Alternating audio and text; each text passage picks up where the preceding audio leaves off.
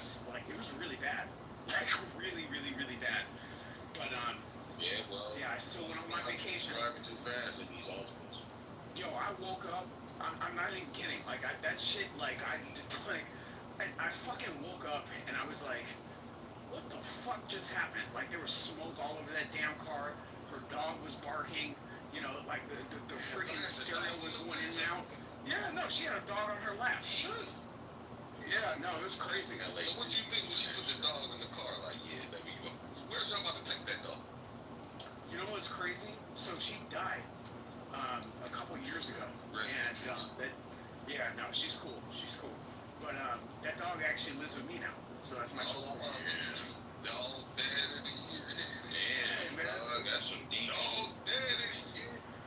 No, we went to, we went At least he take care of his kids. you know. What's the dog to take care of his kids? Bruiser. Bruiser. Take care of a little ass chihuahua named Bruiser. Alright. Bruiser, dog named Bruiser got caught the wreck in his last bitch. Not a pit bull, but a chihuahua named Bruiser. Right. I ain't mad at it. Only in white America, man, can you get a story like this. No, it's All of wild. my motherfuckers are fascinating personality. Let's go. Oh, and it was crazy. She had no fucking car insurance. What? So, like, the lady, yeah, right, which is crazy. So, the lady that she had in the Mercedes in front of us, she ended up, like, basically, it was like a 5-car pileup, right? So, was your friend a Mexican? No, she was white, but she was white. No, she was white. She was white Italian. Like, she was Italian blonde chick. Like, when I tell you, like, blonde bombshell, like, she was, like, Italian blonde chick, like, just very hard. Like, you know what I mean? Like, she was a little bit street. Like, she used to street race with us, and that's how, like, that's how we actually really got close, because we went to elementary school together, and, like, our parents grew up, like, I grew up in the same neighborhood. I'm not getting into my personal business on the stage. So, Sound like you hit that. yeah, I'm not getting into my personal business on the stage. Not getting into my personal business on the stage. I would have hit that. Not getting into my personal business on the stage. All good. So, we ended up just going out that day, and, like I said, I was going on vacation the next day, and, we were sitting there having a conversation, and what was really crazy is the conversation that we had was her sister got into a car accident the day before in Laguna Beach, and she ended up, like, have you ever been to Laguna Beach? Yeah. Like off of like Glen Eyrie, Yeah. which like kind of sits parallel to PCH. Yeah. So she was coming from one of my friend's bars, and her sister was very, very, very fucked up, and she was going 60 miles an hour down Glen Eyrie, blew through a stop sign, ended up hitting a car, and pinned a woman next to a telephone pole. A freaking elderly woman. So the woman ended up going to the hospital, like, she was in the Go hospital. to jail for that? Yeah, she went to jail. The parents fought the case. She ended up getting off, and the parents had to pay. I think it was like $900,000. Yeah. Like, it was some shit. So, like, obviously the disposition of the case didn't, like, reach when me and my friend were having this conversation, but she was basically just, telling me that, she was basically just, like, telling me the shit that she went through, you know what I mean? So, Do you speed when you drive, Adam? Or no, I don't speed anymore. I don't. Because I get tired of y'all I don't. speeding in these freeways, man. I don't. My car sounds, like, when I'm on Clubhouse, my car sounds loud because I have an exhaust. But I do not speed. Is you walking down the highway, man? Anymore. That nigga's in the middle of the freeway. I did. So I will say this. The one time that I did speed on Clubhouse, hold on. The one time that I did speed on Clubhouse, I was completely sober. It was a toll road lane. Like, do you know the 405 lane, the toll road lane that like right before they opened it up, they pulled all of this shit out of the way. All right. Everybody going on like. Right. Yeah. Right. So I did hit 113, and that. Goddamn, I'm gonna pull your ass over and took you to jail. Yeah. No, it was I fun. spend the night, motherfucker. Yeah, hopefully at night. Friday night, so you have to stay in here on Bounce on Sunday. the rails. What happened after that? No, I didn't crash. Like, what? He was just speeding. And I just went to speed through that stretch. Like it was open road, nobody was in there, and there was a lot of room to be able to speed. So it is what it is. But since that was like what? Oh my God, like 3 years ago. That's recent. Motherfucker, you on speed, Yeah, man. that was pretty Yeah, shut up. Like Anytime you're doing 100, like it ain't happened. I won't even do 113 on the way to Vegas. No, I don't like. To be honest with you, I don't really like going over 80. Right. Like I actually set my. Doc, what really happened, man? Tell us what really happened. What do you mean what really happened? It was off the Molly, fam. The fuck? You just left the party, man. It was a bit. It was like in the middle of the day. It was The actually. seats were slippery from the Well, back. like the sun was setting. It was actually really nice. Like I wish I had my camera set up in my car. It was actually really cool. After the Diddy party, it was crazy. I mean, it's Saturday night, so people could be. So, I ain't mad at nobody. It was from tonight. I wasn't tipsy, but I'm walking. Because I can tell a lot of motherfuckers talking right now is kind of tipsy. But it's all good, man. I ain't mad at What you. y'all smoking on? What is wrong with you guys? I feel like I have a sinus infection. Shut up. Oh, Sarah, what you smoking on? Sarah, what you smoking on, Sarah? 'Cause you've been on 10 all day. She's just angry. Yeah, Sarah, Sarah, what you smoking on? Sarah's like channeling an angry, Sarah mad needs black some woman. dick. I'm not black. I don't smoke. Yeah, we know you No, ain't I black, feel Sarah. like You you know got a that. full cut and a fade, Yeah. pulling up like Stacey Hey, Abrams. Sarah, this what you do. Go ahead and put that little black skirt on that you got in the crib. You feel what I'm saying? It's in the closet right now. You feel me? Next Saturday. No, we'll tell you the don't next say that, don't say that, don't say that, don't say no, bro, she don't get down like that. Like, so I'm saying, this is a former Islamic woman. Like, she's not trying to, no, if you sexualize her, she's gonna demonize you. Nah. She ain't gonna do that. I'm gonna tell Sarah how to get to the dick. Gotta relax, baby. She gonna tell you how to get to the boom. Yeah.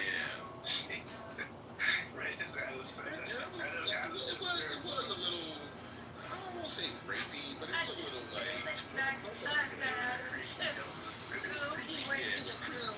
yeah, I'll show you how to get to the dick. Let me show you. That's creepy. God damn. I mean, I know Hold your ability. it's late night, but come on, let's see the creepiness for another. Yeah, like that shit is creepy. Like, I'm gonna show you how to get to the. Listen, I'm gonna show you how to eat the glizzy. listen, Gillis.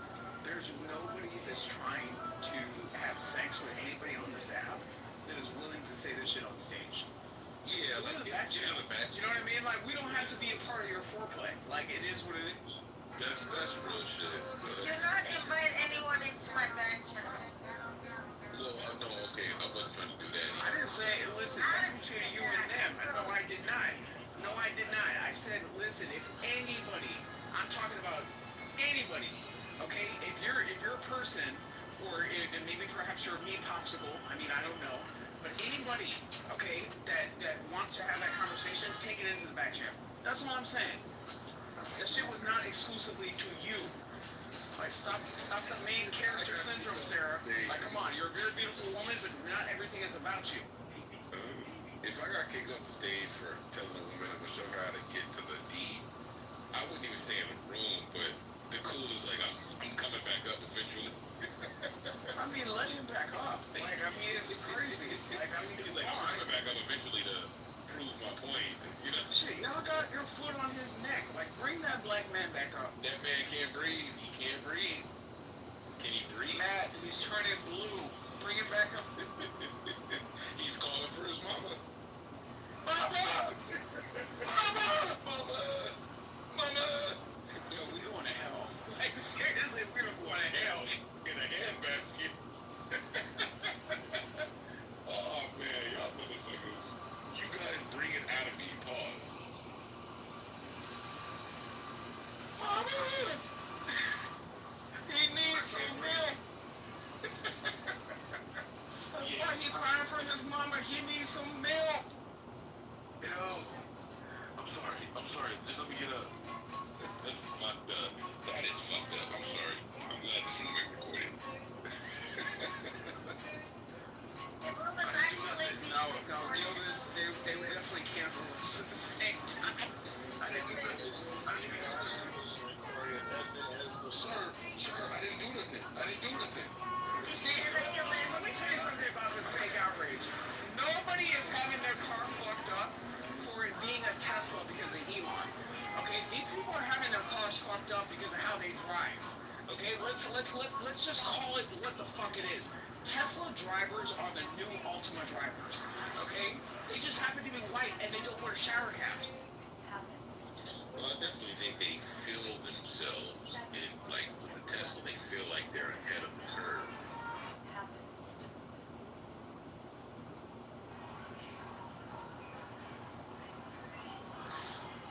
Can you get pulled over in a Tesla?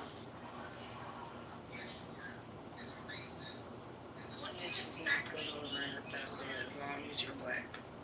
If you're black, you will get pulled over. What are you talking about? Who gets pulled over? Like, listen, maybe you don't people need to get like my body work person.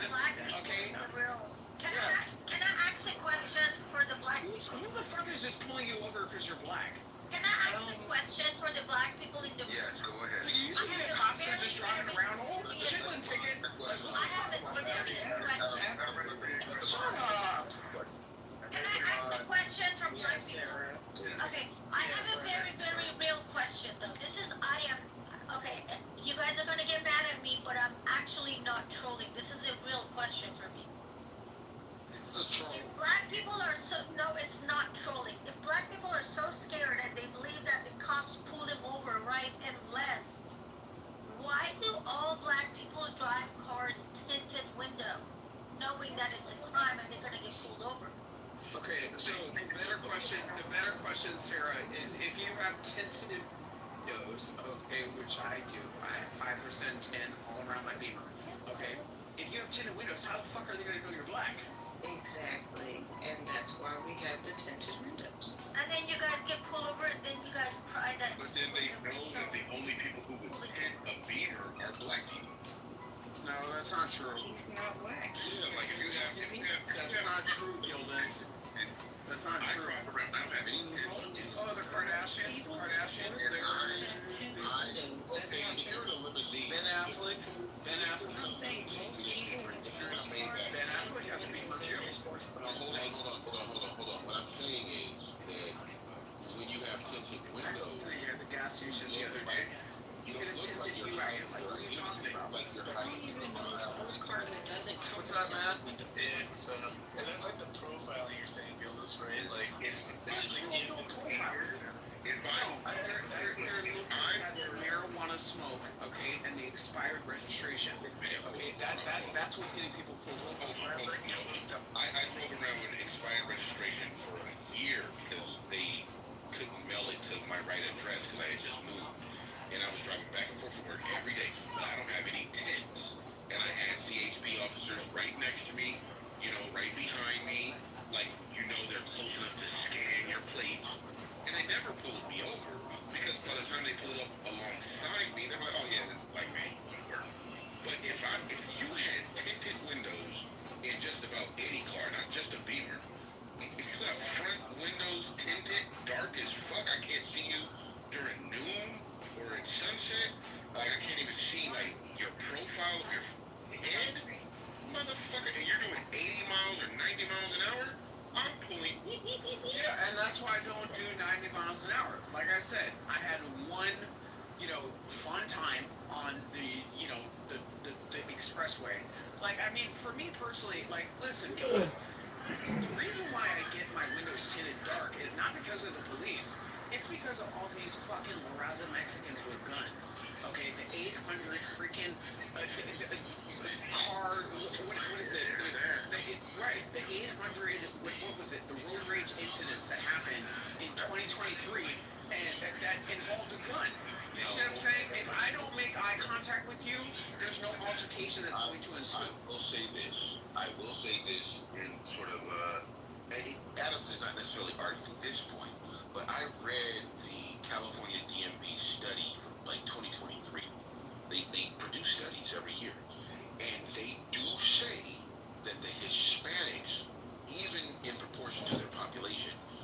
drive drunk more than every other Yes. and I can attest to it just anecdotally. Like, I saw a Mexican guy. Gildas, do you not remember when I was...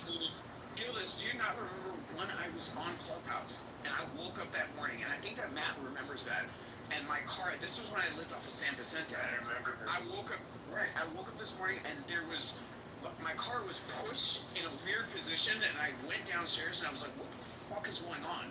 And then, right on top of my Mercedes, there's a fucking, a note from a person, okay, that basically said that they crashed into my car in the middle of the night, okay, and then there was a police hit and run business card right behind it.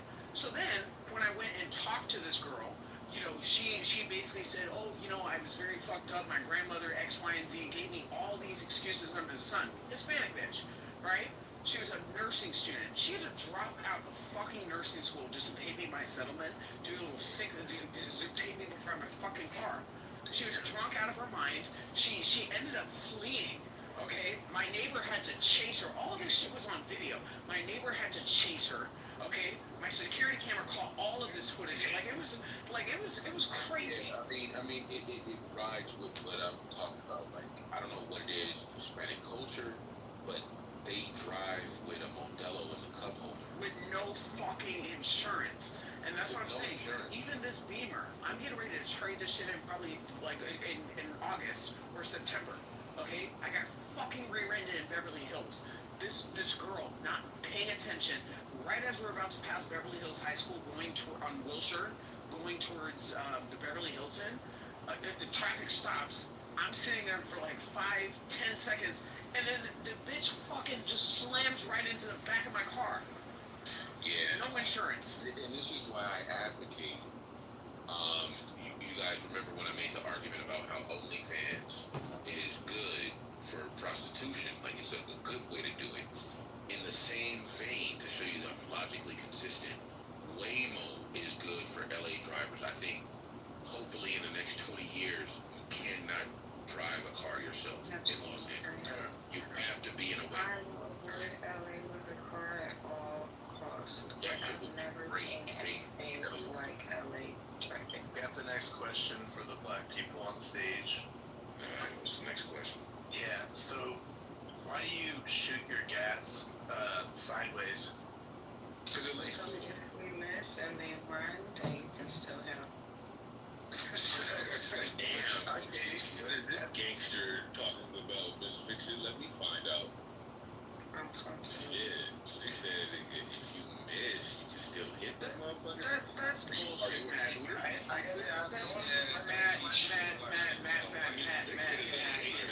Matt, that's bullshit, okay? No, hey, you understand, okay? Instead of up and 4th of July, hold on, no, hold on. 4th of July and New Year's, you understand that those Latinos shoot up fucking guns, okay? Into the air indiscriminately. Yeah, they were quiet this year, though. Relatively speaking. They were quiet this year because they knew, and they had the billboards up. Shit, because ICE was looking where the bullet was coming from. They had the billboards up here that were like, if you hear it, you get a $500 reward for reporting you. And I was like, nigga, I'm waiting for somebody to do anything stupid, a firework. So, Gildas, can you talk about that for a second, Gildas? Get that money. Can you talk about that for a second?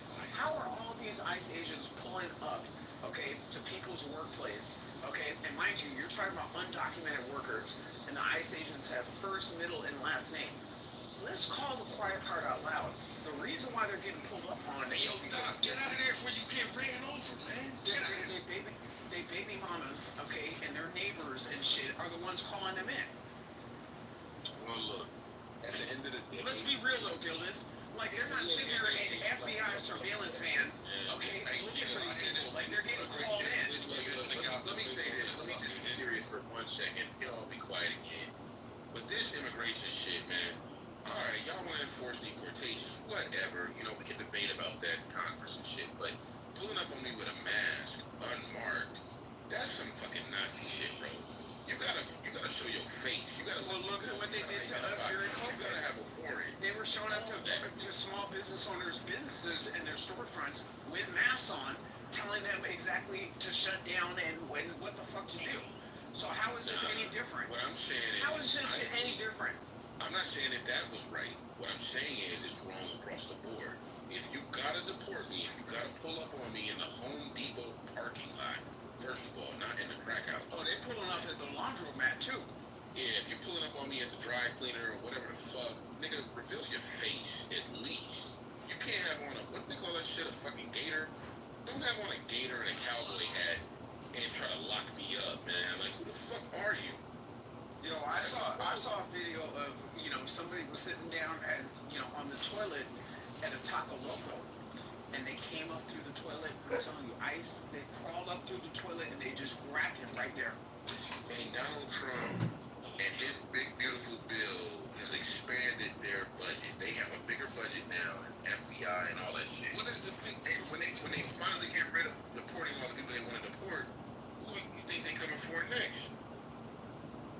So niggas scared now. So niggas scared. Yeah, I'm shaking him up. They coming for us? Nigga, I'm shaking him a 10.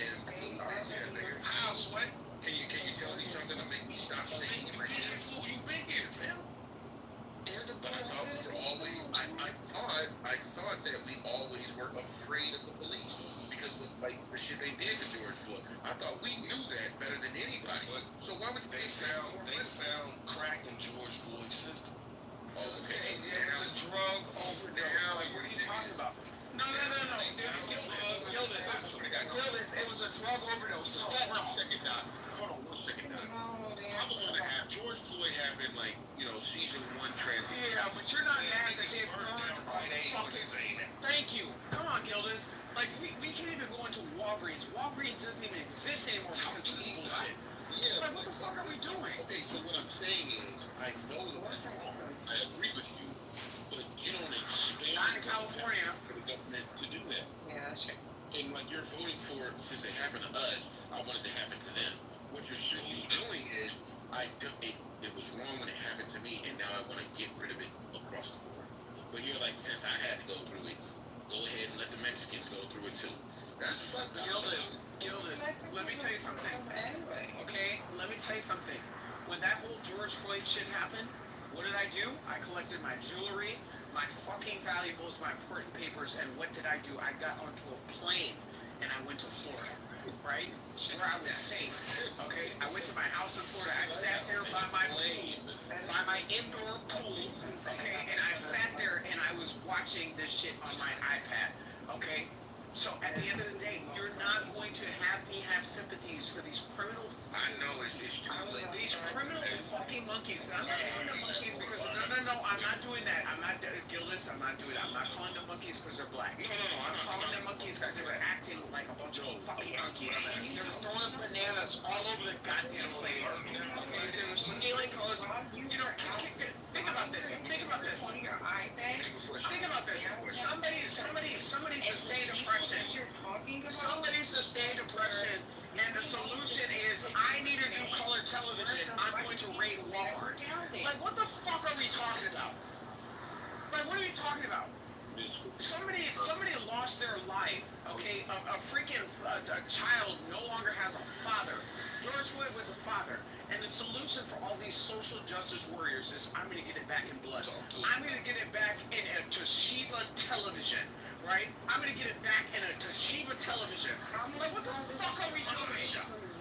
How many times did we try it nicely? How many times did we march peacefully with no problems? March peacefully, there were no peaceful protests. What are you talking about? Getting shot. They were raping and pillaging. Let's talk about all the women who were sexually assaulted during the Summer of Love. Let's talk about all the women who were assaulted. What happened about Sandra Bland or all the rest of the people? Sandra, what are you talking about? Are you talking about the woman that threw the pot at the cop? Hold on. Are you talking about the woman that threw that pot at the cop? No.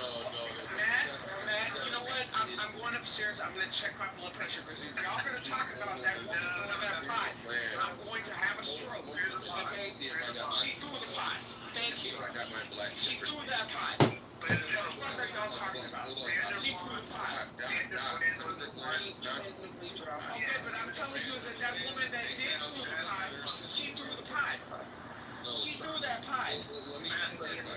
She threw the pot, Gildas. Yes, I did see that. She threw the pot. Yes, she did. Yes, she did. Yes, she did. As And they the only rapper. had the She video. threw the pot.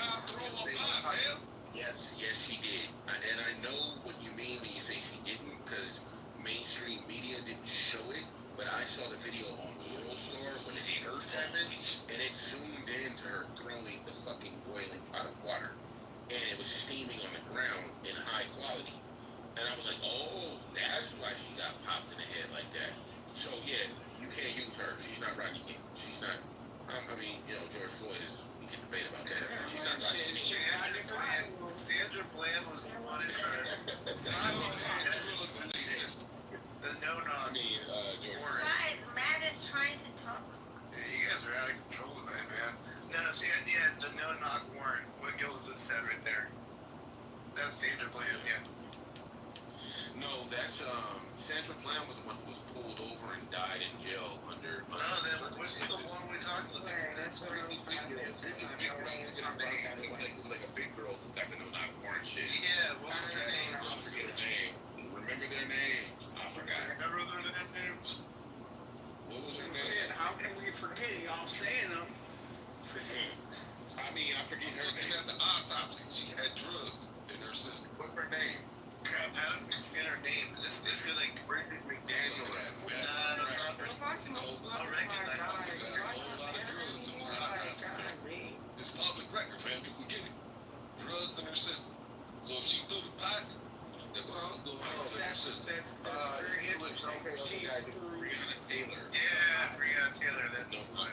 You got it. Like, but that's her boyfriend's fault. Her That boyfriend. was her boyfriend's Yeah, fault. she Y'all was seen a what drug the dealer. police said on the cam? He said, fuck this bitch. Shot her in. Fuck this bitch. Oh yeah, the no knock warrant when she was asleep. Yeah, no, that was she didn't do anything wrong. But wait, she was sleeping with her boyfriend. I mean, what is expected? Like, that guy No, but was the like... boyfriend came into the entrance of the community, or I'm sorry, of the property. Gun.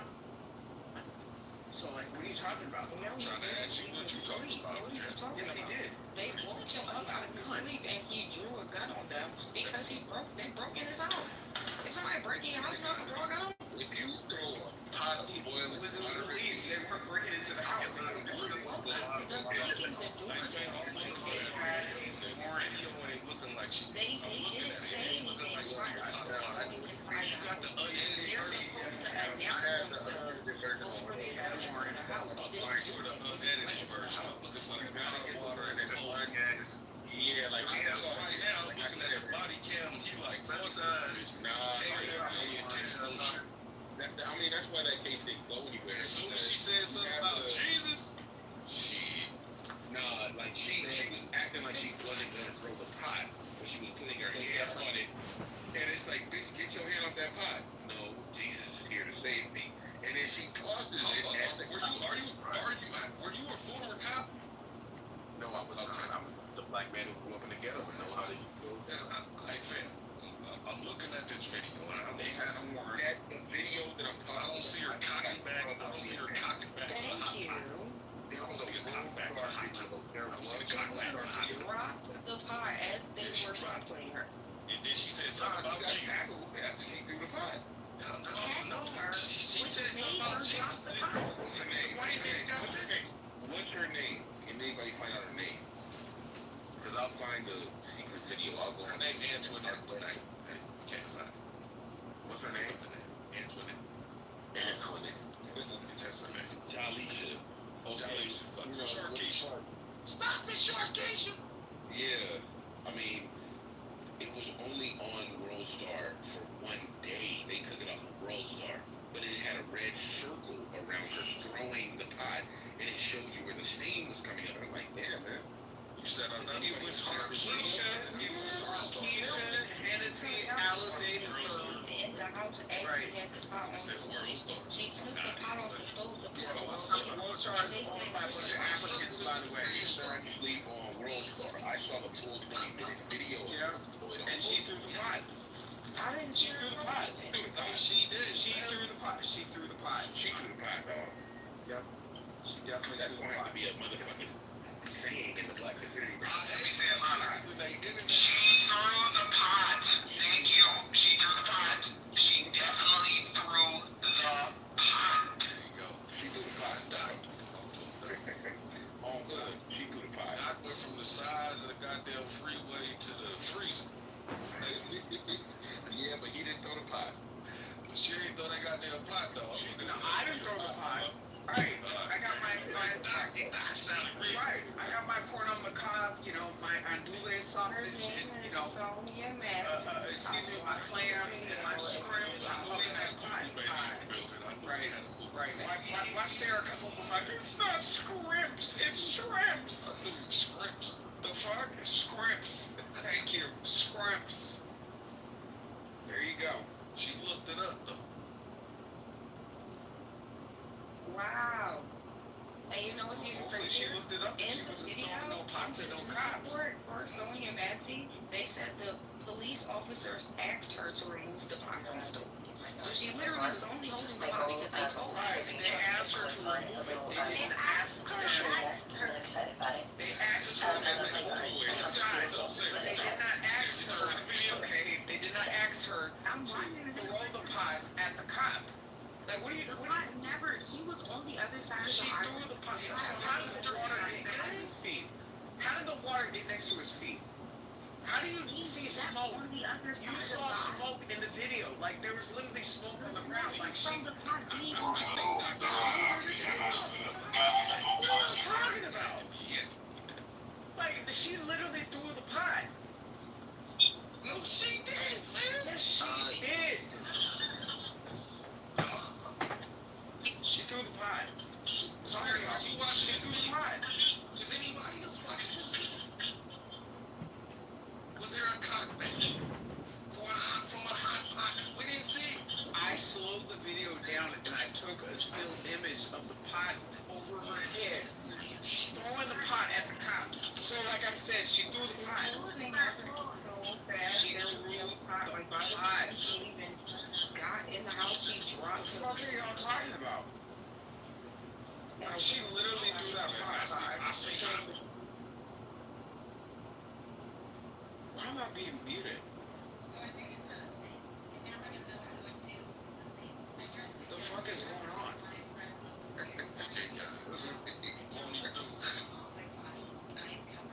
Are we done with the throwing the pot? I mean, who else do we want to talk about? Well, I mean, that's pot heard around the world. So, I mean, you know, there's some that are going to come up in here and say that she didn't, you know, throw the pot. And then there's, you know, rational, reasonable people like myself and, you know, Matt on stage that recognize that she threw the pot. Like, it's you know, Matt, my point of contention is mainly the insult of our intelligence, right? Because it's like, you know, if we were to say monkey see, monkey do, you know, we would be considered racist. But when we say that we saw a black woman throw a pot at two white cops, all of a sudden we're crazy. We didn't see that. Like, it's a gaslighting. Nah, you're not gaslighting. I just. I know I'm not gaslighting because I saw, and all of America saw that pot being thrown. That pot was thrown. She threw the pot. She threw the pot. Like, what are y'all talking about? She threw that motherfucking pot. She threw that motherfucking pot. I did watch the video. What the fuck are you talking about? So now you saying I can't fucking see? So now you saying I can't fucking see? You got two fucking eyes. Okay, right. Ain't no Stevie Wonder up in this bitch. So like I said, I saw her throw that fucking pot. Y'all the ones sitting up in here like some scary motherfuckers sitting up in here saying that she didn't throw the pot. She threw that fucking pot. The fuck are y'all talking about? Look. On the real, just to, you know, try and be a little bit youthful. Yeah, like, the police will Rodney King a motherfucker. They wait. You know, I'm not trying to, like, diminish, like, how the police treat black men, black women, or whatever they do. That shit is a real phenomenon in this country. And it doesn't get addressed, it gets fixed. But that does not mean that sometimes black motherfuckers are wrong. And the police shoot them or kill them because they're being wrong. And I think in this instance, in this one instance,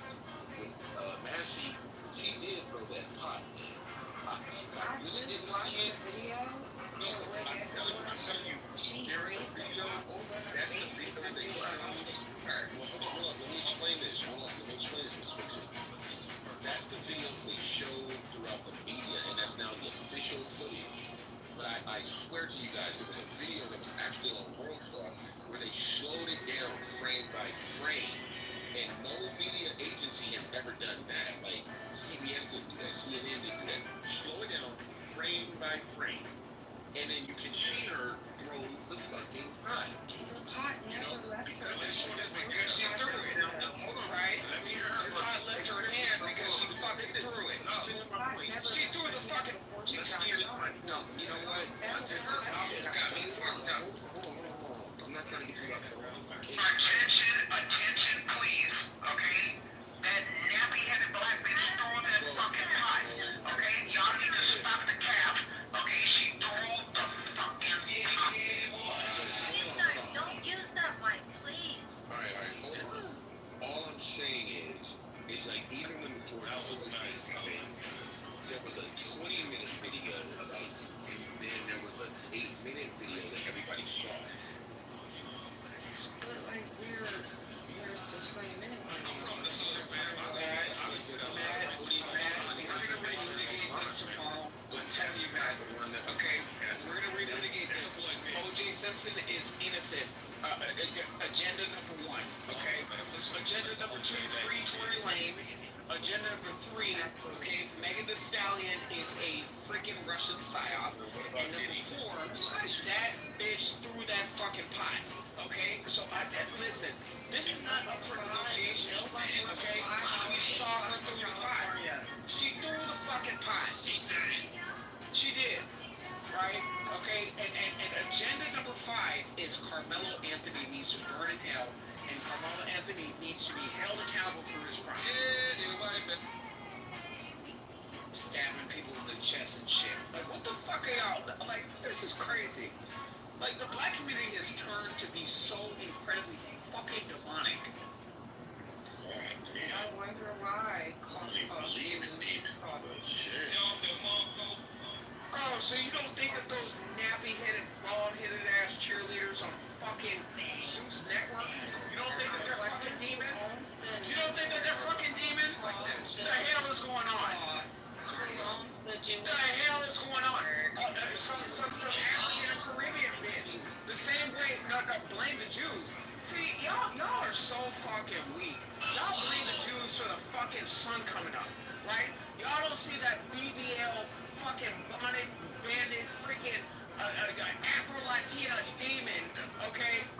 That runs Zeus Network. Oh, the Jews are responsible for that? Like, what the fuck are you talking about? I'm talking about Natalie Nunn and her big back ass. What the fuck are you talking about? Yes, Natalie Nunn and her big back ass. Destroying black America one whore culture piece at a time.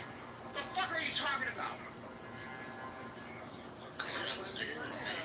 Tell them where you really live.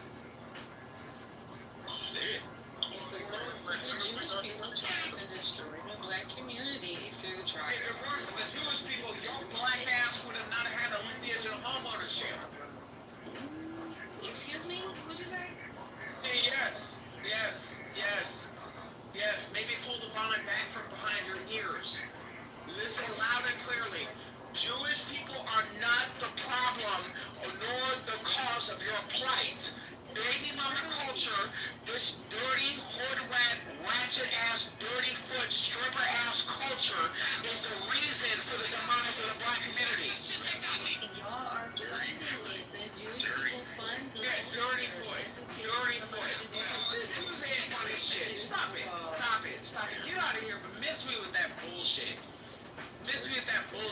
Y'all want to conveniently blame Jews because you have a bunch of nappy-headed ass YNs sleeping up on your fucking couch, smelling like fucking Hennessy and blood wraps, as opposed to going out and getting a fucking job. Jewish people have nothing to fucking do with that. Wow. I mean, this is incredible. I'm saying that the Jewish people that own the houses that they're on and the couch, and they own the jobs that they're going to, have nothing. Because your black ass is too busy buying freaking Hellcats, a bunch of freaking Asian weaves, okay? A bunch of Asian weaves and a bunch of bullshit as opposed to saving up for your first time home buyer mortgage. So again, that shit has nothing to do with Jewish people. Stop blaming your black failure on Jewish people. No, it's just lazy. And this is why the black women have gotten fat as hell, lazy, louder, and larger. Lazy, louder, and larger. It sounds like the white people. I'm not sure. No, it really doesn't. It really doesn't. Didn't you just say you said? It really doesn't. Oh, the Jewish people are they're frying this tasty snacks in my mouth. Like, oh my God, the Jewish people. Oh my God. Oh, God, this is so loud. Like, what the fuck are you doing? The fuck are you doing? How about you have some of the young YNs stop robbing the supermarket and maybe Kroger's will open up a location in South Central? You can afford to live. You can afford to live. Why don't you get off a clubhouse and go drive over? Drive over with what car? Niggas is broke. Well, then go into the woods and die, bitch. Go into the woods and die, bitch. Because again, at the end of the day, if you're not willing to adapt, if you're not willing to work as a person, go into the woods and die, bitch. I don't care. I don't care. You're not getting any of my tax money. I'm tired of you. I'm tired of you. Tired of you. Tired of you. What next? What next? What next? You want a Carnival Cruises and SNAP benefits? Like what next? What next? All right. What next? What next, Bonnet Bandit? What next? Heavenly Father. Heavenly Father. I don't even believe in that movie shit. That's okay. He can do this because he's 87 floors up in a high rise, and he wouldn't say that on the ground floor. Oh shit. That's a little spicy. Spicy right there. Bang. Can you come down the elevator? Shit. It's out there in Philly. It's loud because he knows nobody can hear. Well, I mean, he might be taking a break. He was on the freeway, you know, so he might be the tow truck. I'm on the toilet. Oh, okay. Well, there's that. Soundproof, wasn't it? Both of y'all some good people, though. I like both of y'all, man. Y'all both are spicy in your own way. Yeah, I had spicy Mexican food. That's why I'm on the toilet. All right, well, you gotta stop using the red sauce. Stick with the avocado sauce. No. I'm gonna take my shot of vodka sitting right here on the. That shit is burgundy. That sounds unsanitary. Oil or whatever the fuck they call it. When they Your say pussy sounds unsanitary. Your dick sounds unsanitary hitting that. Your pussy sounds unsanitary. My dick is fine. Thank you very much. I have a third leg. I keep it highly maintained. Thank you. Only third leg you Thank have you. is your middle. Thank you. But you sound like your pussy is probably trash, right? Does it look like my pussy is trash? I don't know. I don't know. Do you have enough parking in that pussy for Pookie, Ray Ray, and the whole crew in the cookout? Too tight in here. Oh, got it. based on the profile pictures, I mean, she looked good. You know, she looked good in her profile pictures. She looked like she takes care of herself. She looks like she's fit. You know, because I mean, I'm just judging on the. Yeah, she's pretty fine. I would knock the braids back. She does look good. I would knock the braids back. You may need that because I'm not flirting. I'm a married man. She's not a big bag. She's not a big bag. Her thighs don't touch. She's a thin bag. She's a thin bag. I got it. No, that's a. She's a pretty bag. Like, I mean, come on. All right, I'm not gonna. My bad, Mrs. Fix It. You know, it is what it is. No, it is what it is. I don't backpedal very often. I don't walk back my statements very, very often. But you know, you are very beautiful. So I will I give you do that. appreciate it. She is beautiful. Low key. Goddamn. Princess Sarah, she's in. Goddamn, I'm swiping on right now. Sarah, what is your problem? Like, what is your problem? It's awesome. Sarah is I'm the jealous. CIA. I'm jealous. You don't believe me? Ask Liz. I'm jealous. I'm sure you are. Were you jealous because I'm flirting with her, or because you don't have a green card like the rest of us? Like, what are you jealous about? That's why I'm. What are you jealous about today? You said because she's I'm a big bag. bag. That's why. I'm sure you are a big bag. No, you're not a big bag. I'm sure you are a big bag. No, she's not. No, she want to be a big bag. Let her be a big bag. Yeah, like she's Let her be a big bag, right? Because again, y'all keep giving her attention. She gonna keep derailing the room. We were minding our business. business having a black conversation, and here it is, this big back ass Fucking Iranian white woman. America. Listen, This is not your Sarah, style black you conversation. could never be my size This is 2 white former America. Iranian girlfriend. You Let can me never be send size 2. you to the Thank goo. you. Let me Thank- send you to the goo. This is white America So what are you doing here? conversation. What are you doing here? Your black conversation in the hallway. What are you doing? No. Oh man, come on, man. Y'all allies. At the end of the day, don't have a civil war. Y'all allies. Didn't know this dude. Y'all cool though. I mean, I don't know you either. You live in the ghetto. I live in the hills. I live in the hills, child. Like, what the fuck are you talking about?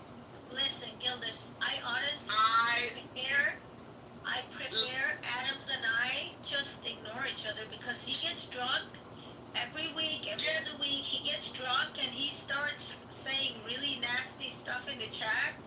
I have screenshots if anybody wants to see it. I mean, I'd rather just put them behind us. So I'd rather us not being friends and just being like random people on Clubhouse, but we don't need to be allies. As long as he doesn't poke, we're fine.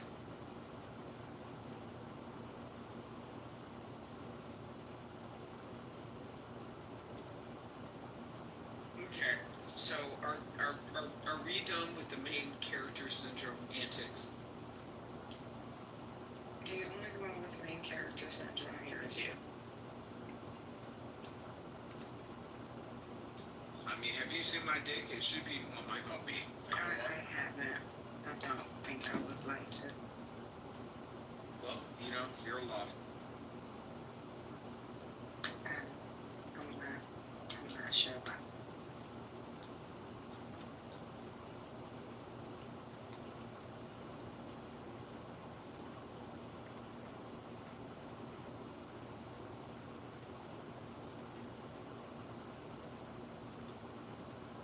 Y'all tried to come for Adams. You shut it down. It's I think Adams and Fiction, they got a little crush on each other. Speak it again. They got a little crush on each other, man. I think. I mean, I only date white women.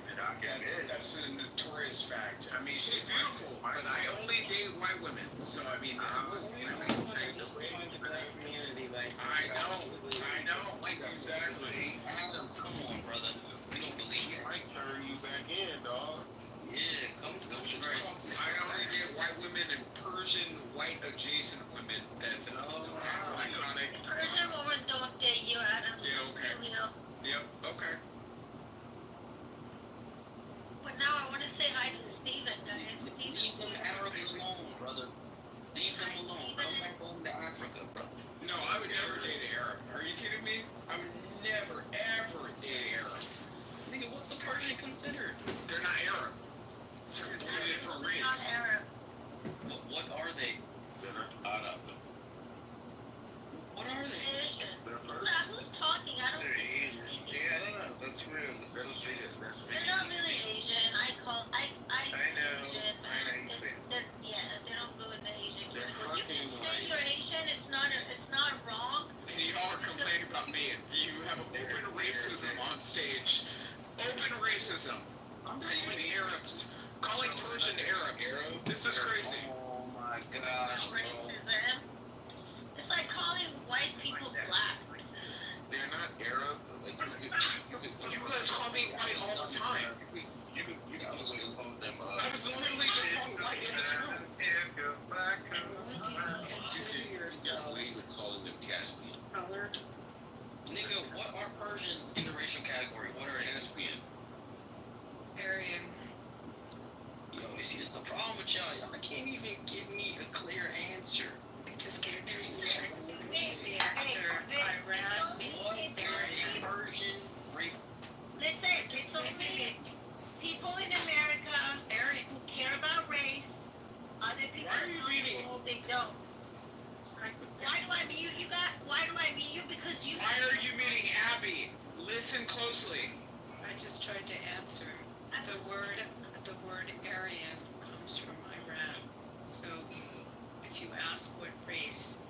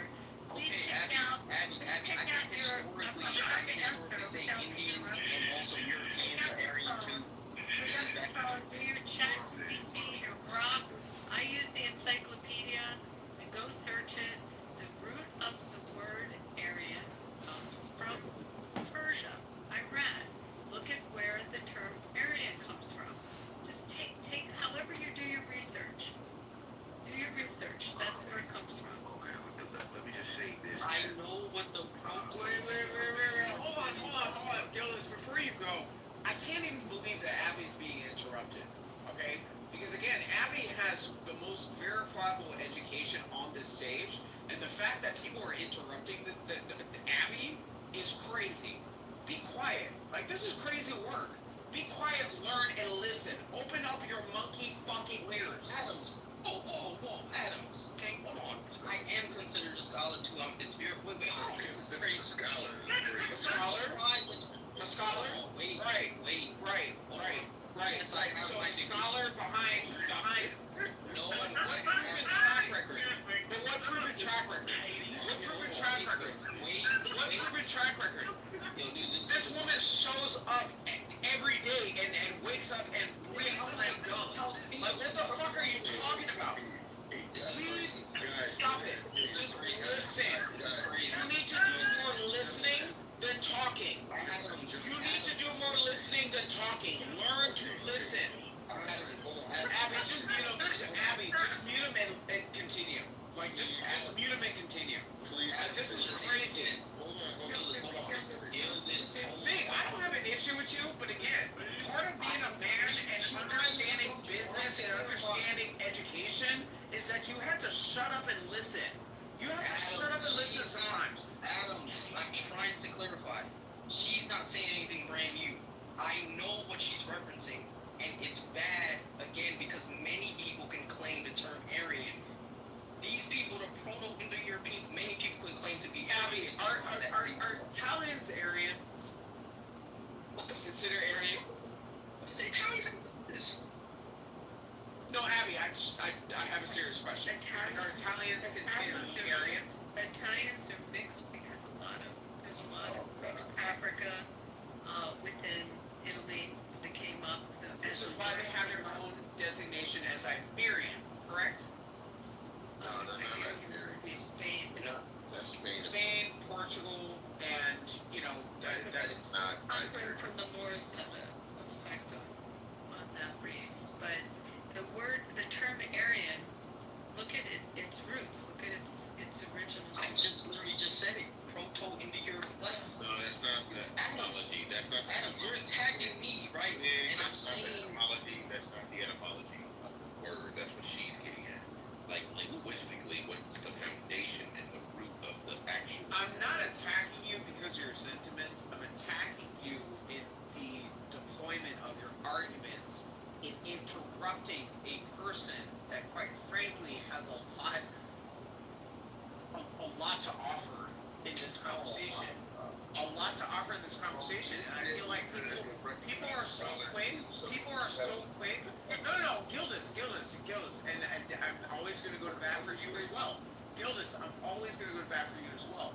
I just feel like people just listen to more talking heads that say things that are divisive, as opposed to listening to people who actually have a mechanical understanding of the topics that we're discussing. Subject matter. All I'm saying is that we were just like going back and forth. Well, Steven, they don't work. So, I mean, how am I going to use that term if they don't work? Hold on, we were just having like a fun house for a moment, and then Abby did rejoin, I suppose, and she brought some levity and some standards to the room, and so we're just trying to make that transition from trolling each other into trying to be serious. So I think you're kind of missing that a little bit. Well, Adams wants to be the center of attention, so no matter what, If we want to have a serious conversation, I'm down for it. he's just like being a twink. Who's trying to be the center of attention? I literally tried to clear the stage for somebody to be able to speak. If you were doing your job as a mod, then Abby would not have had a struggle speaking, but you muted her. You muted her yourself, Sarah. Yes, because I tried to say hi to Steven for the last 10 minutes before Abby come to the room. Steven came to the room. Great. Tried to say hi, but you don't shut the fuck up to let us even say hi. Yes, I really came back in the room. Hi, Steven. Something in the chat, and Pepe's not here anymore, but he was doing the room about Tucker Carlson earlier, and I found a tweet that if you click on it, it will show you the FARA filing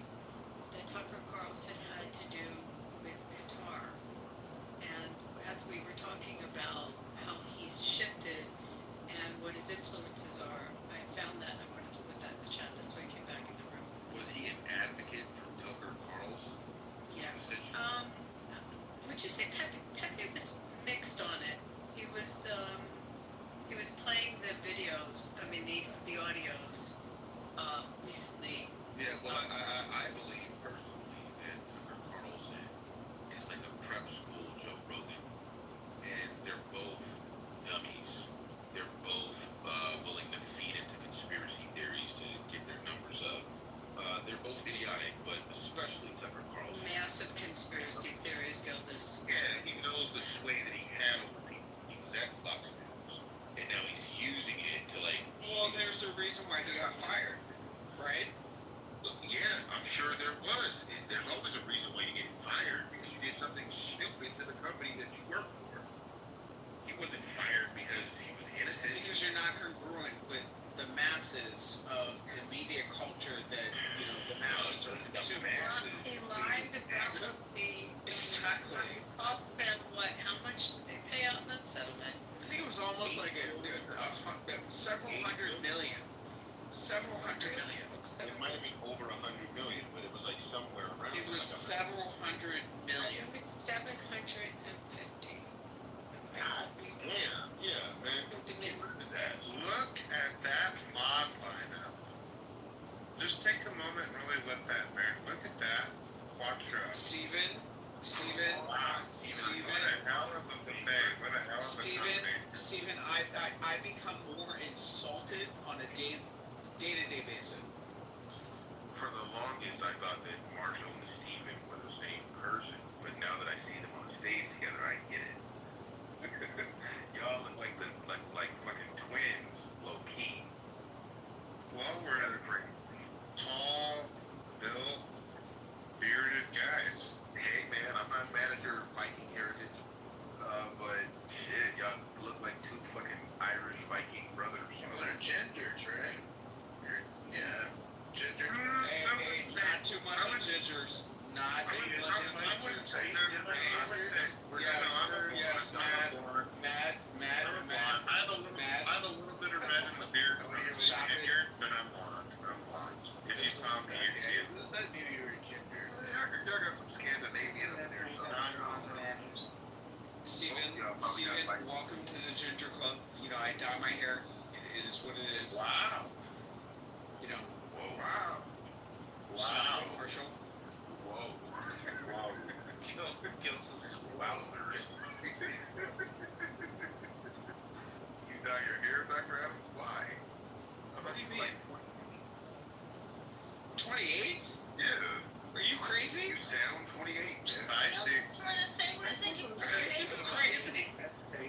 You're not 40. That's so crazy. You're not 40. I'm closer to 40 than I am 28. Okay, well, I'm 38, but I think I found 38. 17, 38. Hey, that's why you gotta go to the gym, man. People tell me I sound like I'm 80. You sound older than. Well, I was raised in the ghetto, and I made it out of it. I scratched my way out of the ghetto. No, I was raised in the ghetto too. Laguna de Ghetto. No. Laguna de Ghetto. No. Laguna de Ghetto. No, Laguna de Ghetto is Laguna de Ghetto. I'm telling you. Adams. Yo. Gildas, I literally never would have expected, dude. You are such a smart, calm, collected guy, and I never would have guessed. Gildas, Michelle Laguna de Pfeiffer Ghetto. from Dangerous Minds went to my sister's school. Like I'm telling you, it's Laguna de Ghetto. Nah, not Laguna. Like, Yes. It might be a little, No, it's ghetto. Trailer. Like, what are you talking about? There might be some residual trailer park culture there, but... Like my friend that was on The Real Housewives of Orange County that I grew up with got shot in Costa Mesa. Hold up. I mean, Orange County is You're ghetto. saying he's like Kid Rock, he's straight out of Compton, he's straight up. It's ghetto. Nah, but... Okay, if that... I mean, I'm being facetious. I know. I mean, I'm spending a lot of money to go to that ghetto. If that's ghetto, then what is Crenshaw on 63rd? Hell? Northern Tijuana. Northern Tijuana. I mean, what do you want me to call it? Like, it's crazy. Like but, Abby, you do you know, not remember Oceanwide Plaza? like across the street from the Staples Center. I don't know that. I do know I Ocean- go to you talking about the Laguna, spot that and has it's the- definitely not ghetto. Yeah, no, Laguna is definitely not ghetto. Beautiful, man. Unless you go into like San Juan Cap, You sound Unless you- exactly like Neil deGrasse Tyson. unless you go to like San Juan Capistrano, you know, towards like the Mission, it's a little bit ghetto. But it's not ghetto. no, it's definitely there's Serranos there. You I mean, cannot tell a Are you crazy? You cannot tell a person who grew up off Crenshaw that anywhere in Orange County is ghetto. So you don't think that in San Juan Capistrano, like what's Nah. going on? You might have an argument if You don't see think that certain that's parts of- ghetto?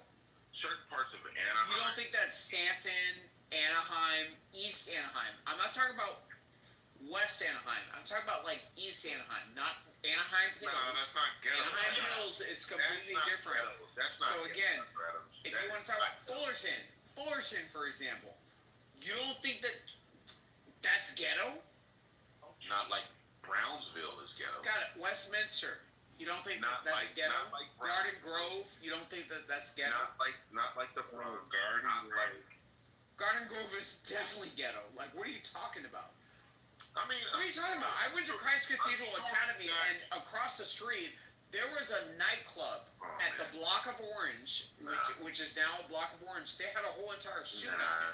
which is You- why you that's now probably the have Block of people- Orange. You probably have people who moved from the ghetto out there and they're making it ghetto. And I can understand What? that. But it's not one of the fucking... You don't think that there are ghettos in Orange County? No, there aren't. That's Santa Ana? No. You guys clean up the... Got it. You- Got it. you Got it. scrub the Got it. fucking wall. Bristol and Maine, you don't think that that's ghetto? No. Got it. That's crazy. It may be going through a moment That's so of... crazy. It may be going through a moment of economic, So let me ask you a question. deterioration, You but don't it's not think ghetto. that... Got it. So you don't think that San Clemente is ghetto? Hell no.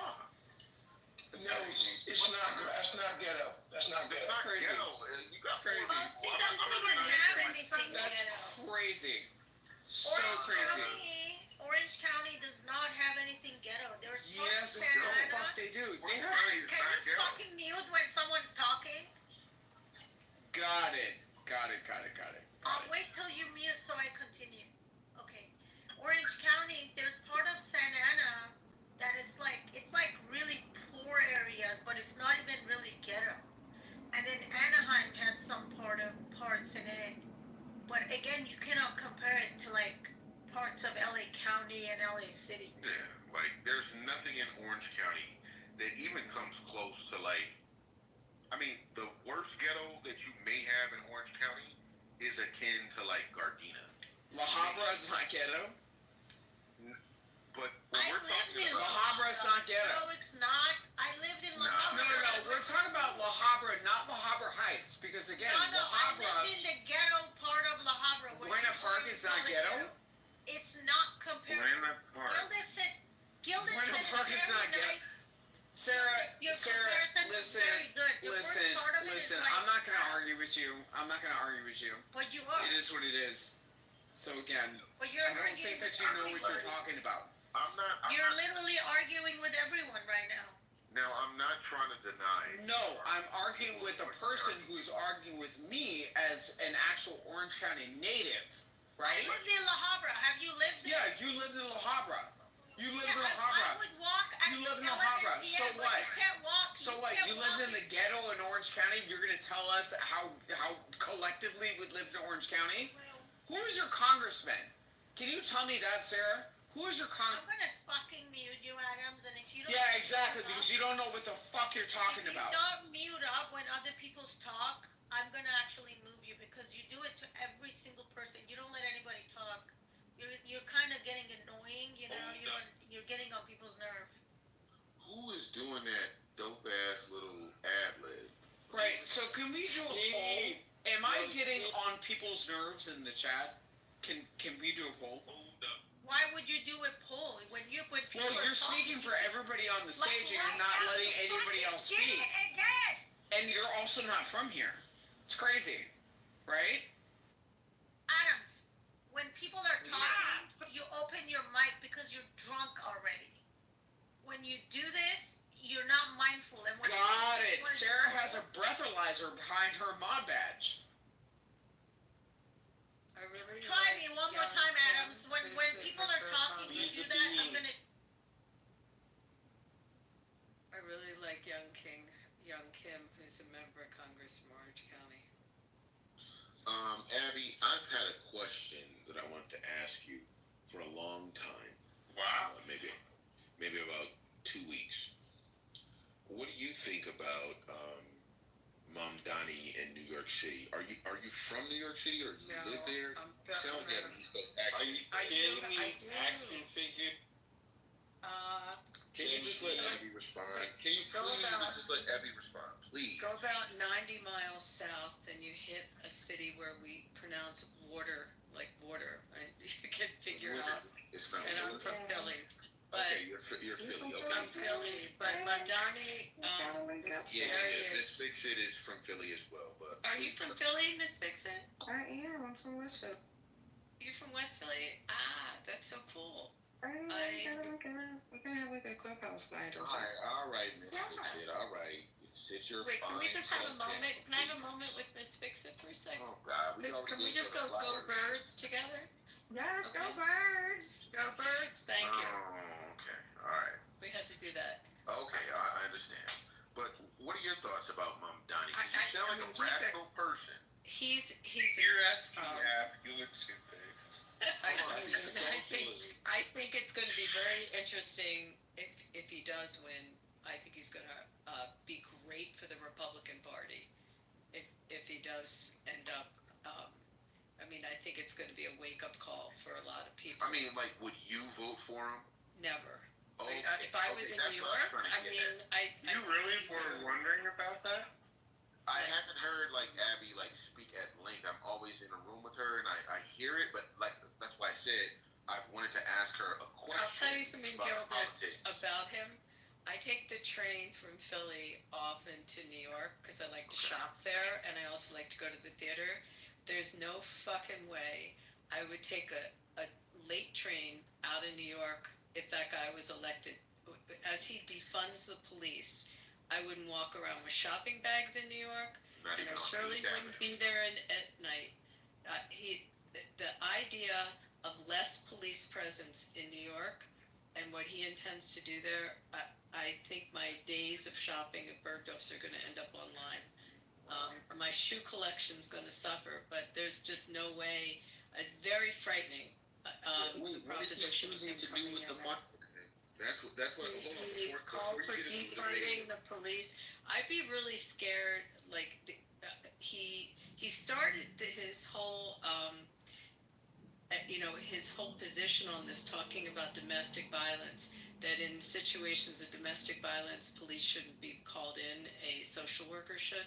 Could you imagine you're a woman and you just got beat by your man? And then Vig And you get a shows up. fucking And then Vig social worker? shows Sorry. up. Vig shows up to try and like do the situation, like calm down. If Vig showed up, he would get smacked too. No, I'm saying, what is he not what he's defunding? I'm asking, what is he choosing to do with the funding? I don't know. He's I choosing- did that in the open at Bergdorf. I would go nuts. Wouldn't you go nuts? He wants to plow it into more funding for the illegals.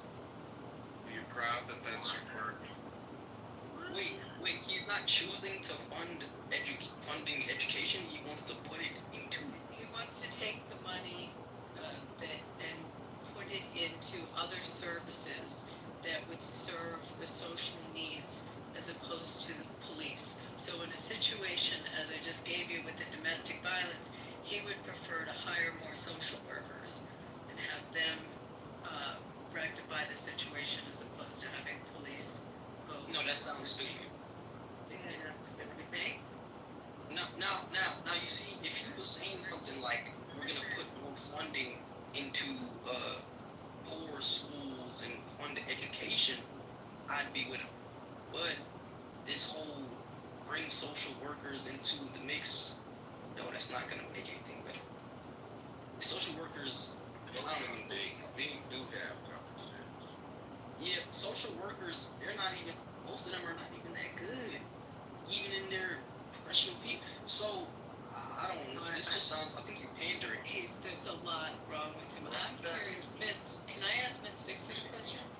How do you feel about the new mayor in Philly? Do you like her? Oh my god, I hate that bitch. No offense to that bitch. No. Oh my god.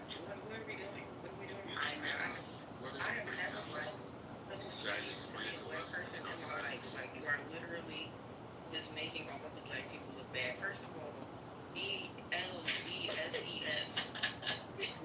Second of all, we could have not had trash on the street for the past 3 weeks of our lives if she would have just gave the people her money and took it out of her own pocket that she just lined with all of their money. So the city's on strike. So we can give reference to two things that you just said. First of all, the mayor couldn't spell the word eagle. And it became a sort of an embarrassment, especially as the team won the Super Bowl. So, but the other thing is the city's been on strike. They're not collecting trash. My daughter, who's there, had her purse stolen, and the cops. She called 4 times 911. She was at a restaurant on the square, and I mean, all the services are down in the city. Look, I've been to Philadelphia as a Californian, maybe all of 2 or 3 times. And I went to Philadelphia in the winter to go visit the Barnes Museum. I'm into art. Isn't that the Barnes just super fabulous place? It's the greatest place in Philadelphia, in my opinion. But nevertheless, on my way there, I wanted to take, what is it called, SEPTA, the subway there. And the steps, it was winter, so the steps were covered in ice. And I'm like, damn, man, I gotta hold the handrail and be very careful walking down. And as I got to the bottom of the stairway, I saw, like, the SEPTA workers with their vests on, and they were just smoking cigarettes with, like, a shovel in their hand. And I was like, yo, you guys aren't gonna clear the steps? Like, it's winter, man. What's going on? I was like, nah, we good. Keep going.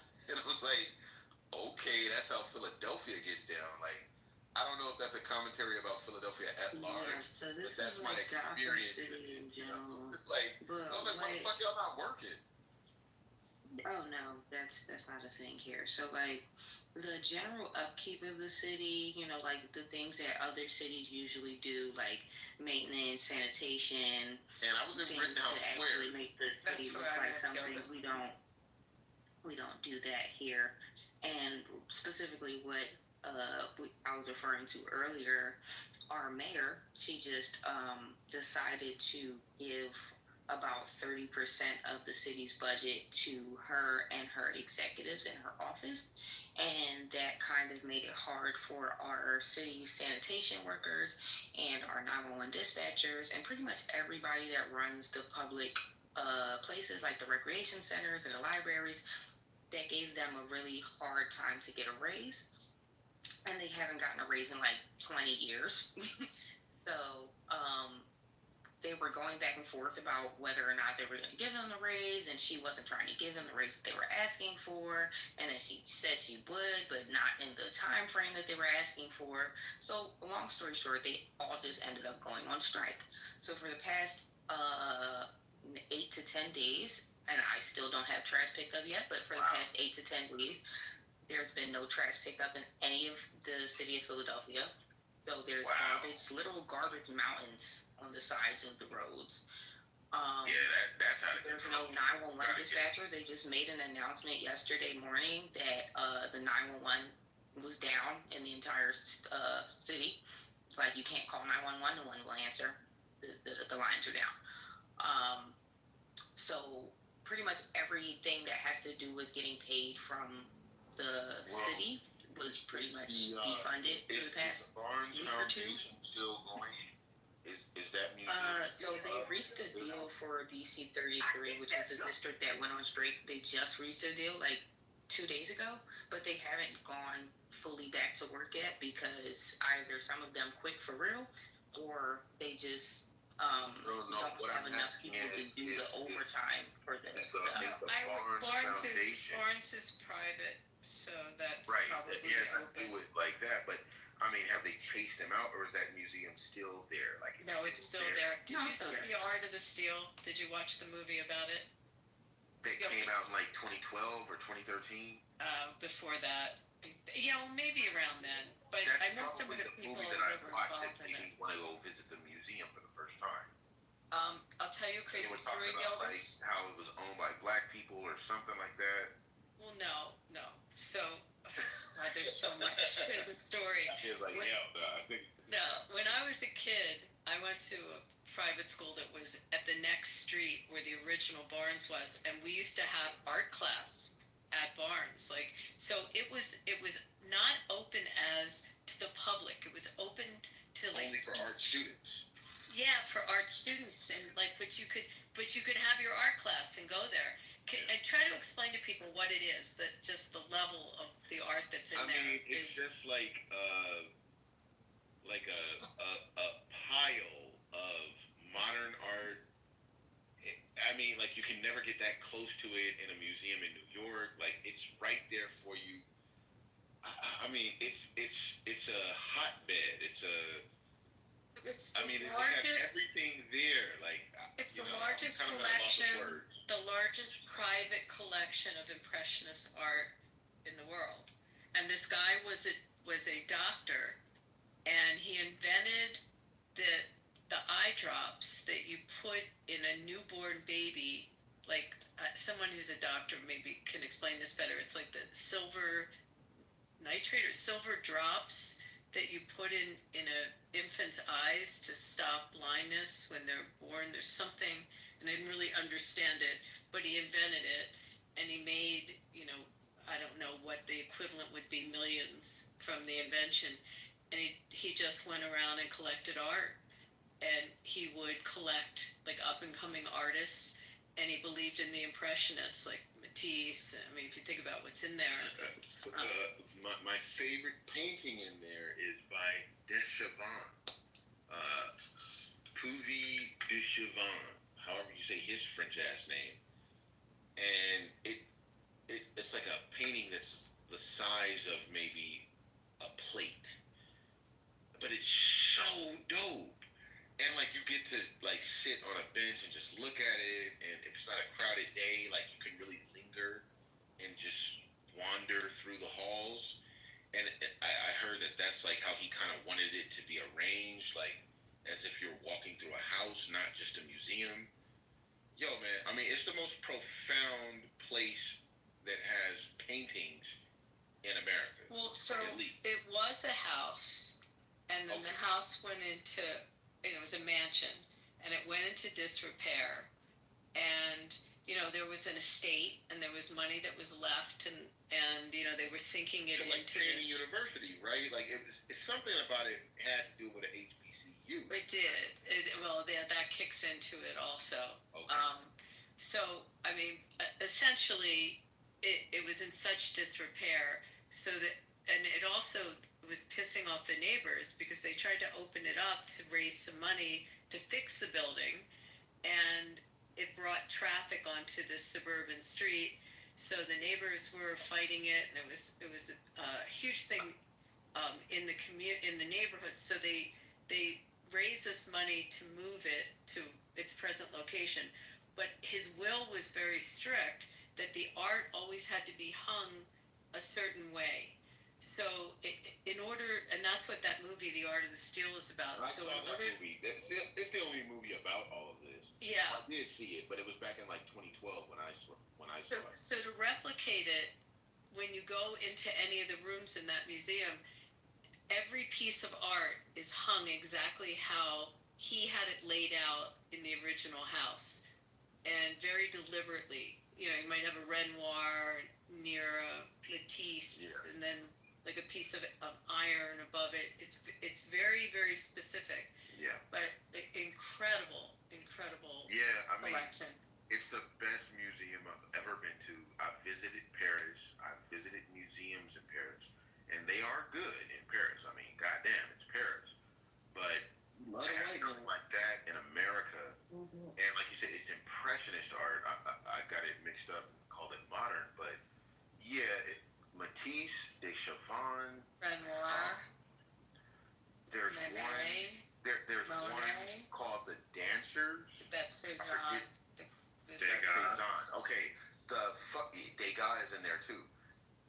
But the dancers is like, and it's big too. Oh, It's like, no, that's the Matisse, the real big Matisse you're talking yeah, about? and they're like one person is playing the horn, and the people are just holding hands, and they're going in a Yeah, circle. it's the Matisse. Like that shit, yo, man. Like when I saw that, like painting. That shit is whack. Fuck a painting.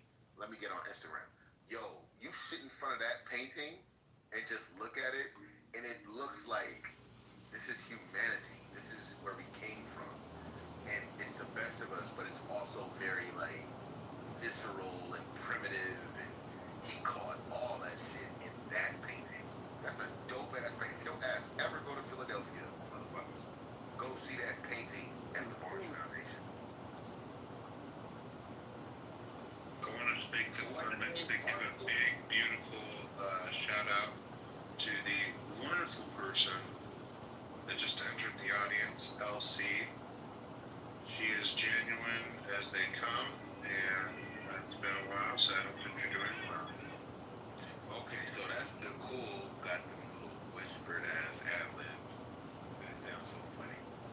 Like the white man's art. Wait, can I just ask Miss Fix-It, is there any, Is it like, supposed to be an inside? Like you're saying, this amazing, breathtaking art is the white man's art? Yeah, it's supposed to be like a way to check me and get back to blackness. Because I'm coony. Because I love whiteness. Like, motherfuckers, do you know how to paint? Do you know how to mix a color? Do you know what primary shit like that? I'm following the press there, are they saying it's gonna settle the strike or no?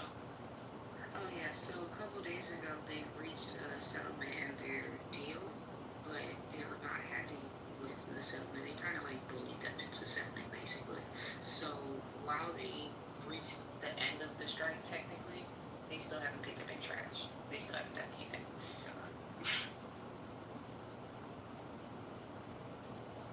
Jules, we gonna bring you back home.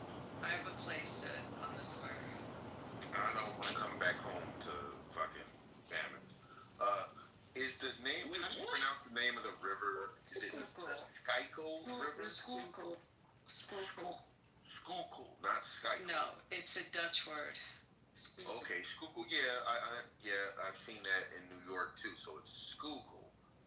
Okay, I always wanted to know that because someone told me it was Schuylkill, and I was like, I don't know if that's right or not. I'm not from Philly, but okay, Schuylkill. It's really Cool. Like there's a neighborhood in New York in the Bronx called Spuyten Duyvil, but when you look at it phonetically, it looks like Sputin Devil. Is it also Dutch? That sounds Dutch. Yeah, it's like Dutch. Yeah. It's pretty funky in that river. Just telling you. I mean, I wouldn't go for a swim.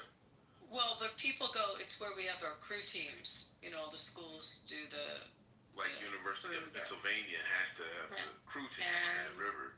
Penn, Drexel, Villanova. Fish sticks. They get the fish sticks out of that river. They feed it. So they got mercury. Yeah, it's murky. And Philadelphia was doing like crab leg, like the crab boil before it blew up around the whole nation. They were doing crab boils out there. They were giving baby crab boils at lunch. I don't know where they got the crabs from. Probably Baltimore. Probably Baltimore. Yeah, right. A little rusty here. A little rusty.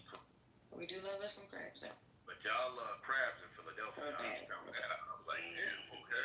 Not as much as our cheesesteaks. Just have to say. I'll fuck with that. And then y'all put the like creamy nacho cheese on the Philly cheesesteak. No.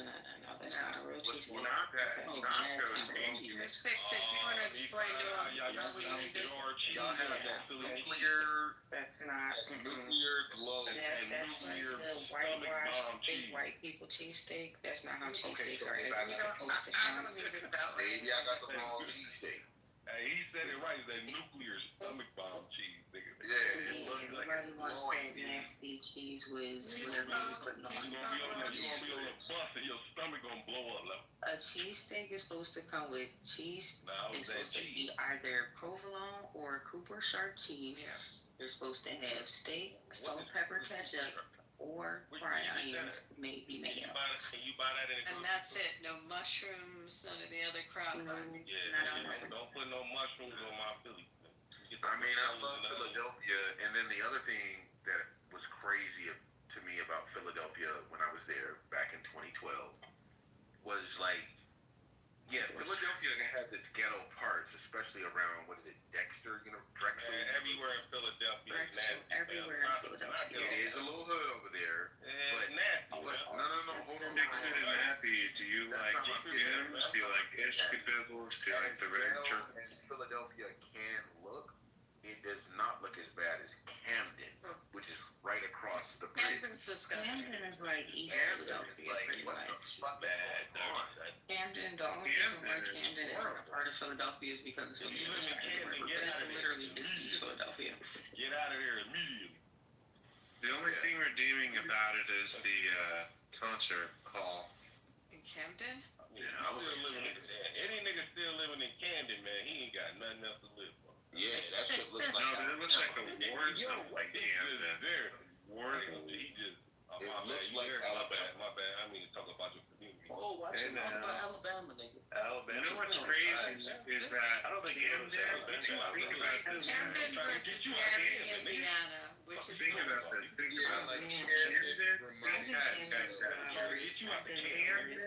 Camden and Moorestown are 25 minutes from each other and could not be more polar opposite. That's how wild the broader metro is. It's so wild. It's like that in Philly too. Like we have blocks where there's driveways and white people and people are walking the dogs or running in the morning time. And then if you go 2 blocks to the left, there's crackheads, there's people laid out on the street, there's fentanyl needles everywhere.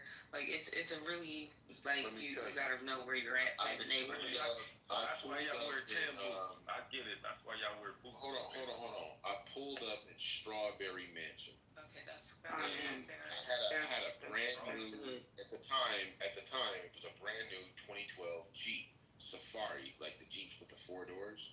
I had that, and I was going to go see a little young lady that I knew at the time before I was married, And I parked my car on the street, and she let me in, and we were talking and hanging out. And then I was like, oh, I have something in the car. Let me go back to the car and bring it back to the home. And when I went out to my car, there were like 5 kids jumping up and down on my car. And I was like, what the fuck is going on? Oh yeah, they do that all the Tell time. them to get off. Like, I didn't know what to do. Like, they were all little black kids, yeah. All They were dressed in black Air Force One. That was when like the Jeep was new in American culture. So they were like, oh, somebody got a Jeep over here with California plates. Let's jump up and down on it. And they were doing backflips off of it and sitting on the hood. And I was like, yo, like, do I go over there and like smack them? Or, I'm in your town, like, how do I engage? And, they got away once I walked up to the car. They were respectful enough for that. But I was like, yo, man, y'all acting like some little Bamas in the South. Like, you've never seen a vehicle before. Nah, I shot all the niggas, man. I gotta I'm like, damn, like, I'm in the North. Gildas, have you ever been to Alabama? No, I haven't been to Alabama. Then how can you even accuse being like Alabama if you ain't never been to Alabama? I haven't been. Why is there all this prejudice about Alabama? We're not in the 1960s. I'm not against Alabama. Beautiful. Well, I'm not against Alabama in particular, but it just seems like something that's like the deep South. Literally the most prejudiced thing I've ever heard you say, Gilda. Okay, motherfucker, you haven't heard me long enough. Alabama is probably the most prejudiced state you could go. I disagree. Totally disagree. Alabama. I totally disagree. I actually think that the North has more open prejudice than in the South. Oh no, absolutely not. You have to go. Have you been to parts of Oklahoma or Arkansas or West Virginia? Especially West Virginia. The gateway to the South, I can dig Arkansas as the gateway to the South. But I've been in the Deep South. I've been in the Northeast. I've done political work all over the place. And I will just tell you that overall, people were much more well-mannered and just kept to themselves in the South, whereas in the Northeast, everybody felt like they can fight. Toughness was actually respected in the form of like talking back and arguing. It wasn't seen as rude. And people were very hardcore. And like, Do you think your experience? I don't disagree, but I feel like it's more of like a passive aggressive in the South than it is in the North. So like in the South, they're not gonna outwardly say, "Hey, I'm racist." But if I go in a white neighborhood and I try to go to the gas station and get some gas, I remember one time I tried to go to the gas station in South Carolina in this super out of the way neighborhood, and they literally were just taking all the white people in line behind me, completely ignoring me in the line, and then until it got to there was no people, and then they just continued to I ignore got me. a question real quick. Hold on. Where do y'all think the most black people live in America? In the South. Yeah, in the South. Okay, so where do you think we have cities that are majority black? For example, New Orleans. More than 50% of the people that live in New Orleans are black. Yo, look, I went to Alabama. New Orleans. Y'all are accusing this place as being the most racist place. However, we have more abundant black folk than any of the North or the West. Yeah, but y'all got them niggas like scared, so that's why it's not racist.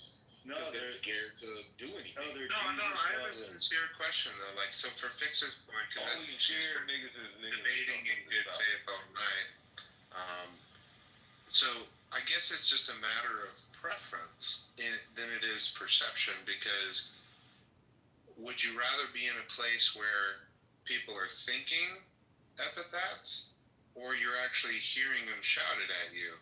Because if we're measuring where it's more likely to be heard, I would absolutely stand 10 toes down. It's more likely to be heard in the North. In Boston, for sure. Yeah, that's When your demographics in Boston are 80% white. I'd rather get served by a racist person and actually get my gas or whatever I'm asking for than not get served or not get like, for example, I worked in a grocery store. I used to work at Food Line down in the South, and it was certain points where nobody would come to my line because they didn't want their groceries rung up by a black person. So I'd rather be in a place where they're openly racist, so it's like, okay, at least I know to stay away from you type of thing, then it's more of like a passive aggressive, just, You'd actually prefer someone openly shouting at you as opposed to thinking that they might be thinking. I think at this point, and you guys correct me if I'm wrong, I think at this point, well, hold on. In 2025, I think at this point, and the only city I've been to in the South is New Orleans. I haven't been to Atlanta. I haven't been to Memphis. I haven't been to, fucking Tallahassee or any of that shit. I went to New Orleans, and I was like, okay, is this shit more racist than LA? Let me see. Now, I walked down Bourbon Street, and a white homeless guy grabbed me by my lapels, and he was like, give me some money. And I was like, yo, man, you got your hands on me. So I pushed him off. He was drunk and crazy and whatever. So I'm not going to try to fight him. But I'm like, yo, I'm a tourist. Why would you feel like it's okay?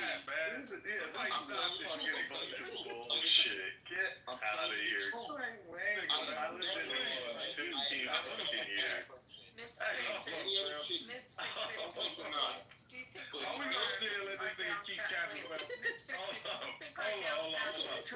not going to keep doing it. Hold up. Fam. You let a homeless man grab you by your lapel, bro. Snatch you up, and you ain't do shit because he was drunk and get the fuck out of here, fam. It was broad daylight. I definitely, punched him out or whatever the fuck. But I was not here for violence. I was just like, yo, I'm just. You was just there on some peace shit, right? Yeah. Let some random nigga snatch you up. It was the first time. You really get this. Make it make sense, if you really been to New Orleans, I tell you where you got your shoes. I tell you where you got your shoes at, Gildas. Let me put this shit out. You know what that means? Go ahead. Call my weed, man. This nigga late me, Put the man. weed out and let me hear If you've been to New Orleans, then you know what I mean when I say I tell you where you got your shoes Can I at. hear I'm feeling like I got lace listening to this shit. Please. Joe, go ahead. Look, if you really been to New Orleans, I'll tell you where you got your shoes at. Do you know what that means? No. Like I've been. Look, I call bullshit on a homeless white man walking up on you, bro. New Orleans has a black mayor, has multiple black officials. It's majority black, bro. Majority of the homeless people are black. I just call bullshit on what you're saying. Let me tell you from my perspective. From my perspective, I've been a minority living in the deep south my entire adult life. Like, I live in areas that are predominantly black. So when you say this, it sounds ridiculous to me. But that's what I'm saying. Is that really happening No, I'm not gonna in make up black areas Well, let me- because let me those respond. white people are used to living around black people? He writing a fiction now, man. Please, like, Fucking look, fiction. I'm not trying to say that was the most, that's how all black people get treated or anything. But, when I was down there, I was like, I don't know the customs down here. If somebody grabs my lapel in New York or LA, I'm swinging on them. I'm going to try to break their jaw. But it was my first time in the South. I was relatively younger than I am now. I was like 25. And I was just like, yo, he's drunk. Like, is this how they get down here? Because I've heard the myth of New Orleans. Like, you can drink and party and just do your thing down there. So I'm like, okay, maybe he's just so drunk out of his mind. He's not even trying to be racist. He's just like, motherfucker, you look new in town. Let me grab you. And so, I pushed him off. I pushed him back. Man. And I'm not going to scream on him after that. Stop the cat.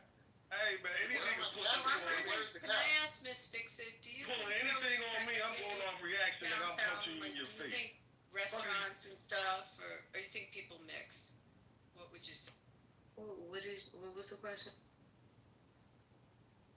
Yeah, repeat that question, please. Abby. When you go out in Center City at night, do you think things feel segregated? Or do you think people are mixed? Like, what's your In Philly, vibe there? Philly's like a really mixed place in general. So like, there's not really too much racism in Philly unless you go to like certain places. Like South Philly is like kind of probably the most racist part that you're gonna be in. So Center City's pretty like diverse. Like you'll see all types of people there at night, all times of day. I mean, I think it's mixed. I never felt it. I just like the girl I run around with when I come there. She's an African American girl that is very well known in the city because she's on TV there, and we go out a lot, and we go to places that we'll joke about it. Like it just feels like dinner restaurants and stuff and bars are mixed.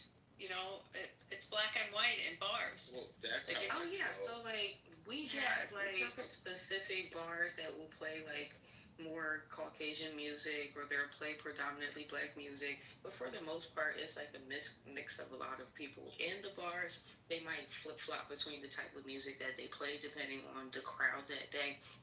But for the most part, it's not, like we have certain bars for certain people type of thing. That's my feeling too. I get that feeling.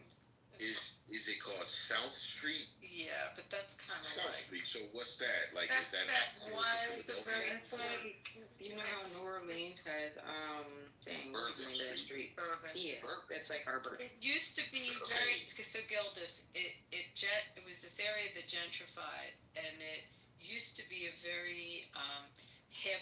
Like it was where literally Like Adams hippies. Morgan in D.C. Nah, it was more almost like it had almost like Haight Ashbury Ashbury.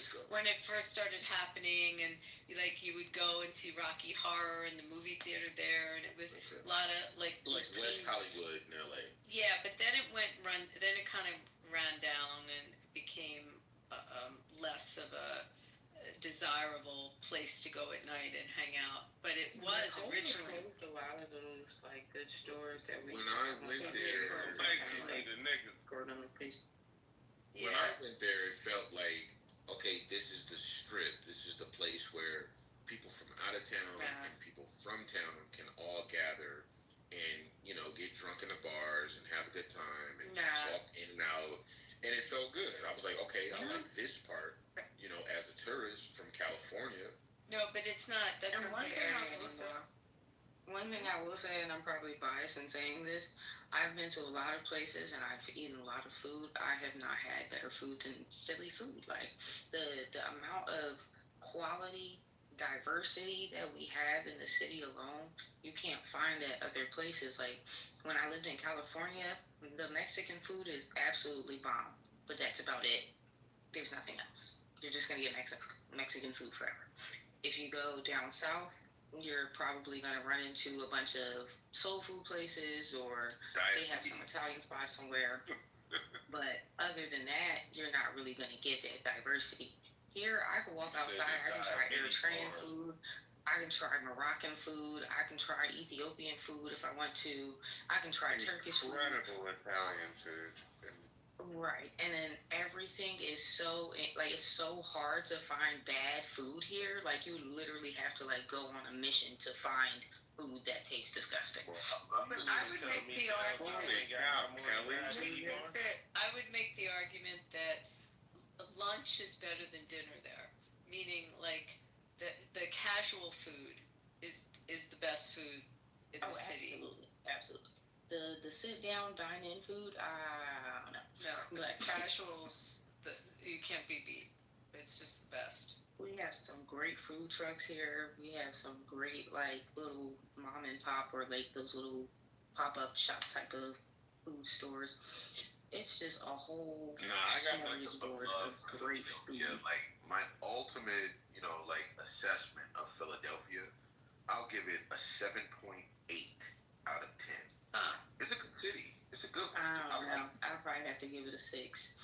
The food is like 5 out of the 6. New York is a 10.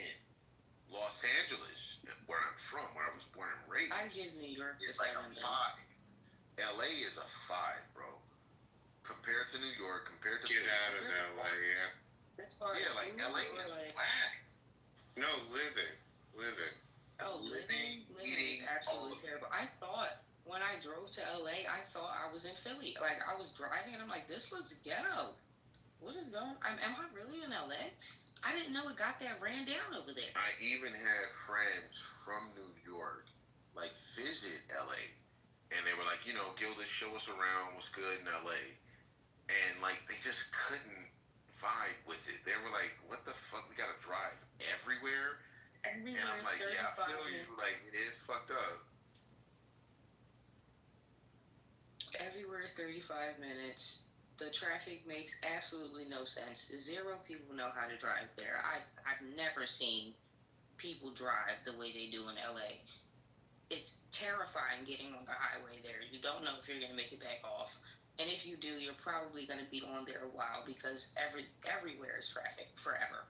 There is no rush hour. It is just traffic. And I think that LA is just like the largest working class city in America. Like it just feels very blue collar here in a way that New York doesn't. I know New York has blue collar workers, but you spend your time fascinated by the skyscrapers and the bridges, and you know, like you can see that What there are actually multiple threw me levels of off the society most- here. No, seriously. But what actually threw me off the most is most of the blue collar workers there are on some type of government assistance. Like nobody can afford these homes. I had a friend over there that was a surgeon that was on housing assistance because he could not afford to rent his home. And I'm like, I mean, I think how that's much what's do you good about make a New York. year? That's what makes. He's like, yeah, I only make 85. I'm trying to get a raise so I can actually afford this apartment. Yeah, well, talk That's to him insane. and talk to that same person in 10 years, and he'll have a loft. You know, like he'll be good. He's starting off. You start off in New York at 85,000. I think that's like the entry level. Like, Right, yeah, but it's I like, make you 85. need a room. with that. Yeah, but that's how you gotta start off in New York. You know, like it is what it is. I mean, Wall Street is there. Like it's supposed to be the place where you can understand how poor you are, so you want to work harder to get richer. I love New York. It's my favorite city on the planet. I'm from Los Angeles, and I got love for LA, but I love New York, man. It's such a great city. It is the center of the world. I'll tell you It's the center of the solar system. you know what's become a shithole, really, and I used to love going there, is San Francisco. Man, it's horrible now. Since the last time you went there, like that's one scary place. Yeah. And it used to be wonderful. Months ago. Oh man, it's bad now. Yeah, it's just a lot of homeless on the streets, and even where the nicer hotels are, you walk out at night and it's like it's just this homeless like drug addicts all over around Union Square, and it's bad. And shit. Like, fuck, people babbling to themselves at 2 o'clock in the morning. What happened to that city? Like, how did that just get so run? Gavin Crash. Gavin. How did the truth start to reveal itself? Let's fix the problem of poverty then. If we gonna go in there and change your day. Look, see, nigga Gildas don't want to do that. He a real capitalist. He don't want to do that. I am a real capitalist, that's true, but you don't want to do that. I mean, San Francisco is another beautiful city. Like, nothing compares to the views you get in San Francisco. But I feel still like San believe Diego definitely got a beat on the views. Nah, San Francisco got views out of this world. But New York City, yo, man, that's like, I don't know, that's love Rome, New York that's City Paris, because I that's, feel like it's like the best representation of America. Like if yeah, you could just put what America is supposed to be about into one city, it would be New York. Like it's literally the land of opportunity. You could do whatever you want there. That's not a good thing. If New York represents America, that is not a good thing. Hey, look, this is the best we got. I don't know, man. Look, Elmont, Ronkonkoma, they don't represent America. I know. Wait, hold on. Ronkonkoma represents what the white people haven. So I don't understand. If Long Island represents what they initially wanted when they came to America, New York City represents what America is now. So I mean, that's just roll.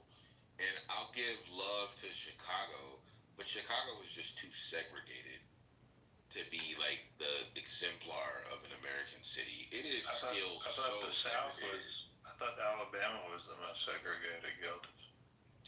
Well, I'm talking about the north here, where people are civilized. Okay. Oh. Yeah, I know Chicago is real bad. Pretty segregated. If you want to go there, you can go there. Like I said, I wouldn't even want to visit any other city in the South outside of New Orleans. I'm afraid of Atlanta. I would never go to Mobile. This is classic coastal elitism. I know. I'm feeding like the snooty, perspective of the South and how great, fawning over Los Angeles and New York City and Chicago. Look down upon those poor souls. You want to know? You want to know what flyover? You want to know what flyover country says? You want to know what flyover country says when the coastal elite say it's flyover country? Go ahead and keep this honest to God that the people from the coast, by and large, the attitude is just ungodly. The arrogance is just insufferable. Can I give it a shout out? Joe, it's so bad, Joe. It's so bad. Hold on, Stephen. I'll give a shout out that where I live right now is the fastest growing city in the country. And we were... No, I know. And your city is also one of the fastest moving right cities in the country. Hold up. We were having 5,000 people a month moving in. Every 6-8 weeks, we needed another elementary school. You gotta It's tell been us crazy. the city, though. or at least state. It's zooming. It's zooming to the right. I'm Can in you take a Vegas. guess? Yeah. I'm in Vegas. Yeah. Vegas? Oh, Fastest I growing live there. city in the country. It's I zooming literally right tried too. to go to It's Vegas, zooming I right. drove through Vegas on my way here from San Diego. When I drove from San Diego, it was 122 degrees. Well, that's I no problem. literally, I went to get out the car and show my son around, and my tires started sticking to the Was pavement. this last June? I had to Last June it hit one Yeah, time. that was August. Well, I was like, got you know, I don't know how you love for guys live Vegas. here. This is absolutely insane. trust me, My air when it's conditioner felt like a 105 here is so much more tolerable than Philly when it's like 90 with humidity that's 90 in Philly. No, I I can't do would it. definitely say that 120 there felt like 95 here. So like 95 here is like basically the same as 120 there because it is obscenely hot here. It is humid. There is no breeze. We don't have no air, nothing. No It's water just hot. body, no body of water to like cool the Nothing. air down. No, Nothing. in It's Philly just when it pure gets It is hot. when And it then gets it's buildings that amplify the heat, so it's like no wind. It's just all Yeah. the worst is It's like true. if you're at a Phillies game in the middle of that and there's just no break in the humidity. Oh my It's goodness. just bad. I keep telling them they need like a sunshade, like you know how those stadiums they come with the little shade thing. I don't know why we don't have. Yeah, they do need that. We're building a baseball 5 stadium. hours on that hot ass sun is Yeah, but if you're on the strip in Vegas, you're gonna get like world class restaurants, world class entertainment. Like you don't have to go to Paris, you don't have to go to New York. It's like the greatest We have restaurants. Paris, we have New York. I Yeah, mean, you have it know, there. we've Yeah, I got just had it. ancient Rome. It's really We well, got like London. I mean, yeah. we have Venice. you got medieval Europe, Excalibur, like all of the Ancient food Egypt. in Vegas is delicious and great. The hotels are good too, and it's a great town. But I don't know if I could live Well, there. but people live. Yeah. Most of us live like we live on golf courses. We live out in the burbs. It looks like I mean it's similar to like the Valley, I guess, where you live, or Phoenix, but it's our population has just gone crazy, and it's also there's no tax here, so I know I was gonna move there myself, but it was like it was just the fact that there's no bodies of water, and I'm like a super beach person, so I'm like, do I really want to do that? But the cost of living is great, food is great, the no taxes is even better, so it's not a bad place to live. It's just if you can deal with that desert air and that desert weather all the time, sure.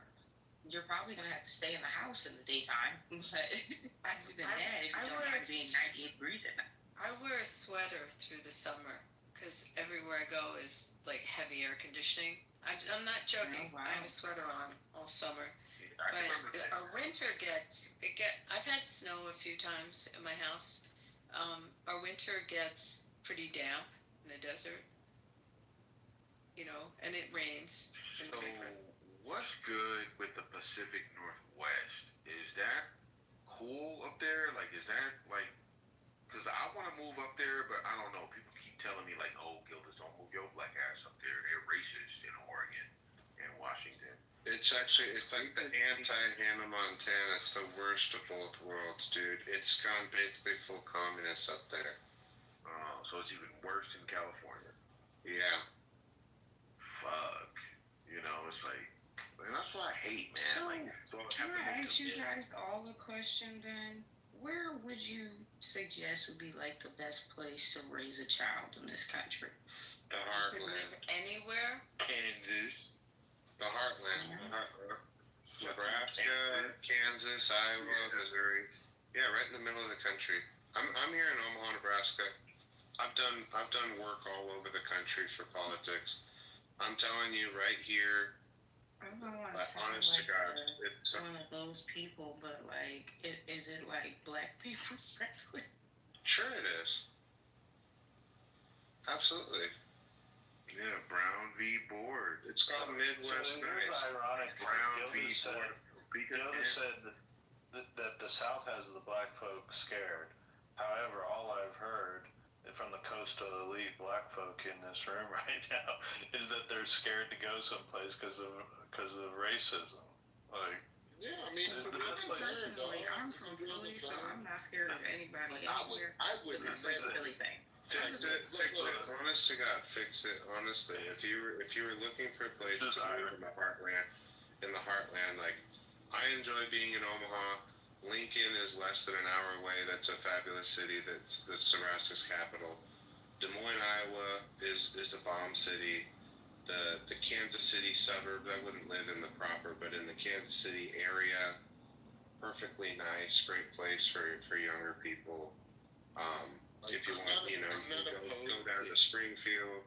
I'm not opposed to any of the cities. Lawrence, Kansas. Lawrence, Kansas. God damn, you can get a whole house for $150K. Bodies of water though. Is there like, do y'all do water sports or is there like It's a lake.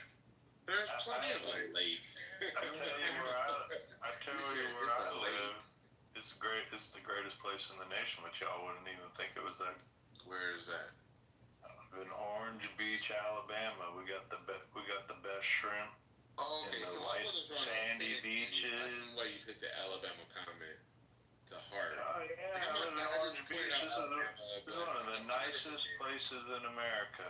It might be People are a lot nicer than them damn Yankees that come down here with their snooty ass personalities, thinking that their shit don't stink. Yeah, man, I'm sure.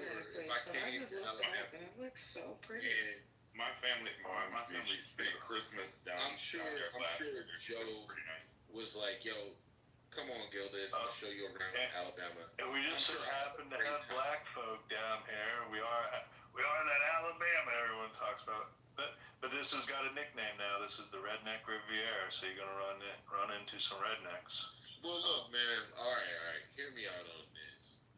And I also want to allow Christian to speak because he joined the stage and he should be allowed to speak. But I was in New Jersey, man, with my white homeboy. He was like, "Yo, Gildas, you gotta come camping with me. You gotta come camping with me." And I'm like, "All right, cool, man. Let's go camping."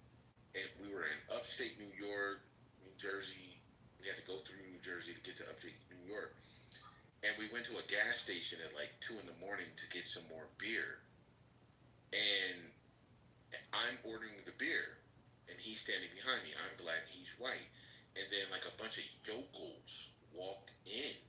And he was like, "Yo, cancel the transaction right now. We gotta get out of here." And I'm like, "What?" Well, it's just some white guys with like combat boots on and missing teeth. What are they gonna do? He's like, "No, man, let's just get out of here." And as we're driving back to the campsite, he's like, "Yo, man, like, those are the white guys you don't want to be around at 2 o'clock in the morning." And I'm like, "What the fuck? Like, they didn't say anything. They didn't call me an N-word or anything." He's like, "Yo, just trust me." So I'm not trying to like point out Alabama, but it's America, dog. Like, if I'm up in New York and I can't go to a gas station at 2 a.m. to pick up a beer without my white friend telling me it's time to get out of here, I don't know what the fuck to believe. I love Alabama. I mean, I was my mom was born in Tuscaloosa, and every time I go down there for Christmas because we alternate between Alabama and Michigan. Is it segregated though? Sometimes we go to Orange Beach. Other times we'll go to Huntsville. But when we're out and we stop at a Publix, or if we go somewhere to a movie theater or whatever my sister has planned for the family, all the people are extremely nice, and it almost feels like it reminds me of Gilbert, Arizona, where when you go out for breakfast in Gilbert, Arizona, every person is talking to you, and saying good morning, etc., etc. So, or like if you're just walking on a trail, it reminds. Can I finish? It reminds me a lot of that. So, I really think that as far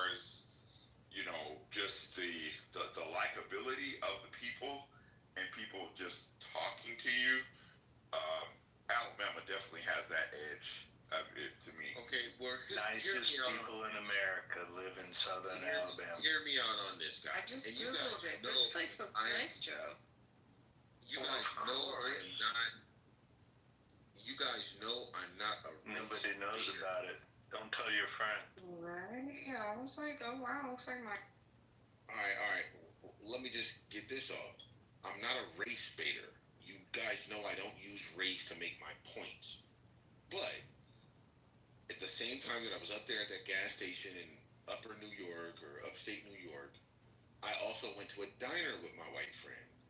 And as soon as I walked in, everybody at the diner was white. There were no other ethnicities in the diner. Just hear me out. Like, I'm not. Was that a Cracker Barrel?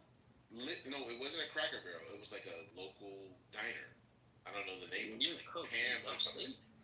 I was in upstate New York. And I listen, to be more specific, I was in. Wasn't it Fish Cube? No. I was in Roscoe, New York. So it's not as far as Albany is, but it's like. In the Adirondacks? Where were you? What's that? You in the Adirondacks? Like, where were you? Yeah. My white buddy wanted me to come out there camping with him, and we walked into a restaurant together, and it was like a sea of white people. There were no other people of color in this restaurant, and they all turned around at the same Look time. at you. And looked at me like, they looked at us, and they were like, they didn't say anything. They didn't say, get those niggers out of here. They didn't say nothing like that. But they were like, That's the type of passive-aggressive racism that I don't like to see. and I was like, that's what I'm saying. I'm like, was that passive-aggressive racism? Where they like, you better get out of here, nigger. Hope Like, they're not gonna say it to like, you, I didn't but know, they're like, gonna make you so uncomfortable to the point where you want to. Yeah, like, and my white buddy was like, no, they thought we were faggots. And I was like, I don't care if they thought we were faggots. That nigga lying. I don't know what happened, but I've never walked into a restaurant where everybody turned around at the same time and looked at me and then went back to eating their eggs and shit. And I was like, yo, man, like, is it cool for me to even eat up in here? And we ate, and it was cool. Nobody said anything. But, yeah, like, if you want to call that, like, a microaggression, I mean, that would be... Yeah, I drove through a town in Pennsylvania like that, but like, you know how everywhere outside of Philadelphia is super like racist? Like Pennsylvania is a very racist state in general. But like in its totality, all 90% of the black people are in Philly. But if you drive through like upstate Pennsylvania, there's literally towns where they will stop walking on the street just to stare at you as you drive by. Like, how did they find us here? Yeah, and I didn't feel like they had the power. I just felt like they were some hicks that have never seen a black guy. And I was like, you guys are this in New York State. You guys are still... They saw black guys. They just don't like you, nigga. Yeah, I mean, you can call it what you want to call it, but I didn't feel like I was lesser than them. I felt like they were hicks. They were yokels. And they just never seen a black guy and a white guy walk into a restaurant. Yeah, I'm sure that's what they, if that's what they want to say. But it's like, yo, you guys need, like, to be liberated down here. Like, you're not going to save me. I didn't want to save you. Liberated, that's your problem. You think you need to liberate them, nigga. You lucky your friend was there, weirdo. That's your issue. Save who? Had it not been for my friend. Liberate who? Nigga, you need to... Oh, they needed some enlightenment. Like, they needed to understand, like, black people aren't all evil. Like, we're cool. That's not... No, you see... Over the course of me sitting in a restaurant... You're being like, weird. People were like, okay, he ain't up here, drive-by. Because that's what I see on TV. Nigga, they don't care about that. They just didn't like you. Some of these areas, in rural parts, like rural Pennsylvania, if you go out where the Amish are, Lancaster, I mean, they live in their own bubbles there. Yeah. I mean, a lot of our summer camps and stuff are out in those areas. I don't know that I would say rural Pennsylvania is yokel. Oh, it's Pennsyltucky. It's completely... Well, maybe we have different definitions of yokel. I would say, that, there's some redneck parts or there's some hick parts, but yokel, I think, it's a pretty hardcore term. I would say that's Of the three, like redneck, hick, yokel, that's probably the most hardcore. I don't know that that's in Pennsylvania compared to the South. I saw yokels in upstate New York. To be fair, Gildas. What's the To weather be like? fair, let me just point this out, Gildas. There's parts of New Orleans that I get looked at sideways when I'm a white guy going into the lower Ninth Ward. People wonder what the hell I'm doing down there.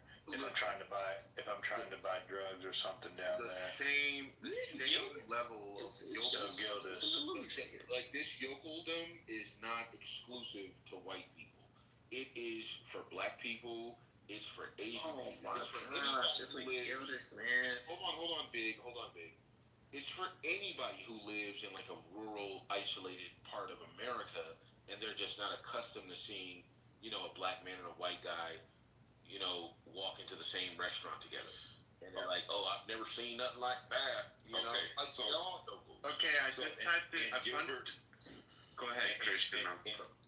In Gilbert, Arizona, there is a mix of Mormons and Christians that live in the same community. So one year I went to a Mormon church for Christmas. I was there probably for about 3 hours, and what a lot of people would presume, a black man being at a Mormon church at 9 o'clock, 10 o'clock at night, that it wouldn't be the most ideal place, but it was actually a very, very nice place to be, considering the time of the year, and all of the people were very nice. So I would totally disagree, and I also would think too that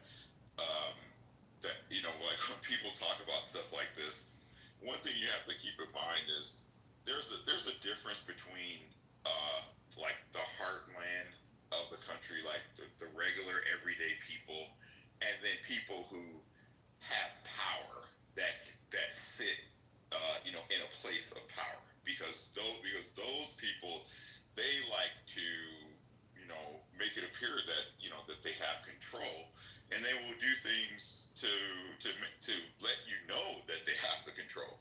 But the heartland, the regular everyday people that that don't think that they're better than everybody else, or that the people who try to take credit for stuff that they don't do, those people are not entitled. They don't have that kind of mindset. So there's a clear difference between regular everyday people and people who are in power, and it applies, but I would say everywhere. So before I turn in, and this was great conversation and seeing several of you, I decided to punch into Grok to compare hick versus redneck versus yokel, in case you're curious what it spit out. Yes, I'm curious. So according to Grok, it said a hick is a rural person seen as unsophisticated or naive, out of touch with urban ways. It's only mildly derogatory, implying simplicity. Redneck, a working class, often southern or midwestern, rural person tied to manual labor, conservative values, pride in their lifestyle, can be seen as derogatory or a proud self-label. A yokel is portrayed as extremely ignorant, gullible, often comically so, strongly derogatory, emphasizing stupidity. Basically, in short, rednecks can be claimed with pride, usually has to do with the South Midwest. Hick, yokel, that's like more naive, with yokel being like super horrible. So like, you would say that there's like yokels like in Pennsylvania that fit that definition? Yeah, absolutely. Yeah. And absolutely. In Pennsylvania, in upstate New York, there are yokels. Fascinating. There are yokels, and I'm not trying to just demean them or anything. They vote Democrat, Gildas. I'm sure they do. They probably believe they're union men, like their grandfathers were. Yeah, that's they're stuck in that centripetal force of that. keeps them voting Democrat like black people. That's true. Okay. You know, they're no longer that, but they still believe, you know, I gotta vote like granddad voted. Those are yokels up there, man. And, you know, I've never seen a yokel in the South, but I haven't been around the South extensively. But I saw my first yokels in upstate New York. And I'm like, God damn, I thought this was the Union. I thought this was upstate, like Yankee, Yankee, Yankee. I think they're Hicks, personally, Gildas. And, You know, I went to summer camp. I went to summer camp in upstate New York and camp in rural Pennsylvania. And the townspeople in those areas, we called them Hicks. They were Hicks. That, like, I don't, is that a word we can use anymore? Or is it derogatory? No, Hicks are actually, Is that okay to say? No, Hicks it's are not, but it is. Gildas. Hicks are a much nicer word to use than yokels. As long as I have lived, yokel is a very derogatory term. Like somebody is just god awful if you call them a yokel. Whereas like hick, that's just like, you know, aw shucks, redneck, you know, it's kind of hee-haw, going mudding in a truck. No, they're not direct, they're not interchangeable. Steven, they're townies. We also called them townies, was the other word for them. But they said synonyms for yokel is country bumpkin or hillbillies. Yeah, they weren't hillbillies. They were local. And Hick is one of them though. Yeah. Well, those are redneck very loose. Can be like Jerry Jeff Walker does that song "Up Against the Wall," "Redneck Mother." I mean, redneck. Redneck's kind of actually a cool thing. Yeah, for sure. Well, hillbilly has to do more with like where you're living and like the hills or the mountains. Hillbilly's regional. It's Kentucky. From my perspective as a black man, in the Ozarks too. I didn't know this about like the gradation of, you know, slurs for like poor white people. That like yokel is like the worst thing you could say. As a black man growing up, I thought the worst thing you could call a white person was a peckerwood. Cracker.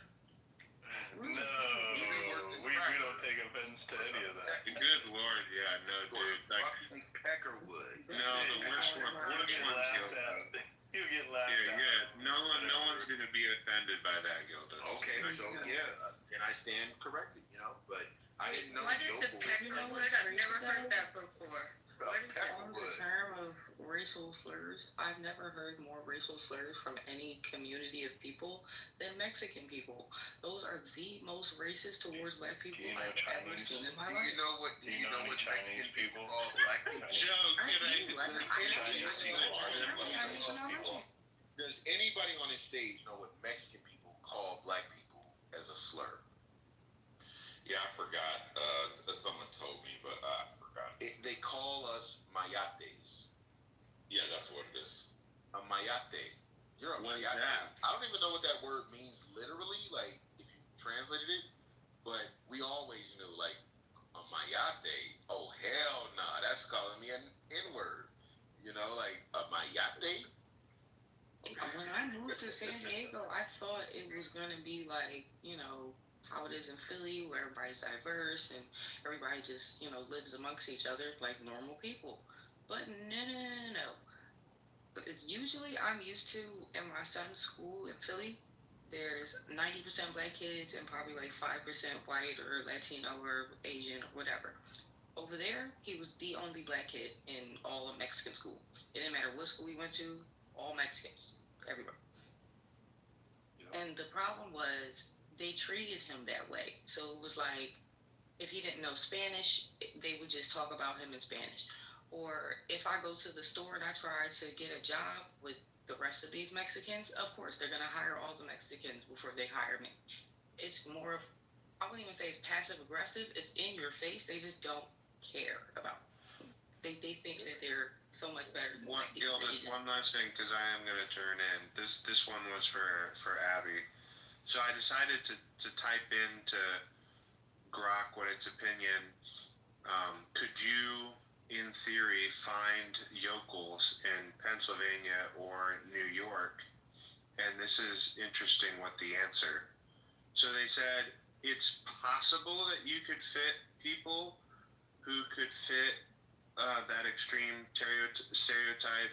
For example, in Pennsylvania, they say near the Pocono Mountains or Central Farmlands, Poconos.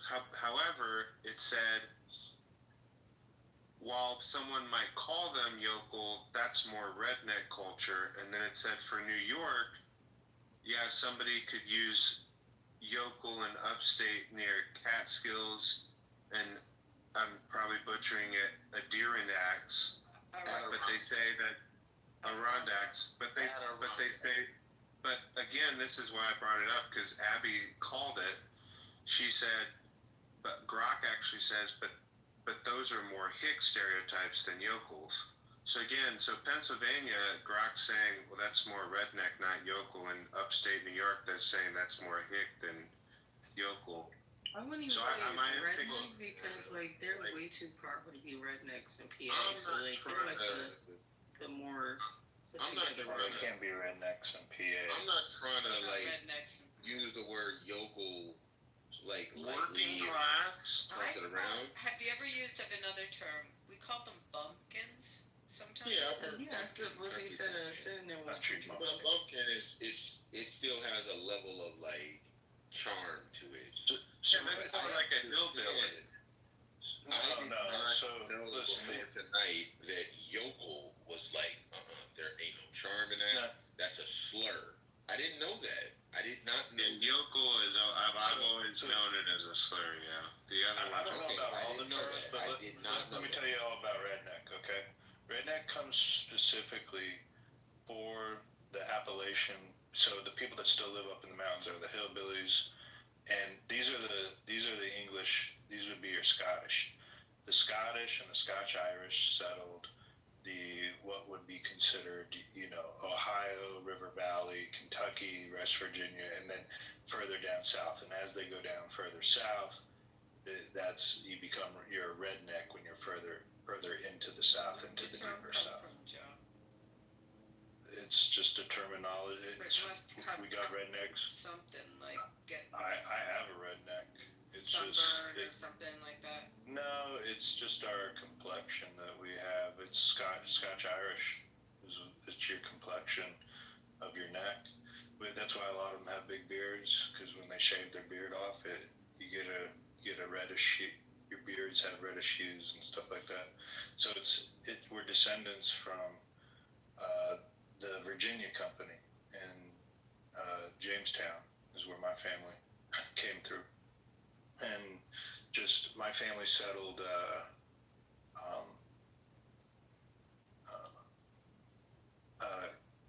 Estill County, Kentucky. So they went west, and then over the years we just went further south. But so redneck is like we left the hills, so the hillbillies and the rednecks. So that's what it at least in my family. I remember learning about the Virginia Company. Like that's just so weird that you go. That's really far back. Yeah, my family goes back. You want to hear something weird? What? I recently found out through genealogy. Hi, Stephen. I'm related to Gavin Newsom. Oh, you gotta be kidding. No, distant. My family came. I'm a descendant of family member who came on the Mayflower. Yeah. And DeGory Priest. DeGory Priest was his name, and Gavin Newsom is also a descendant, and FDR.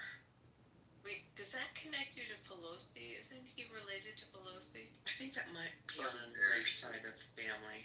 I think he married into the Pelosi's. Yeah, I'm not. She wasn't. I don't know. I'm not sure about it either, but I think he married in. Abby, I've probably told you in New York, the Wyckoff House, which is in Brooklyn, is the oldest home, I think, in the United United States, but it's a museum now. That was my family, which I think they came here, and that side of the family came in like 37 or some crazy thing. Way in the beginning. Yeah, well, you know, I hear you guys saying that, but I think what makes you a real American is accepting the ideas of the Declaration of Independence and the Constitution, not just because your blood goes back that far. Who said that? Doesn't make you Who said more that makes them more American? That's weird. Gildas is great at making arguments that no one is arguing. Before you go, it's so good to see you, and we'll hopefully be in touch soon to but would you agree with that order in the chat, specifically Ellen Joe? Would you agree with that order? What's in the shadows? Yeah, but I don't take redneck offensively, though. I call myself a redneck. Well, look at what I wrote, Joe. I said from harshest to mildest. I don't know. It's just different for me. I don't know. I just don't take offense to words. And I wasn't trying I'm not Joe. I'm not at Joe. Please don't make it complicated. This is for Gildas, so that he kind of knows what scene is like more derogatory versus more actually cool. I'll tell you what my dad always thought was the most derogatory was to call, when he was growing up, don't ever call, another guy's father a chicken thief. I saw your daddy in the chicken coop stealing our chickens last night. That was the most derogatory thing you could call someone, was a chicken thief. Now, I just quickly went a foghorn leghorn. The way that I even learned the word, like the way that I even learned the Y word, okay? The Y word. Yeah, I mean, I don't think it's that bad. We're giving you a Y word pass. Can I get a Y word pass? Like for 3 times?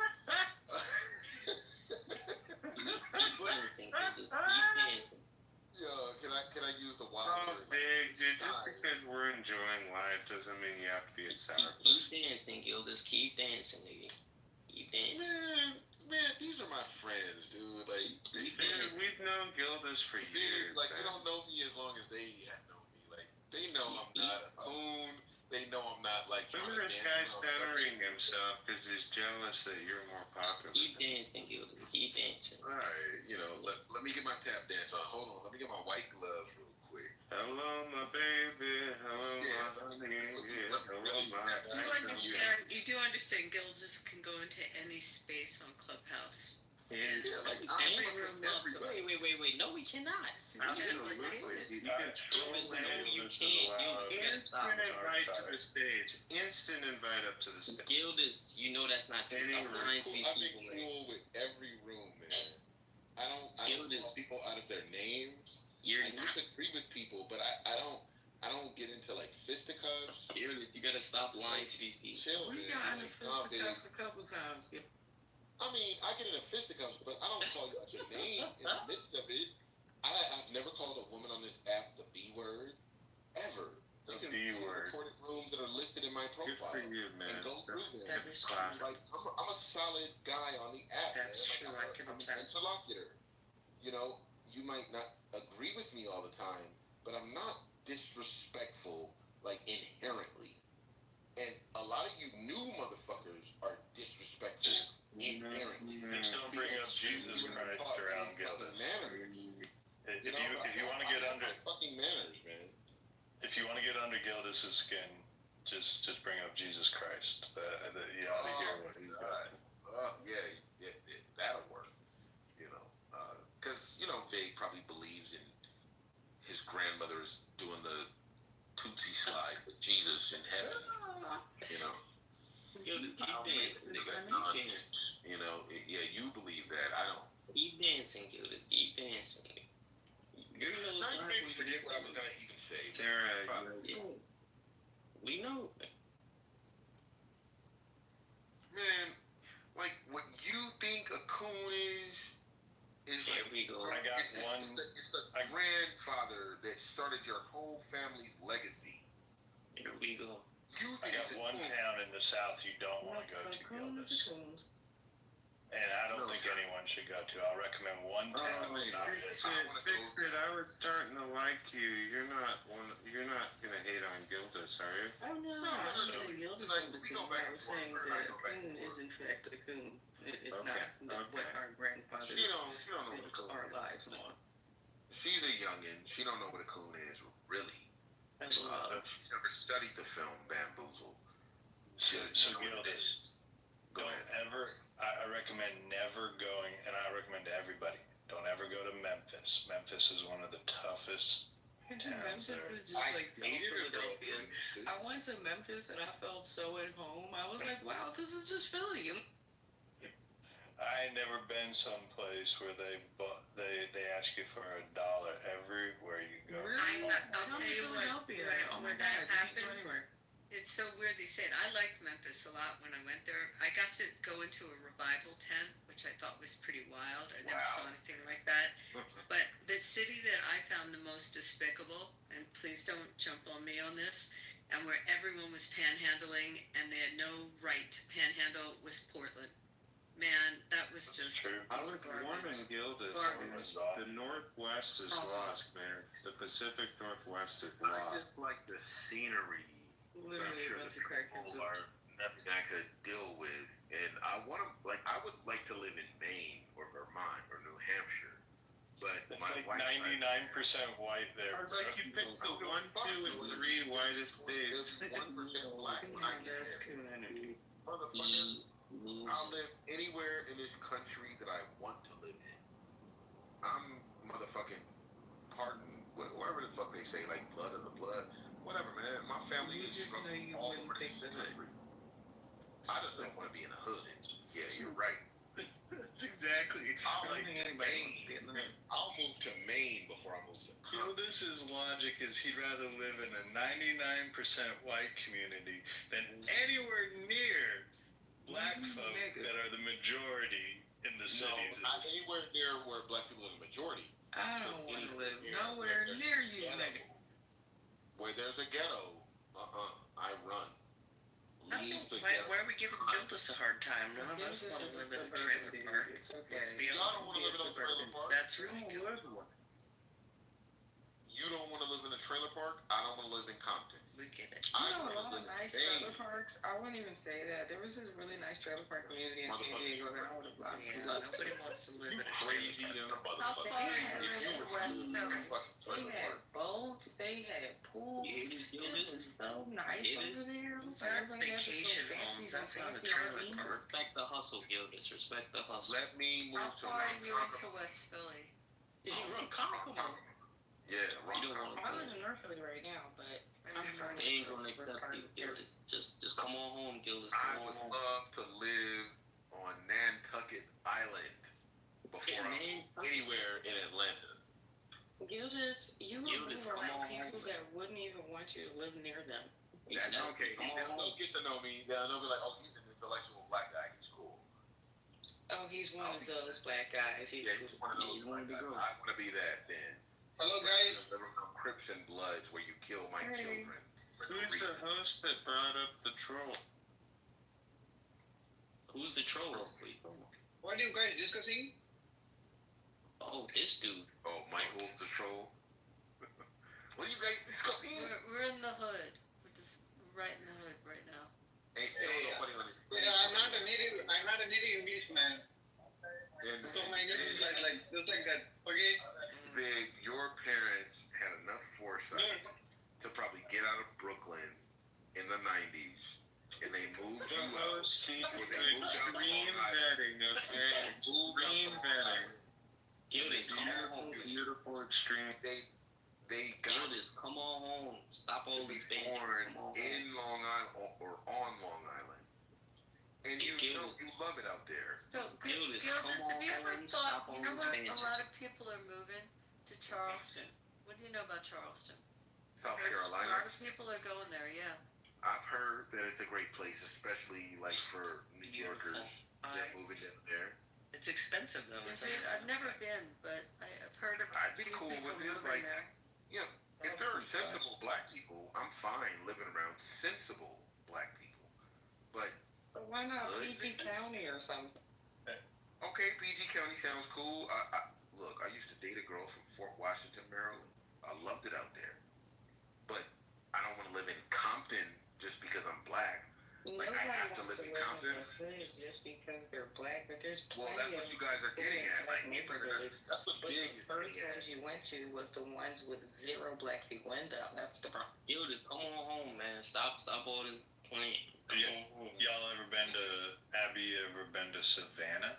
No, that's another one. That's which is near Charleston. Charleston. Oh, Abby, you need to go to Savannah and to Charleston. I'm there. No, Charleston is one of my favorite cities in the United States. Not even kidding. It is absolutely beautiful. Great. It is cool. Food and art galleries, and it's all built around a square and so much history. It's absolutely. I'd love to be there. Get me out of Compton. I do not want to live in Compton. I don't want to live in South Central. I don't want to live in those darker I don't parts even of want the to drive Bronx. through Compton. I don't know how you do it. Yeah, well, I don't live out there now. If you are like familiar with me on the app, you know that like my story was how I was living in South Central, and I was telling people how I was trying to move out, and I bought a home outside of the fucking jungle, and now I'm happily here in where I live. Basically, I don't want to dox myself, but I would never live in the ghetto. If I could, afford to not live in the ghetto, man, I never. I don't think anyone in the ghetto wants to live in the ghetto on Right. purpose. It's Right. kind of like a Right. Just like Niggas will tell me like, "Oh, you trying to move out the hood? You're not black no more." And I say, man, fuck that. Yo, just come on home, man. Stop. Nah, I'm not coming home. You mean like Vig? in affluent white people It's just because of the you mean passive like aggressive big. racism that you mentioned. Come on home. We know what you're If saying. you got doesn't mean, hold on, you mean that means the hood? Come on home. What every time he talks about not wanting to. It doesn't matter. I find Because you know what it means, yo. Stop these games. No, I don't want to. If you know people who's telling you to like stay in the hood, then that's a reflection on like where you grew up. That's how big it is. I don't know people. I'm Black American. I don't know no one who is from the hood who's gonna tell me And say stay in the hood. Like Exactly. yeah, if you know people like that, brother, then that's your community. Like that's who you are. Yeah, well, I came from the hood. So those are the people I know. Like, I'm not lying. like Brazil got these places called the favelas, like the slums. Yeah. That's like the ghetto, bro. Yeah, every country has their slums, bro. So I wouldn't. Yeah, but you guys think it's a badge of honor to No, live. we don't, brother. No, we don't. Only people from the hood, man, think that way. Only people from the hood think that way, brother. Yes, we don't. Stop You thinking don't know the hood. People don't think that we either. We don't want to be from You the have to go hood. find Stop being the hood. anti-black.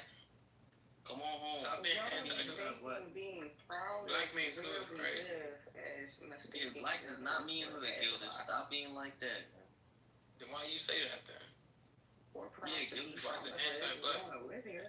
Yeah, If I'm Gildas, why you say anti-hood, that? how's that slum so anti-black, bro? Yeah, Gildas. Can I hear one question at a time?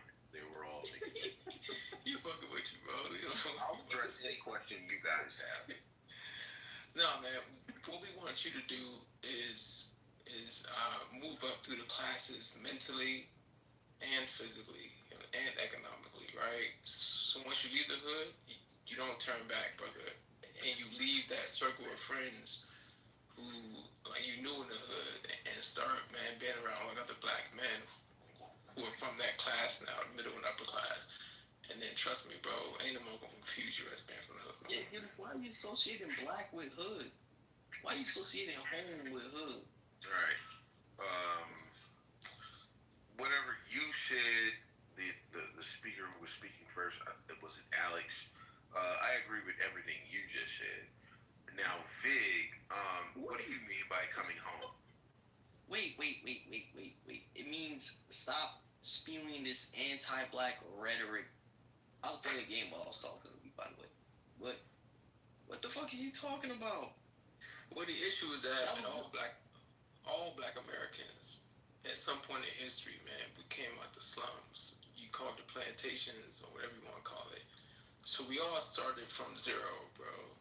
So I get where Vic is coming from, man. He's like, oh man, come on back home to the slums or plantation. Whoa. I never said that. I never said that. I never said that, yo. Yo, y'all is It's not synonymous with hood. That's all he's saying. Why? Yo, it's the worst because this is happening in the But Vic white didn't America. come from the hood. He's from the suburbs. The plantation, the slave quarters was the hood, bro. This is the worst because it's in the white America. Long Island. That's a really scary area. Why would I? Aren't you Jewish in Texas? Why would I want to go back to the slave? Don't you work on the oil farm? Yeah, man. No one wants to leave. Yo, Oh no, how dare I? yeah, you're a runaway. Get your goofy ass up there. Are you working again? I'm asking Vig, why would I want to return to the slave quarter? No, The slave what? the slave quarters was like the modern day ghetto. Well, Gildas, you gotta remember, Vic is the one who sold your people off. So Gildas, what did you say? I didn't hear poor your health question. care, poor food, and poor housing. I'm gonna ask again. My question was, why would I want to come back home if coming home means going back to the slave plantation? Who said going back home is equated to going back to the slave plantation? Who said that? You did. I wasn't making that case. I never said that. Yes, you did say that, man. Alex just said that as if I did say that. You He just did made say it up. Yo, y'all is evil. That's what you said, bro. Everyone says you said. Rich, You Rich, said you it, just dude. Rich. I'm gonna kill you. Rich, I'm gonna get you. Kill a fly. Shut the fuck up. I'm gonna get you, bro. But yeah, Gildas, man, you gotta stop being anti-black. Come on home to this Pan-Africanism. Let's get to it. Stop these games. Yeah, he sells you off on a slave This ship. is not. Gildas. This solo dolo act is not gonna work, man. You like a dot What does on a white piece of paper. Pan-Africanism mean, man? You like a dot on a white piece of paper, Gildas. This is who you Hey, want to tell us giggle what with. Pan-Africanism means. Alex, hold on one second, man. Alex, No, answer the question, Vag. Gildas, you want to giggle with these folks in this white American room all day? You tried to tell them that when you went upstate to some hillbilly land, that it was a crazy experience for you as a person who was trying to assimilate. And they tried to say, I don't know, man. I don't think that's real. He's Pan-American, bro. He's Pan-American. Leave him alone, man. White people. It's cool because it's like Vig is still young, so he Gildas, you gonna do that to me, bro? That's what you gonna do? Vig, you're 17. Gildas, you gonna do that? Hold on. Most people who come from the hood are anti-black, bro. It's common knowledge. Wait, is Big actually 17? Yes. No. Jesus Christ. This is why when I watch Family Guy, this is exactly why when I see cartoons like The Simpsons, You'll Family Guy, notice next month, he won't be on here. and then I come into rooms like this, and then I hear you guys say certain stuff just like what you said, and I'm like, damn, the cartoon is accurate. This is what I'm talking about. Yeah, she probably older than me. The cartoon is accurate. The characters in the cartoon. What are you talking about? Do you have African in your DNA? It's you can't even engage this man, this adolescent. Who can't engage with? Vig, your testicles have not descended. Gildas, are you trying to help your friend who sounds like she's off of Family Guy? Are you trying to help her who sounds like she's off from Family Guy? should be even entertaining you right now. Come on, Gildas, don't do that, man. You don't even have an Adam. This is real tap dancing hour for you, bro. You don't even This is know what crazy. tap dancing is. They warned me that this would happen, but I didn't believe it. Now I didn't believe it. 17. I did not believe that you were a tap dancer like this. I didn't believe it. Yo, she said you don't even know what tap dancing is, bro. Chase, hold on, Chase. Don't tell me you be laughing with these niggas too, man. No, I'm just saying, bro. That was funny. Oh, God. It's like you have these like teacher instilled ideas about blackness. Well, that's all he has so far, Gildas, in life. You think coming back home means Pan-Africanism? I would never be a Pan-Africanist. I repudiate that stupid idea. And the fact that you're giggling like a schoolgirl lets me know you're not even really ready to have the conversation. Hold on, wait. First of all, I'm laughing because the response in itself is funny. Not because of the discussion. I'm laughing because of the response. Number two, I can have the discussion. No. The problem I'm having, the issue I'm having here is that you're doing. Yeah, but L, you gotta remember, he fell down on his bike last week and scuffed his knee. I know. Yeah. He's experienced life. Yeah, this is white. This is definitely white humor. White. But yeah, like I said, you can't have this type of discussion in this room. It's literally white America. White. Why would you have this type of discussion in this room? I can have the discussion anywhere. Oh, you all cold. Feedback. I'm not going to exclude them from sharing their opinions. So, Gildas, what you're saying is you're not stuck on the plantation like Vic. I mean, more or less, but he doesn't really listen. And it's Big is somebody. on the plantation. He's just in the house. Well, Vic's the one that sold him and put him on the plantation. I mean, it's his people. But he's comfortable in the house with the white people. Yeah. Yeah, but Vegas. I mean, you guys are. Rich, you talking about Gildas. You guys She's talking about Gildas. No, I'm talking about you, Vic. I'm talking about Miss West Fix, African she's talking family about members Gildas. are the ones who sold Gildas. Her response that she's giving to you, she's referring to Gildas. You don't think I realize that? Yeah, no, I don't, because you're slow. It's called talking past the person, what are you saying, Gildas? like I do to you all the time. What was you saying, Gildas? Well, I mean, so much has been mixed up at this point, but I think because I kind of want to be funny, but I kind of want to be serious because this is a really serious point.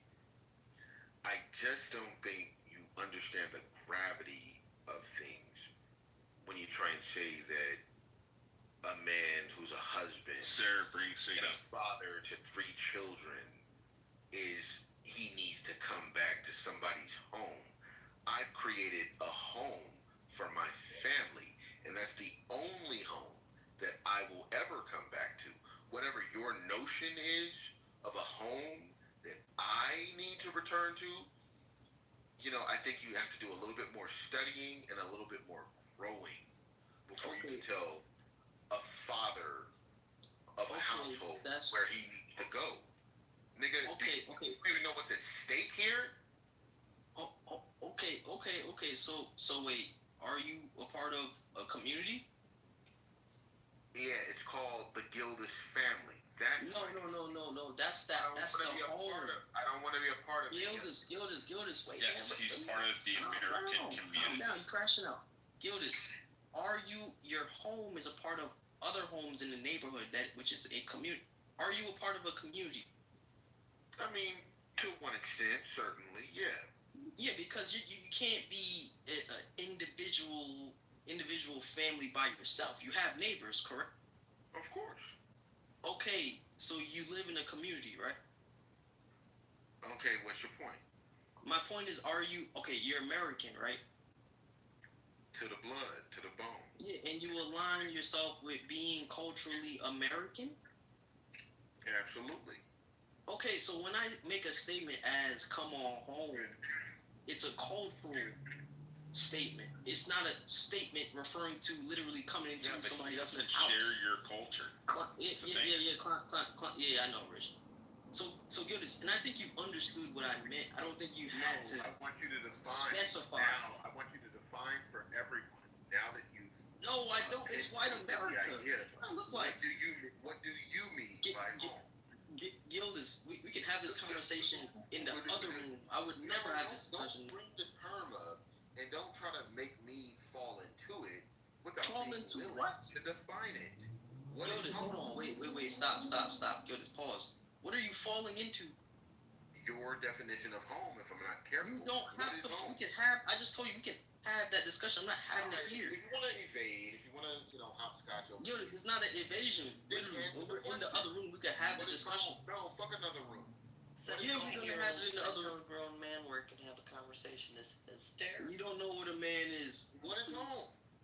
No, you don't know what a man is, honey. Stay on mute. Stay on. Gildas, Actually, Black no. America. That's what it is. It's Black America.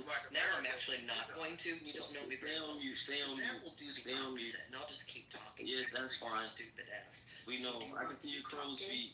I'm gonna keep We talking know. some- All right.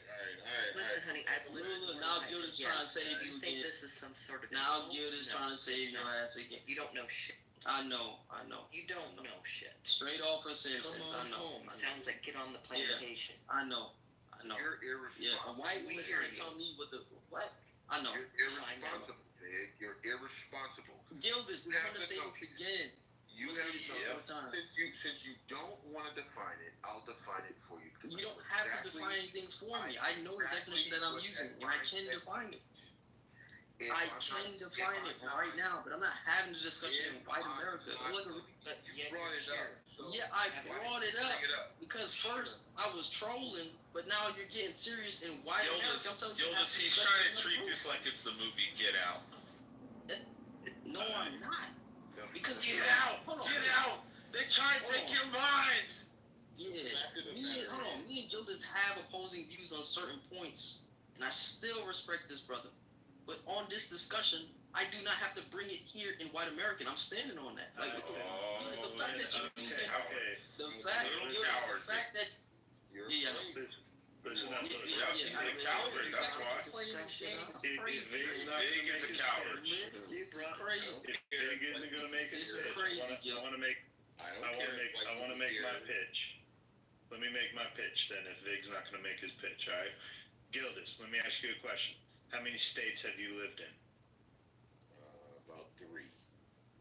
Okay, I've lived in 7 states. The greatest thing about living in this country is that you can travel through all these states and you don't have to show any papers. No one's going to ask you any questions when you go to the next one. Don't ever move back, bro. Just keep moving, finding a new state to live in. I got 7 down. I'm not hoping I can knock out another 7. But why in the hell not? I'm a free man. I can live wherever the hell I want in this country. If you want to be a true American, keep searching, bro. I agree. If it's Portland, Oregon, if it's Maine, wherever I can thrive and I can make my family secure and they're happy and they're growing up and they love the home that they live in. I don't care if it's in Oklahoma, Alabama, California, or wherever. If I can afford it and I can leave something to my children when I die, and if I die before my wife does, she got some money too. Motherfucker, coming back to the plantation to keep it real. Yeah, but Gildas, with some stupid Big wants you to hate America. No, I love it. Because it's a racist, patriarchal, trash place. But listen, I'm not really taking personal offense to this, but the mentality that Vig has is what a lot of young black folks have, male and female. And it's like, you guys gotta get over that shit, man. Like, we have to be in Compton. We have to be on the plantation in order to be real. You can be a real black man with a white wife, motherfucker. If you're taking care of your children, what's better? A black man with a white wife who takes care of his children, or a nigga with 15 black baby mamas who can't afford child support? Stop fucking with me, dude. Gildas, how did you? It's bigger than the little idea that you have in mind right now. Gildas, how did you take that with me? Wait, because how did you get that from what I said? How did you get that from what I said? For you to move back to the hood? What? Nigga, you never said what home is. You were afraid to say it because so you implied that it means moving back to to a place you don't feel safe. Wouldn't be implied. It would be. The word would be inferred. All right, thank you. Dumbass. No, it's not. It could be either. It's not. Like in this context, it's not. This is the problem. For all, why don't you just answer once and for all what it means to be? Because when I catch you in the rooms that we be in, that's when we're gonna have this showdown. Like, keep crying, stop fucking crying in white America. God damn, stop crying. Are you asking successful black men to come back to the hood with you? Oh my gosh, not this guy. Oh God. Well, you gotta understand. I mean, at this point, you're a cup. We know. At this point, I'm gonna give a hot take, but I think there's something built within like black people's psychology that make them not really want to invest or maintain the place that they live in. Like if you look at Africa, like they don't invest in Africa. It's a literal shithole. Most of the places in Africa that were really built up were built up by like colonial whites, and then it goes to get. Hold on. Let me just say what I gotta say. Who you fighting for? What do you mean? Yo, this niggas like this is who you're fighting for. Okay. All right. Hey, I get it that you're a resident YN. Get out. I get it that you're a resident YN, but at least let me be heard, because it sounds like you're scared of what I got to say. Nobody's afraid of anything. You're not saying anything. I think there's something built deep within black psychology that makes them not want to invest in the places that they live. If you look at the hood, if you look at Africa, it's like is crazy. Being No, I mean, priced out of their own homes is more accurate. Yeah, because they didn't maintain the shit. That's why. Well, keep in mind. Because a random person from New York came and bought a $15,000 house, made it a $2 million mansion, and priced them out of their property taxes that they can no longer afford. The blacks used to own a significant portion, or the majority portion of Harlem. And look who gentrified it. Yeah, I mean, keep in mind that if you have a place like Harlem, hold on, let me just explain this, because I think that it seems insidious about like, they gentrified it. Look, if you live in an area that's close to good, high-paying jobs, close to commercial districts, it's inevitable that the price values are going to rise, because basically the way the real estate market works is if you live in like areas that are very close to a lot of commercial activity and very close to a bunch of high-paying jobs, those prices are going to go up. Okay, and so Shamos, what are you doing now? There's nothing that you can do to prevent that. Shamos, what are you doing with yourself now, Shamos? What do you mean? I just left the handicap stall in the casino bathroom. I snorted a huge line of cocaine. Expanding. That's not what I said. I'm referring to in terms of work. What are you doing now? Nigga, I'm retired, bro. I'm a rich. That's not what I asked you. I know I'm what not you doing do. anything for work. I'm working on fucking your mom later tonight. I'm not working at all. You don't want to say what you do in white America. No. What I'm telling you, I just told you. You asked me what I do for work. I told you I'm a retired investor. Shamos, that's not what you say when you're in chillism. What do you do to make money? What do you mean? Oh, my sock hustle? Oh, that's what you do. Like, relax, bro. That's what I'm asking you. What are you doing now? I don't know if you still do it or not. That's what I'm asking you. Yeah, I'm still doing my sock hustle. I'm going to continue to do it until Bitcoin hits an all-time, not an all-time high, but we get all the way up in the cycle. So, like, when Bitcoin basically tops out, I'm quitting my job and I'm retiring.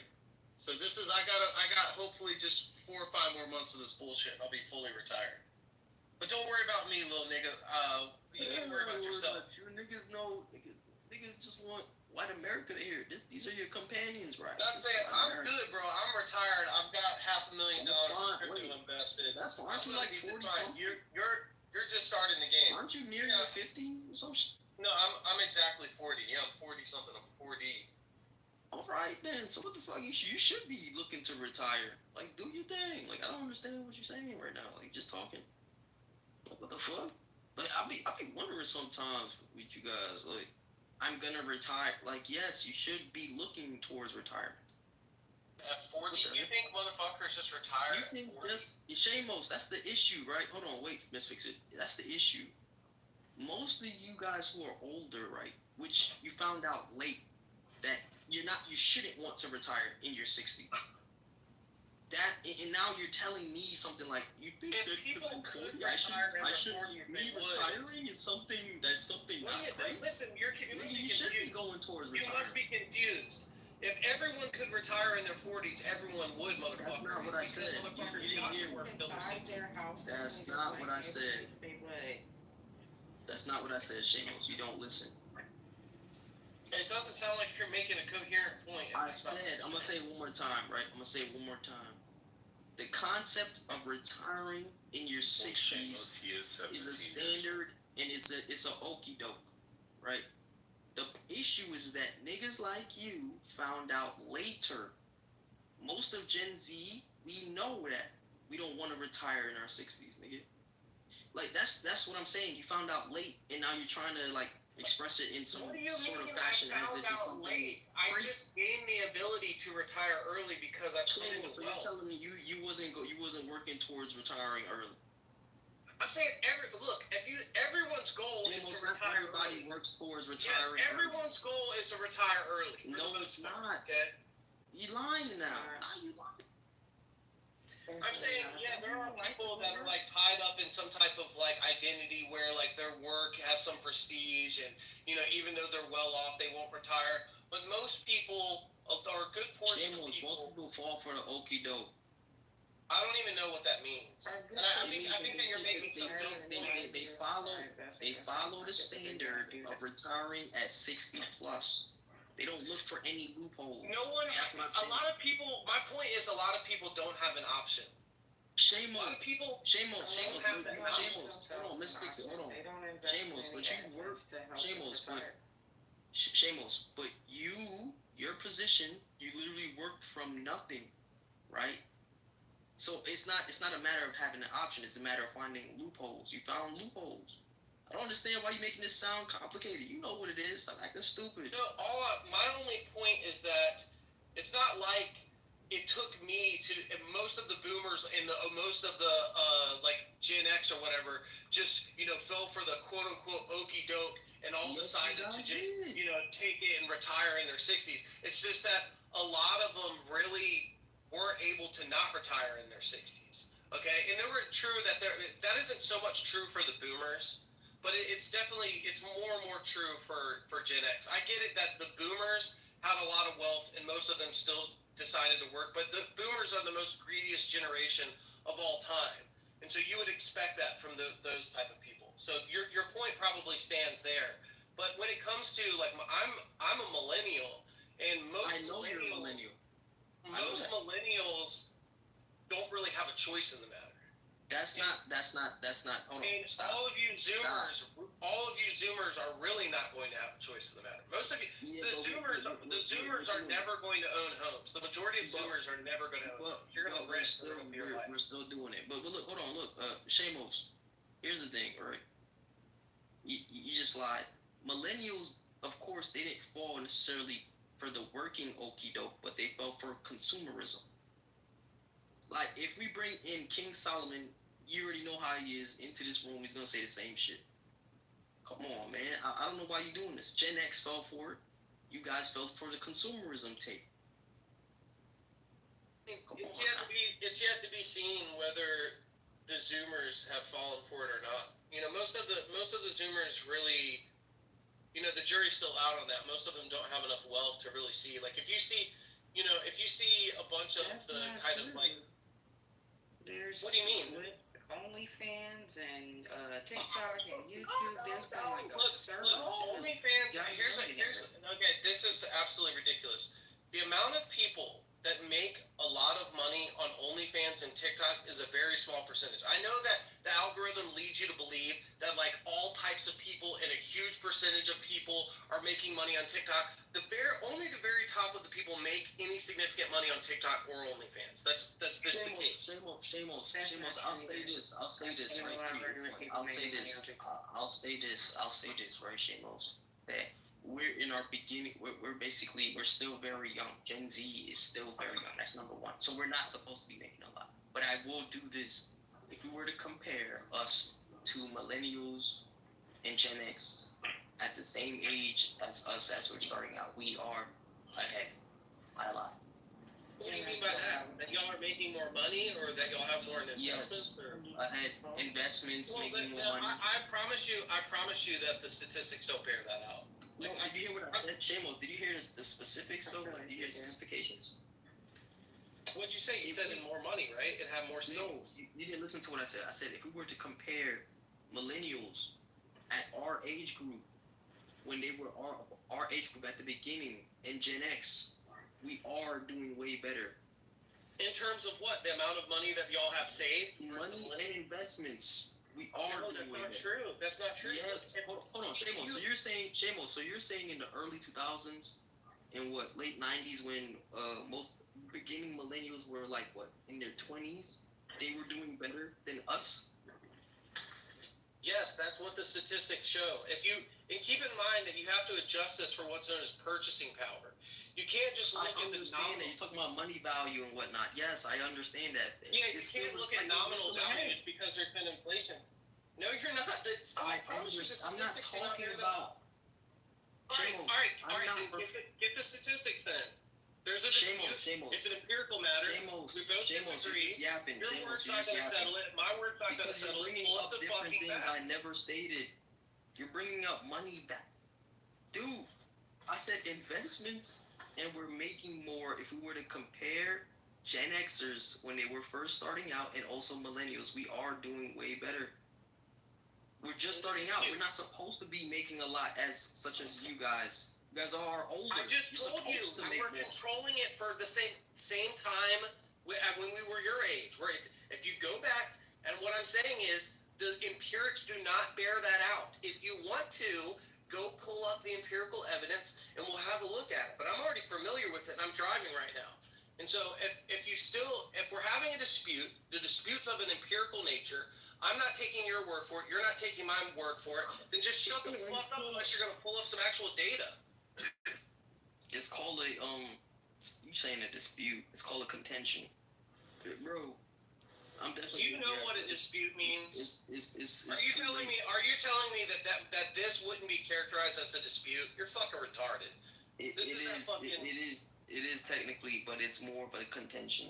This is my contention. That sounds like some like little semantic squabble for you to try to sound smart, but you're not making a point. I'm not making this a semantic squabble. What are you talking about? Do you know what a semantic squabble even is, dumbass? Yeah, when you argue over the definition of words. Wordplay. No, it's when you argue specifically over the definitions of words. I literally just said that. I literally just said word games, wordplay. So this isn't a dispute over the definition of a word? Nigga, I made my statement and I left it at that. What are you talking about? What do you want to do? I'm just saying it sounds like you're just nitpicking now and reaching. You know? Nobody's nitpicking. I made my statement and I left it at that. What's the problem? Alright, whatever you say, dude. Exactly. Like, dude, bro. I mean, you're the one bringing up little bullshit points like this isn't a dispute. Talking to your goofy ass.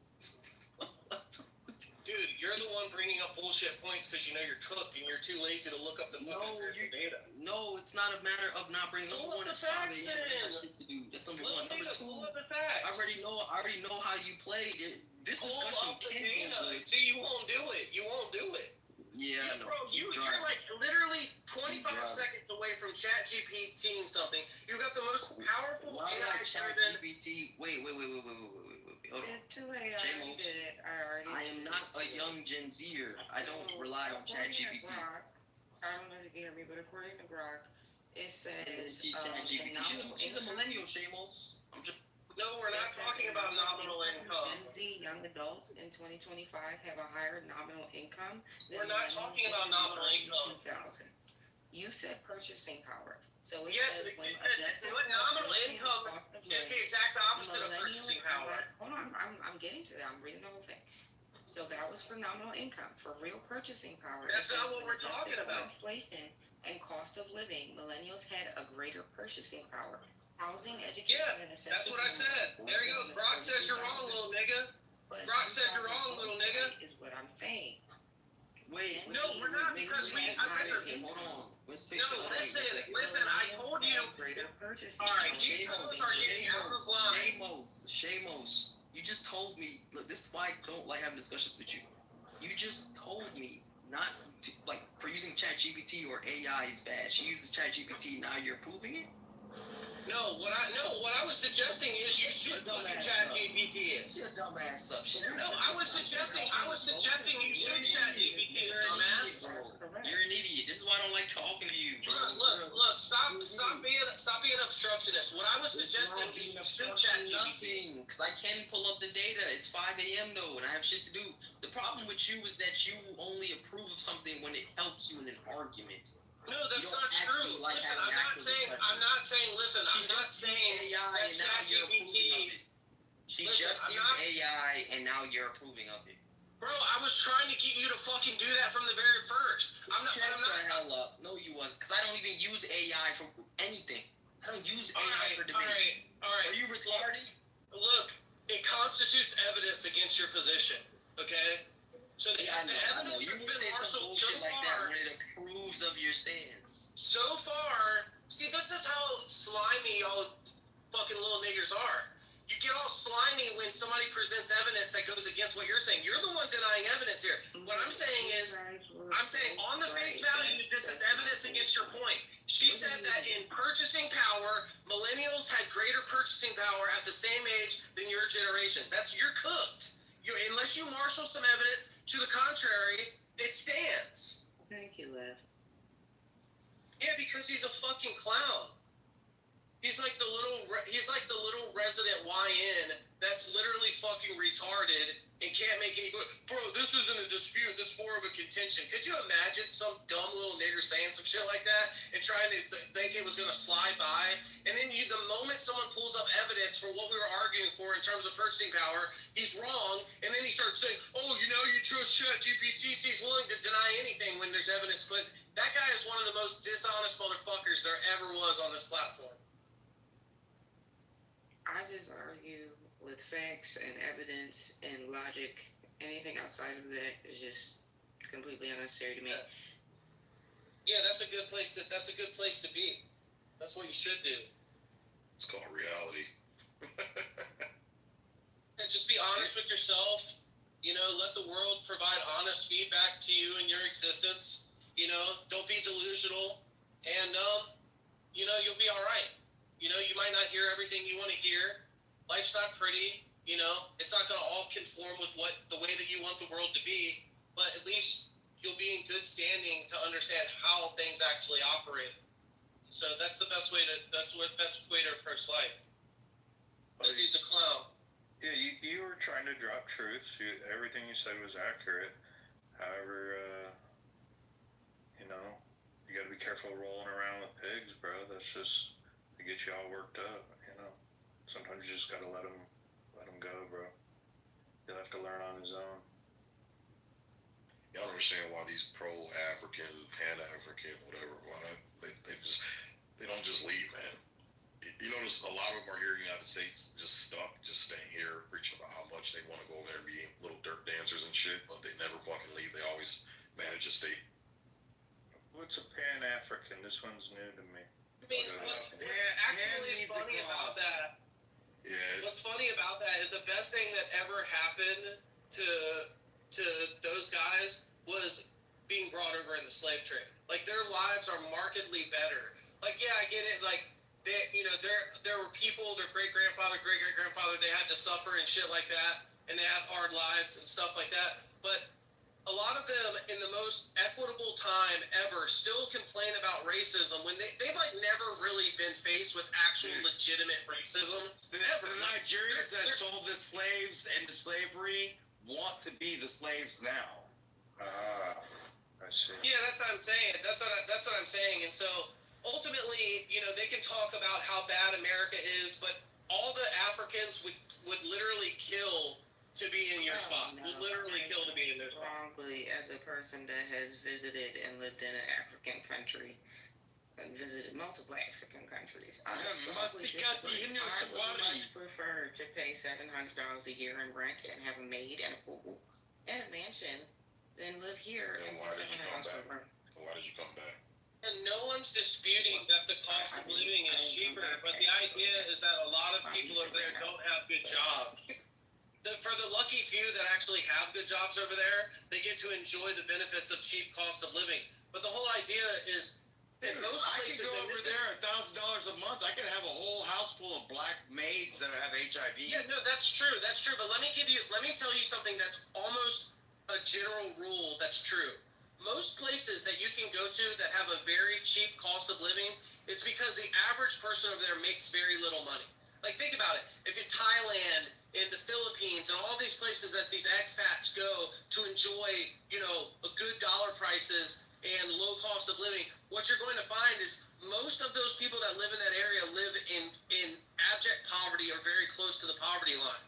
And in very, very, bad, unsanitary conditions. I don't think you understand the poverty line. I grew up in South Georgia, redneck, poor motherfucker, and when I went to Iraq, I understood what the poverty line really was. I don't think most Americans even understand what poverty is. Well, that's not what I'm claiming. I'm not claiming. What I'm saying, I'm talking about places like Thailand and the Philippines. So it sounds like the point just went straight over your head. I've been to Thailand and it's very clean there. I haven't seen any dirty running. Yeah, it's very clean in the tourist areas and stuff like. Actually, even then, it's not very clean. I wouldn't consider that very clean, but it's probably about as clean. It's probably close to about as clean as some of these Democrat-run large cities in San Francisco and shit like that. So that's probably true. But if you were to go out in, for example, I could show you video in the Philippines where they live basically in mud flats, and their houses are on stilts, and most of the water, the bodies of water there is just full with their feces and their garbage. They don't have anywhere else to put it. It's absolutely disgusting. And India is like that too. Go look at India and how much garbage they have in waterways. It's absolutely insane. And India is far more rich and more developed than a lot of these places like Thailand and the Philippines. And so what my point is, and I think it still stands, that the places that you're going to go where you're going to find cheap cost of living, the only reason why that's true is because most of the people who live there are living in poverty and don't make a lot of money. So my point is that for you saying, they can have $700 a month, live in a badass house, have maids over there in Nigeria, that's true for the people that have 700, make, 1,500 or close to $2,000 a month. Most don't. Okay? So for the very few. A year over there. What's that? I said it's $700 a year over there, and that's for the luxury area. The way that it's set up in Africa, you're absolutely right. In those areas that are slightly cheaper, there is a lower cost of living, therefore people make less money. But you have to understand the tax that we pay just for living in America in general. Everything here is 3 times as much as it is everywhere else. So even if it's a lower cost of living, the hood is like you said, uncomparable to here in America. So when you live in the hood over there, it's actual poverty. That's real people actually living off the land. Okay, do me a favor. I'm driving down the road. If you got Grok open, do me a favor. In the Grok, put median income for someone in Thailand. The median income in Thailand, okay? And then in Grok, put what is the median income of someone in America? Okay, and now you're saying you're conflating multiple regions of currency. You know that if you make more than $35,000 a year, you're in the top 1%, or I'm sorry, the top 10% of the world. Yeah, that's my whole point. But it's relative though. No, but I'm making a relative point. Listen, you don't even understand the point that I'm making. Her claim was that over there, everything is 3 times cheaper, and over here, everything is 3 times more expensive. But what I was going to show her, it may be 3 times cheaper over there, but it's 3 times harder to get it. Listen, let me make the point, because it sounds like you're confused. You don't understand. If you're I've been to Africa. Have you? I don't see how that's relevant to what's being discussed right now. That sounds like a red herring. Nice try, though. Nice try. Very little effort. Where have you been in the world to understand? What does that have to do with the point that's being made right now? You're geo-economical understanding. Where have you been in the world? So if I haven't traveled, is the point wrong because I haven't traveled? Because that's ridiculous. That's a fallacy. That's a logical fallacy. Go there and live there and be amongst the people to understand how their All right, just look. I'm driving. What's the median income in Thailand? What's the median income in Thailand and what's the median income in the United States? And if you're arguing that everything is 3 times more expensive here, I would argue that the median income is going to be more than 3 times. And we're going to make like 10 times more. The median income is going to be like 10 times more. And then so you're making 10 times more money, but things are like 3 times more expensive. Okay, so overall you're making out in the deal being over here. That's why everyone wants to come here. There's a reason why the U.S. has the most robust capital market on the entire planet. Okay, it has literally the most robust economy and one of the highest standards of living in terms of median income than anywhere on the planet. There are places that are slightly better, but it's one of the best, and that's why so many people and migrants want to come to America. Okay, Yeah. and So real quick, Shay, the median income in Thailand, if you exchange it with U.S. currency, is about $8,900 US. Okay. What's the median income for the average American, or the median income for an American? Give me a second, let me punch it. So 8,900. Let's just call it 9,000. That's actually quite a bit higher than what I thought. But I still think the point's going to stand.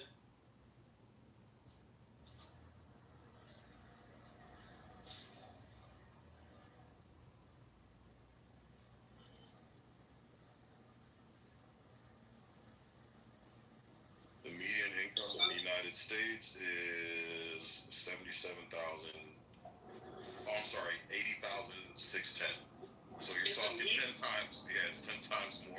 Okay, that's also higher than I expected as well. But assuming that's true, because I'm like I said, I'm assuming that's true. Hey, Shay, that's household. I'm sorry, 42,000. Oh, okay. Well, the average is like 38 to 45, depending on. Hold on. It won't matter as long as the fact. Hold on. It won't matter as long as when he was citing the median income for Thailand that it also was for household. Was that true or not? No, Thailand was individual, but yeah. Okay, then do individual per American so that it's. Yeah, individual per American is 38 to 48, depending on your ethnicity, culture, and region. Sir, hold on 1 second, bro. Calm down. It's 42,000. Shay. Okay, so 8,000 compared to 42,000. So it's basically like 4.5 times more. And so assuming that even what she was saying is right, which I'm not saying that she's right, but even if things were 3 times more expensive over here, you're still making out in the deal by making 4.5 times more money. So it's still better to live here. But you're not. So I mean, making 4.5 times. No, it's harder to work here. It's a lot less. It's a lot less money here. It's 7 times more money in Thailand. Well, now you're just changing the claim. So no, I mean, I'm literally reading all that I'm Right. disputing is earlier you made the statement that things over there are 3 times cheaper and over here they're 3 times more expensive. Okay, well if that's true, a lot less money to afford a lot higher things. They make less money, but they also have to afford cheaper things. So their purchasing power is a lot larger than ours, even though they make less money.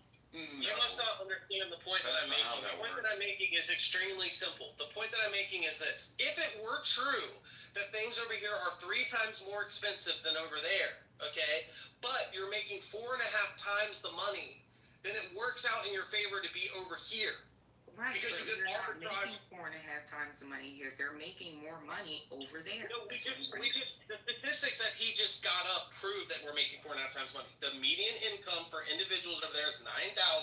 The median income over here per individual.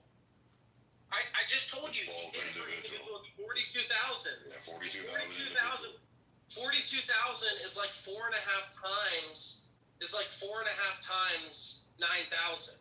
And if you're over the $35,000 a year mark, you're in the top 10% of everybody in the whole fucking world. Well, that's irrelevant to what we're discussing now. I mean, so thank you. Actually, I think it's quite relevant. It's alarming how dumb some of these people are online. It's literally alarming. You wanna talk about $460 trillion worth of commerce per year, and you want to act like you don't know how it works. I'm just saying it's literally alarming how dumb some of these Doc, people that's are. not what they're talking about. Just be quiet sometimes. You don't have to chime in from every single time. Just sometimes sit back and listen. I mean, listen, this doesn't have to be some like shit. It's like a fucking ignorant fucking nigger that fucking doesn't know how to shut the fuck up when I'm talking.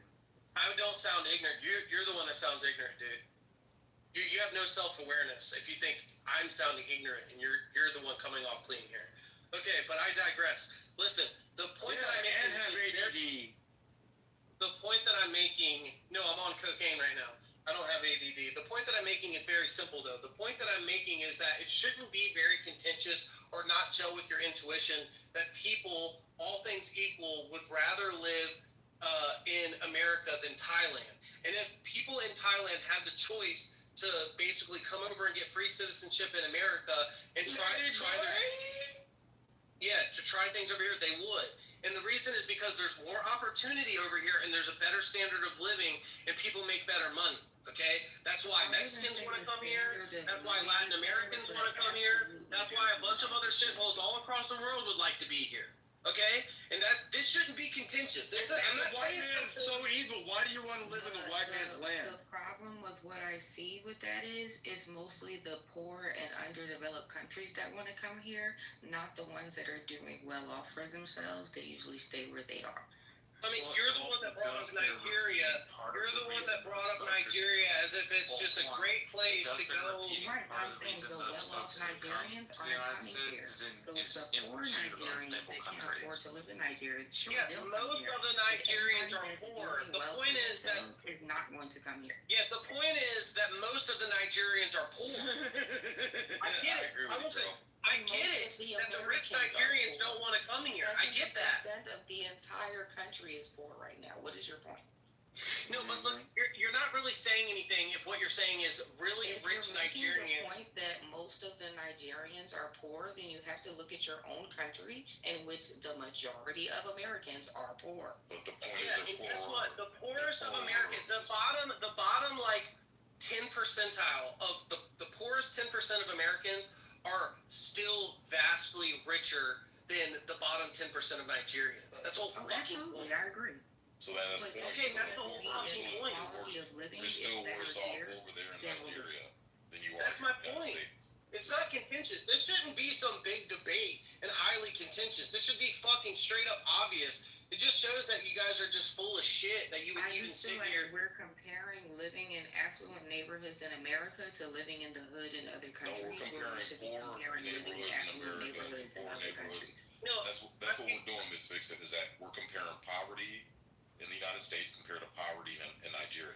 The poverty is still worse in Nigeria than it is in the United States. Much worse. I agree. What about Brazil? What about the favelas? What are we referring to? I don't understand. Like, are we just comparing, like, who's the fucking poorest of us all? Like, mirror on the wall, who's the poorest of us all? Whose ghetto is the ratchetest, like, just chill, bro. I'll explain to you how we got here. I'll explain. Hey, I know you ain't talking to me like that, Stick. You're being annoying right now, so bye. Go sit down in the kitchen, go make a sandwich, bye. Go ahead, Shay, you got it. The way that we got here is because I was basically saying that, the poor countries in Africa and other places like that are, a lot worse off than living in the U.S. And her response to me was, actually, that's not the case, because in Nigeria, for $700 a month, you could literally live like a king and have a maid and have a nice house. And see, I didn't deny that. I didn't deny that you could live really good in Nigeria for $700 a month. It's just that the vast majority of people don't make anywhere close to that. So what you're basically saying is a very small, very lucky minority of people are able to live well in Nigeria, where most of them live absolutely like shit. And my point was that, okay, cool, a very small privileged percentage of Nigerians live in relative wealth and are able to make enough income to enjoy the cheap cost of living, when an absolute fuckload of them live in worse poverty than you've ever seen in your life. And what I was basically saying is, on par, stone for stone, poor against poor, bottom percentile against bottom percentile, you would rather be poor in America than you would rather be poor in Nigeria. You would rather be the median person in America than you'd rather be the median person in Nigeria. You'd rather be in the richest 5 percentile in America than be in the richest 5 percentile in Nigeria. So stone for stone, each way that you look at it, you would every single strata, it would be better to live in America. I can agree on the poverty level. I can't agree on the level of affluence that they have. So, like, their level of luxury is a lot different than ours. Their level of affluence is a lot different. I agree completely on the poverty. There's no comparison in the poverty in Nigeria than it is here. However, like someone else was saying, if you take that same $35,000 you're making here and go over there, you will have a significantly better life. You will not be living in poverty anymore. So the poverty level goes down.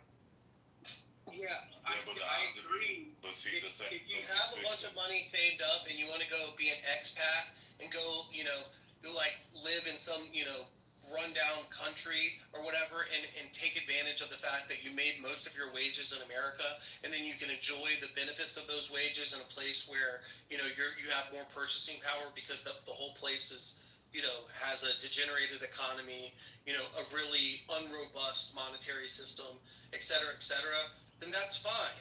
But what I'm saying is, ultimately, unless you have a bunch of money saved up, it's not something that you can just go over there and do.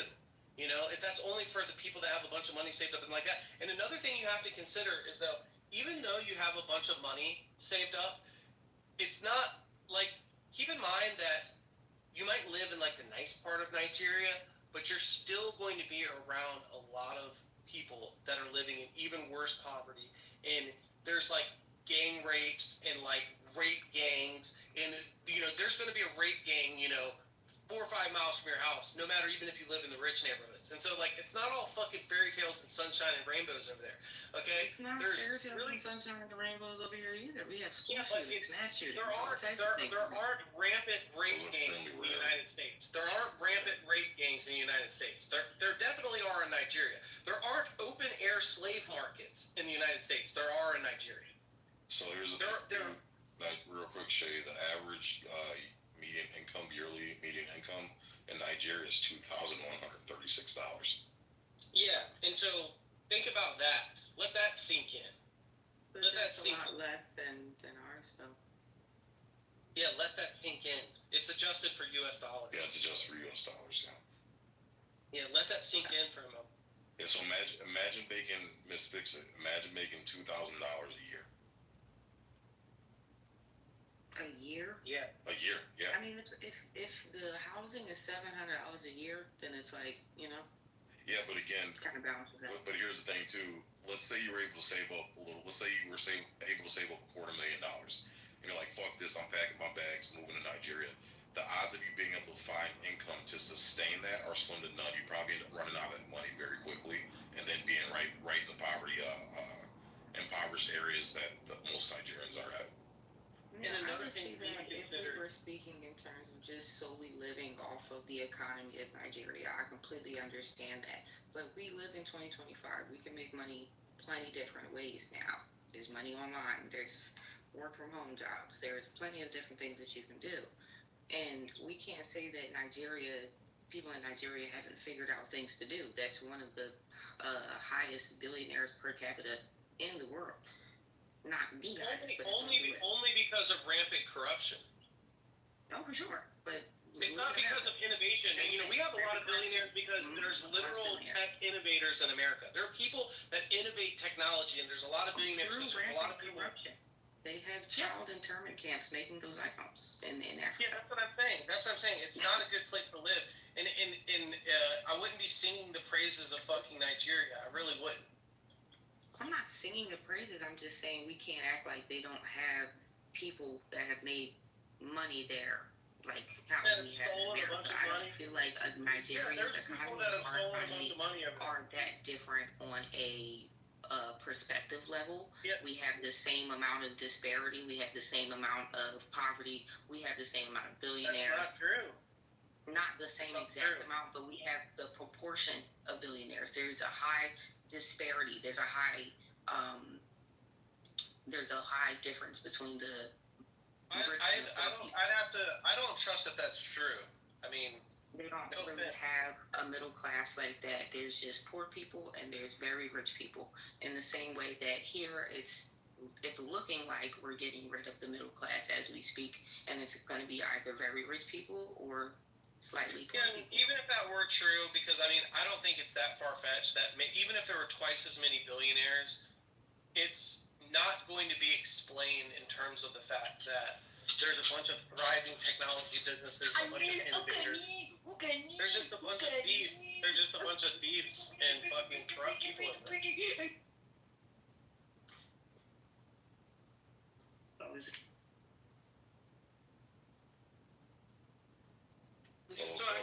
just saying, be happy that you're in America. A lot of American blacks like poo-poo on America, and they're always talking about Africa as if Africa was a shithole. Your tribe was conquered by another black tribe, and they sold your ass into slavery. It's the best thing that ever happened to you. They literally wish they would have been the slaves. Their lives are shitty. Your lives are great.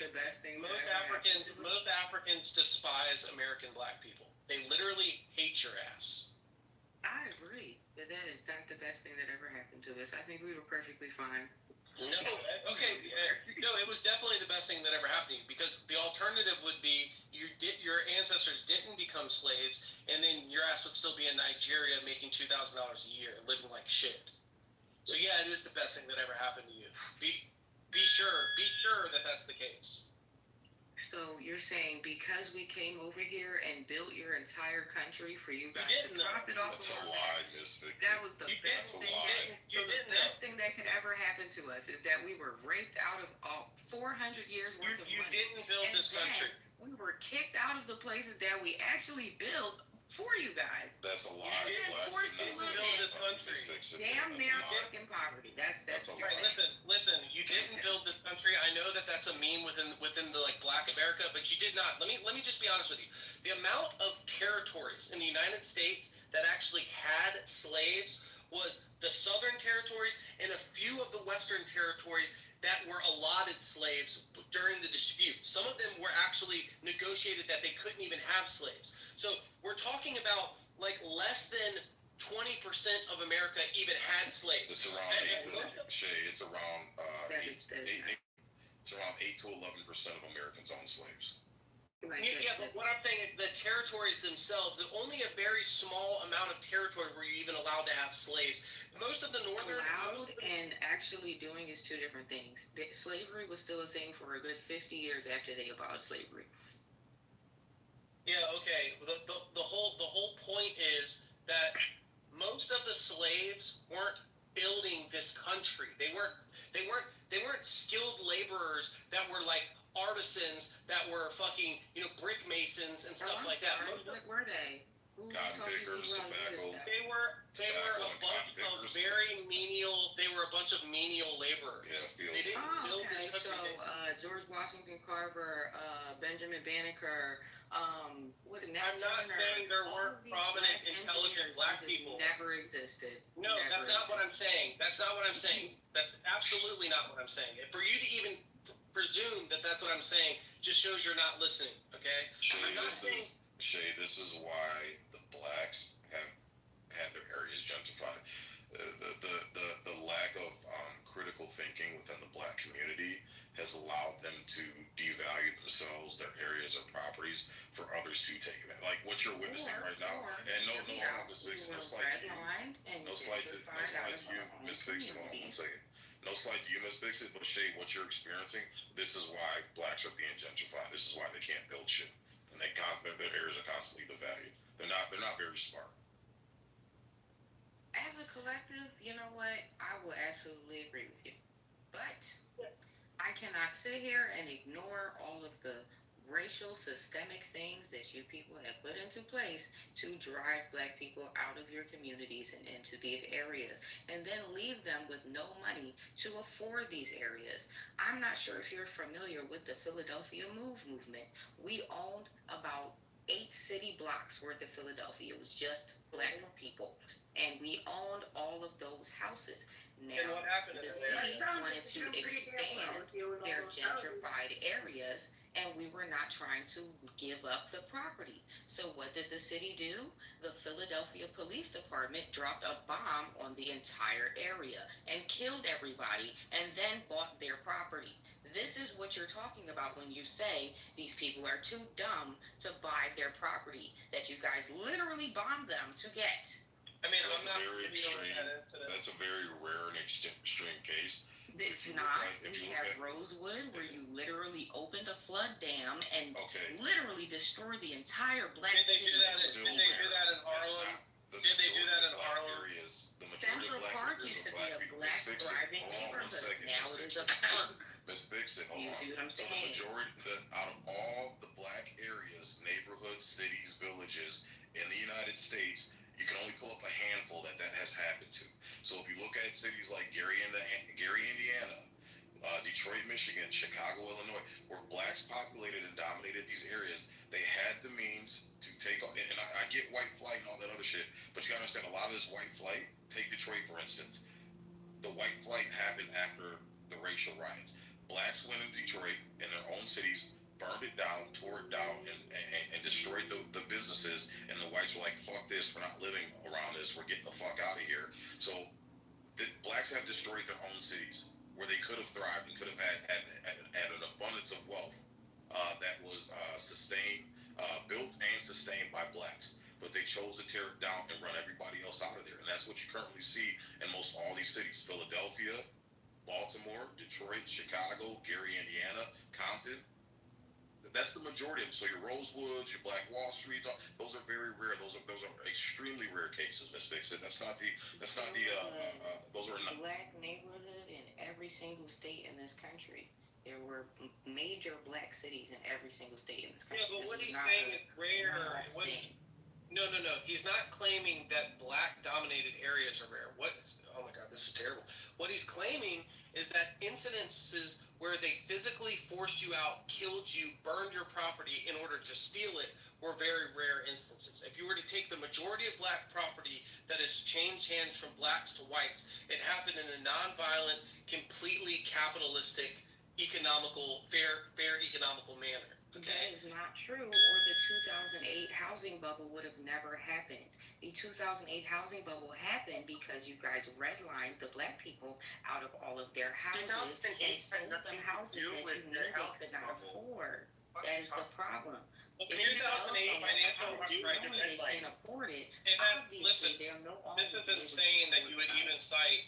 This is crazy that you would even incite that the 2008 financial crisis was all a big ploy to steal a bunch of black property. The 2008 financial crisis happened because the entire mortgage and banking system was severely over leveraged, and they had lowered because they gave these houses to people that could not afford them. You're missing that part. But no, I'm not missing that part. That's what I'm getting to. The whole point is that it was completely over leveraged, and they had basically relaxed a bunch of the standards for who should, and they were giving loans out to pretty much anybody, regardless of the risk adjustment and regardless of their credit scores. And the reason why is because there were created what's known as perverse incentives for the bankers to do so. Okay, and another thing is that the bankers knew at that time that they were too big to fail, and that if they actually failed, it was likely that there was going to be a bailout. And so if you tell people that you'll make a bunch of money and the upside is potentially unlimited, but if you fuck up, the downside is actually capped because the government's going to step in because they're going to bail you out, then you incentivize them to take massive risks. And it wasn't any ploy to fuck over the black community. It just so happened that the black community and a lot of white community was collateral damage in this. It wasn't a ploy that was designed. Why did they specifically target the black community for these loans? Why did they have They didn't specifically minority loans for these loans? They didn't specifically target the black community. They literally targeted anyone because the standards were heavily relaxed and they That's weren't not very true. They incentivize people to live in opportunity zones, black places where people live, That's not places true. that were underdeveloped, black communities. They incentivized. They made these houses cheaper. They gave you more money. They paid for your closing costs. It just so If you happens buy that these cheap houses areas. And coincide then with these black black people communities are generally buying these speaking. areas knowing that they're over leveraged and they won't be able to afford the same house in 10 years. And Okay, then so looking whose at those fault same is black that? people like, why didn't Let's they buy fix the it. house? That's not Okay, fair. and that's the whole point. Like, look here, I bought a house in 2007, and it was super easy to get my loan. But guess what? I bought a $150,000 house, something that was well within my financial means to be able to pay for and take care of. I could have gotten a loan for way more than that and bought a house for way more than that. But I understood that if I took on that type of debt, the risk of me not being able to pay it would be great. So therefore, I didn't go above and beyond my means. So why are we holding these people accountable to their own that action? information that the risk would be too much. They don't teach those in public school education. Okay, then that's There is their no, fault.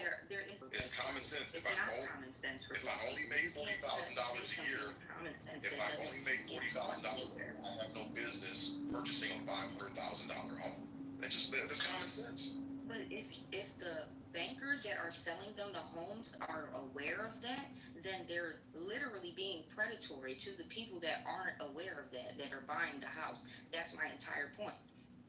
See, this is the point. This is why you niggas are never gonna get anywhere, because you blame everybody else. Take some accountability. Motherfuckers are always gonna try to oversell you. I'm not one of those niggas that don't Yes, take you're accountability. arguing for them. I am the last nigga that you will see not take accountability. You But what I'm you're saying arguing is, for them. Most of your arguments are you not taking accountability. Most of your arguments are you actually not taking accountability. Let me explain to you by going back through some of your arguments. Oh, we would have had a bunch of property if white people didn't burn it all down and steal it all. Oh, we would have had a bunch of property if predatory bankers didn't engineer the 2008 financial crisis to bankrupt a bunch of black people and steal their land. Every one of your arguments is literally... Are any of these inaccurate, though? Are any of these inaccurate? Yes. You said rare, you said not really, but are they inaccurate? My point... That is my point. I never said anything that was wrong. No, my point is that every single one of your arguments is you not taking accountability. It's all the same. I feel the It's same way about you. That's what I'm saying. Every single thing I say is, oh, well, that doesn't happen that much. Oh, it doesn't happen all the time. Oh, it only happened 5 out of the 10 times. Like, there's no accountability from you guys. Whatsoever. Sure, we do slavery, but that's not that bad. You're better off. Like, where is the accountability from you guys? No. Black people are some of the people that are the most unaccountable people. They never ever take responsibility for slavery, but we're unaccountable. Why would anyone still alive need to take responsibility for slavery? Because you're still benefiting from it today, currently. No, right now. Listen. Only a very small minority of very wealthy white people even had the privilege to own You see slaves. how The majority everything goes back to only a very small or only this many, but somehow all the black people are still messed up. Because their parents saw it. The black people are messed up. The black people are messed up because they don't invest in their communities. And literally, the black people were on track. And what's actually funny, and I think this is one of the most important points that I do make when I talk about this stuff, is that if you go back and you look at black communities, black families in the 40s, 50s, and 60s, okay, what you'll find is they actually had a lower divorce rate than their white counterparts at that time. Black families in the 40s, 50s, and 60s had a very strong family unit, and they had cohesive kind of like black society. That was it, and it was a lot more healthy. No, let me explain. Before you cut me off, let me explain. If you go back and you look at pictures of black families in the 40s, 50s, and 60s, they're extremely well dressed. They're going to church. They might not have the best clothes, but they wore their best, and they weren't all thugged out, blah blah blah, wearing chains and stuff. They were wearing top hats. They were basically like a wholesome idea. And then what happened is the 70s, 80s, and 90s. What happened is black culture the cultural ambassadors of the black community started promoting things that actually were extremely harmful to black people. The main thing, and this is what Kanye West speaks up about, I think it's a very important point, is that rap culture and all the cultural ambassadors in the black community that are actually side by side and promoting rap culture. If you look at all the athletes that made money, they all promote rap culture. If you look at most of the black comedians and entertainers, they all promote rap culture. And what you'll find out is that rap culture is harming the black community. What does rap culture tell you? Rap culture tells you you're not valuable unless you buy a foreign car. Rap culture is telling you you're not valuable unless you wear Gucci and Versace, all these foreign Italian designers. You're not valuable unless you go get a bunch of diamonds on a chain and stuff, which the Jewish jewelers are upcharging you like crazy, and diamonds have artificial scarcity and they're not worth shit really compared to the upcharge of it. And so what they're doing is the culture is telling you to invest in a bunch of depreciating assets that in the long term you lose money from. Okay, they're not. If the black cultural ambassadors who had the reins on the black culture said buy stocks, buy property, buy this stuff, and that was what everyone was going on and doing, it'd be healthier. But they're telling you no, go buy a bunch of shit. Agree. Yeah, What you're missing is the deconstruction of the black community that the white people perpetrated. You have to understand, we were not always like this. We were a threat as a family unit. When we had a mother, a father, and kids in the house, we actually could come together and plan things and invest in things. And there was a male leader in the house that people would listen to. But what happened to that betrayed their whole society. What happened to that was we had our low-income people be subject to new rules, such as there is not allowed to be a two-parent household in the home anymore. Therefore, if you're not married, your counterpart, your child's father could not live in the house anymore. Right, but this it wasn't. means But they are no longer allowed in the house. Let me explain to you, the black women, this is a major point. There's two ways that could have gone.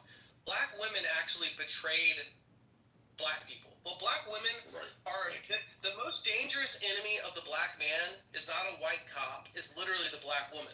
The black woman basically sold the black men, kicked them out of the household for government checks. Now, there's two ways the black women could have responded to this. One is you say, hey, they're not going to give it. Hold on, listen to what I'm saying. There's two ways that black women could have responded to this. One way is you say, get out of the household, or they're not going to give me my government check. I'm kicking your worthless ass out. Okay? Or two, you could have said, let's get married. Let's get married. And then the whole thing was, and if you get married and raise a family and get a good job and provide for the kids and stuff like that, there's another way that you could have responded to it, okay? But what you decided to do is take the easy way out and then kick all the black men out. So what happened is then you created a generation of fatherless children that were raised by females and who are financially illiterate because they don't have the evolutionary experience. This is because of the same systems that you guys perpetrated. The black women up until the late 70s could not even own their own bank account. That's not true. That is so not true, Miss Fix-It. That is a lie. When were they able to own their own bank account? You understand? Your grandmother had her own bank account. These women had their own money. Have you ever heard of Madam C.J. Walker? If that was the case, how did Madam C.J. Walker become the first black millionaire? They didn't even have bank account back then. How did Madam C.J. Walker become the first female millionaire? A pimp, and she made cash. Okay, so then if black women allowed to have bank accounts, how was she able to make it then, Ms. Fix-It? She was a pimp. She wouldn't have had the opportunity to be able to. She took money from homes out, and she bought a bunch of business. Let's just chat GPT it, because I have a sneaking suspicion that doesn't sound right to me. This is crazy, man. This is fucking nuts. Yeah, I mean, it's like a bunch of lies and fairy tales the black community would tell each other that because we got women running this shade. This is indicative. Shay, this is indicative of female behavior. A bunch of fear, a bunch of Ross before But the CIA literally came to a random black kid in the middle of Compton and said, "Hey, here's these drugs, sell them to me." Okay, but he's still, again, Miss Vixen, what you're missing, random shit that they made what up. you're missing, Miss Vixen, is the lack of accountability. The accountability for the CIA getting the black people hooked on drugs? Hey, don't overtalk me, woman. Just chill. We can have the conversation. Just chill, but don't try to bulldoze through me. It ain't gonna work here for you. Y'all been bulldozing through me all day. No, we've been having a conversation. You just been full of shit. And what you're displaying right now is exactly what happened when black women took over in our community. Just dumb, retarded, making no sense, no logic. And you guys run our community, and this is why our community is defunct. But what I'm saying is, a choice to be made. Even with those systems in place of, hey, you can't have a man in the home. They weren't grabbing you by the throat and forcing you into these housing projects and in these impoverished areas. They weren't doing it. They weren't forcing you to rely on the government. They actively made a choice, just like the crack cocaine epidemic. What you just hold on, Miss Vixen, real quick. Just like what you just brought up with the drugs. You still had a choice. If someone offers me drugs, I still have a choice to say, you know what, I'm not going to take this and poison my own community and cause more detriment to my community. Another major point, Sig, is if you go back in the 50s and 60s, blacks had lower divorce rates than their white counterparts. And so what you would find is back in the 50s and 60s were like the height of Jim Crow. Those were like actually oppressed black people. Actually black people that faced real fucking racism, not this fake ass crybaby type of racism that you think that you've experienced. These people were in the height of Jim Crow, drank out of different water fountains, were not served at white West restaurants, were sitting in the back of the bus, and they had higher fucking marriage rates and lower divorce rates than their white counterpart.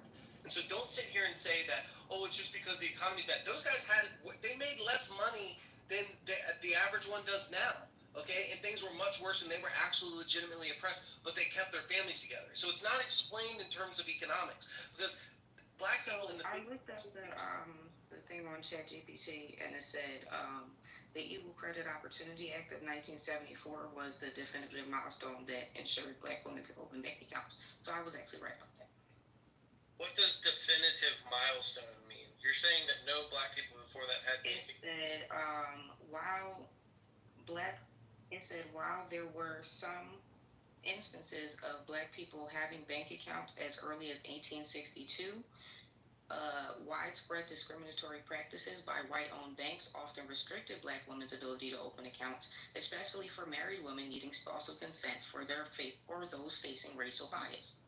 So what I was saying was, it was very hard for black women to live independently by themselves. And by kicking the black men out of the home, getting them hooked on drugs, or forcing them into some type of violent activity to provide for their family, you are essentially deconstructing the black household.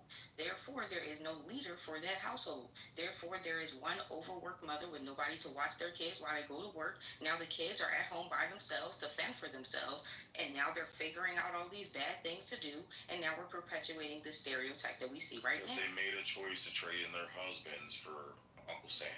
That was not a choice they made. They didn't have a choice. They literally didn't have a choice in that. Then please explain the process of how they were forced, grabbed by the throat and forced in that position. Please explain. So the people that were living with their husbands were immediately told that they could no longer live with their husbands. Their husbands were no longer allowed to live in the home. They therefore had to figure out how to work for themselves. They had to go and find a job or something, some way to provide their own income. And their husbands are now homeless on the street. That's not how. They get addicted to something else. This is insane. This is actually insane. You should be ashamed of yourself. We can chat GPT this. We can. No. Listen, let me explain to you. We can chat GPT. You should be ashamed of yourself, and I'm going to correct you, and then you'll understand where you went wrong. They didn't say that your husband can't live in the house. What they're saying is if you have a husband and y'all basically have a certain income, that's a two-parent household, and then you have a certain type of income, then you don't no longer qualify for those benefits. Okay? And so the point is they're not saying that, look, we'll give you free money if you throw your husband out on the streets. That's preposterous that you would even insinuate that. You should be ashamed and embarrassed of yourself. The point is that The point is, no, you said that they had to kick their husbands out and make them homeless in order to qualify for the thing. The thing is yeah, if you had a husband and he had a job and y'all had incomes that were over and above the level that it qualified for the assistance, then you no longer get the assistance. And another thing is, if you claim to be a single mother, but you actually had a man living in the house with you, then you weren't technically a single mother in the sense, because they were giving you money benefits based on the fact that you were the single earner and the single person in the household to like do household duties, and you had X number of dependents. But if you were misrepresenting that fact, that you actually did have a guy in the house and he did have an income and he could help with watching the kids, then you didn't qualify. Okay? And so they were just making sure that if you were saying that you're a single mother with this many dependents and you have this amount of income, that you were actually truthfully representing that. It's crazy the things that you just said. You literally ought to be ashamed. Out of all the crazy, and you said back to back crazy shit for the last hour and a half.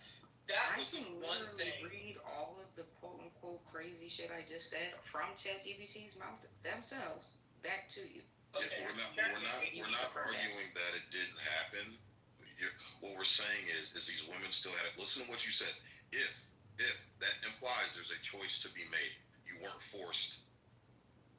You So have to understand if you chose to go this path, this is what it was, and that's out of your own mouth, Miss Fix It. So there was still a choice. This is where the lack of accountability comes in. Yo, Shay, this is when you have a 70% single mother rate, and this is a narrative that's being passed down to black children. This is why we have the conditions we have. That's my point. If you look at my profile, if you click my profile and read it, and I've had this in my profile for like ever since I've been on Clubhouse. One of the if you look at my profile, it basically says there's a lot of things that I basically put all of my views and things I'm interested in, and I told you I'm a men's rights advocate. And another thing I say is allow black fathers the right to return. What I am a big strong proponent on, that one of the most important things, not just for the black community, but for all of America, one of the most important issues for all of America is we have to bring the black fathers back to the home. It's so important. It's like, and the thing is, the black women are not our allies here. They are our enemy. Okay, the black women are the one that caused this. You have to understand how we feel, though. Like we've been abandoned. Fuck your feelings. Talk about your feelings. No, what I'm saying is the men need to make a coalition. I'm willing to, as a white man, to join with my black fathers arm in arm, and we create a coalition of men's rights, because we can't trust you. I don't give a fuck what you say. You're the one that betrayed the black men. You're untrustworthy. I don't care about you. Black men, though. Yes, you are. The incentive. Why are we blaming it on the people that made the choices and not the people that gave them the choices? Because you were the ones that made the choices to take that bullshit handout. But if they would have gave them better choices to make, don't you think they would have made better choices? Because once the government gets involved, you guys took the bait that the government gave you. Do you understand that whole? Do you understand that whole? That wasn't even the main factor. Miss Fix It, do you understand? ChatGPT, it says the economic shifts and the deindustrialization. Miss Fix It, do you understand the whole paradigm shift in the 60s? Miss Fix It, do you understand the whole paradigm shift in the 1960s between Lyndon B. Johnson and Barry Goldwater? Why they started offering black women that bait? Do you understand why? That whole paradigm? Because of the deindustrialization, there was no more factory jobs. These men that were in these households no longer had jobs. There were no. You haven't even done your research, man. You haven't even done your research to understand why all of that took place with that election. While I'm talking to you. Okay, do you understand that racism was dying? The Democrats needed racism to stay in power. When did it ever die? Shut the fuck up for 2 seconds and I'll explain it to you, because clearly you haven't read and done your research. So do you understand? Do you know who Barry Goldwater is? No. Then you don't know, ma'am. This is all part of the factor on why you had the Great Society Act, why the Democrats started shifting away from making themselves look like they weren't the racists and the arbitrators of anti-racism and wanting to be black people's friends. Do your research, man, and maybe you'll have a better understanding of why this shit comes into play. So,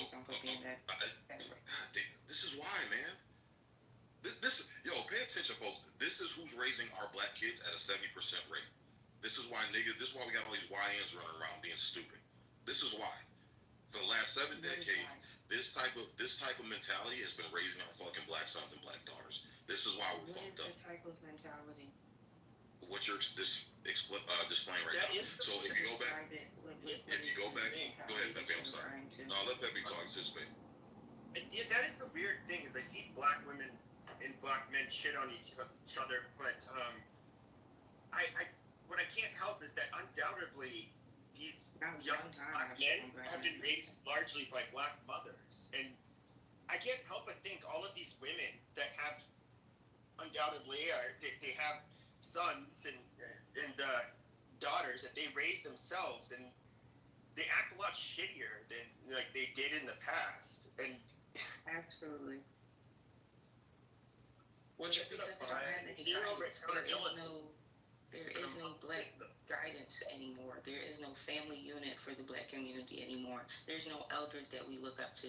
There's nobody that we look to for moral support or anything like that. And like he was saying, because of this stereotype that we're perpetuating with the rap music, it's only getting worse. We're only promoting things that are hurting the black community.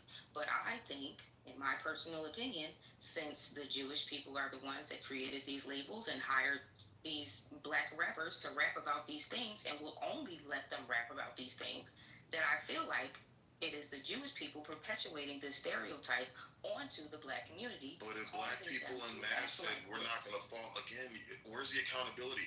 They're not grabbing black people by the throat and making them do it. We still have a choice. It's not about that, but you have to understand how propaganda works. You are attacking their subconscious. I'm fully aware of subconsciously making them more likely to do the things that you want them to do.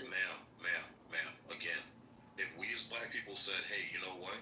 We see a group of people who's exploiting us, we can come together collectively and say, hey, we're not going to fill those roles. We're not going to take those roles. That was the whole Martin Luther King movement.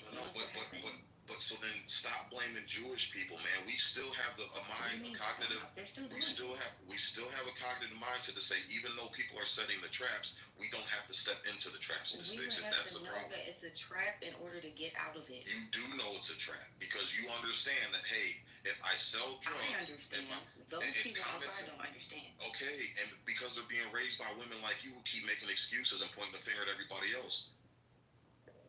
I personally don't feel like victim blaming is the answer to anybody's problems. I feel like if both parties would take equal accountability, then we could both move towards something together. But instead, the predators, the perpetrators, would like to blame the victims and say, oh, victim, I know we just hurt you multiple times, but just get up, brush it off, figure it out. Glorilla, Sexy Red, Chief Keef, Lil Durk, all these motherfuckers could actually say, hey, you know what?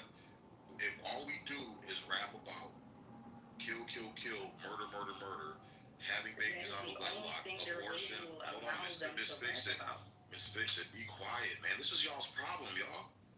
Shut the fuck up. Black women, just shut the fuck up and listen to a black man that's trying to give you some fucking science.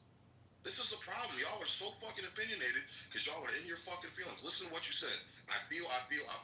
Nobody gives a fuck about your feelings. We're talking about the real here. I can speak on my personal opinions. I can't. And that's the point. It's not about your personal opinions. It's about reality and how the real world works. You guys look through this selfish egotism. This is a problem. When you have a group of people raising entire multiple generations of children, and all they can look through is their selfish, egotistical lens, these are the problems that come up. The world is bigger than your little feelings and your little lens, man. That's the fucking problem. And what does that mean? Are we supposed to ignore all of the things that we went through and act like they did not affect us? No, what it means is if you're unversed in something, you're not well versed in something, and you don't have the history or the understanding or life experience, then sometimes shut the fuck up and let the more experienced person lead. Well, once I find that more experienced person, because if a damn sure ain't you, I will do that. But until then, I will read from ChatGPT or Google and read the actual statistics instead of listening to biased opinions. Okay, so let's start with this. If you want to talk about the political paradigm shift that got blacks into the position to where these black women fell for feminism and fell for the bullshit Great Society Act.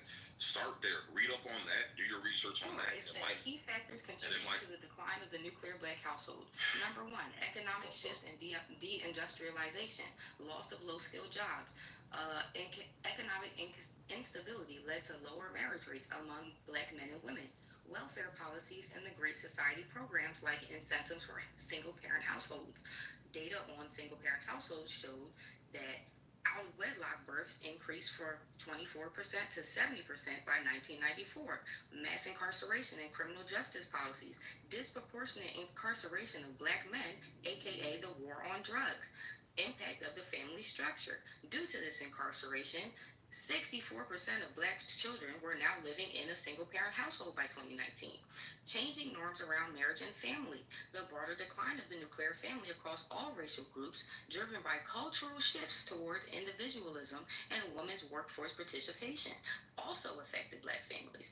The Moynihan Report and Stigma from 1965 said the black single mother households described it as a tangle of pathology, basically saying that black families, hold on, I'm trying to read. It says black families did not want to address systemic issues. Rather, they would rather rely on these social programs. So now we have a bunch of people relying on these social programs. We have the fathers of these children, they're all in jail, or they're all in the gangs, or they're all doing something illegal because they lost their factory jobs. And for some weird reason, none of this ever affected the black household because they could have made the choice to do something else. All right, I'll let you go on that soliloquy. Now shut the fuck up, mute your mic, and hear me out. So, what you said, yes, is a piece of the puzzle, but it's not the full fucking puzzle. And that's what I'm encouraging you. You got to that's where I'm asking you to show me what the rest of the puzzle is with actual real information and not your... Go down to the kitchen because now you're being disrespectful. I just sat there and let you run through that whole fucking bullshit. And I asked you to be quiet while I respond. You're the fucking problem. You exactly are demonstrating what the fucking problem is. Dig a little bit deeper. It goes deeper than that. Shay, understand racism was dying in America. Or not Shay, but what's her face? Racism was dying in America. This is why Barry Goldwater started getting more people to recognize, hey, it ain't about fucking racism. The government is the one that's fucking you over. And more people started getting smarter and realizing, hey, you know what? This man's fucking right. And he started gaining traction. And the Democrat Party started losing fucking traction. Because the racism was what was keeping the Democrat Party alive. That party was built on racism. It was promoted on fucking racism. But people started getting smarter and said, hey, you know what? Maybe it ain't about race. Maybe it's more about class and the government fucking everybody over. So what they have...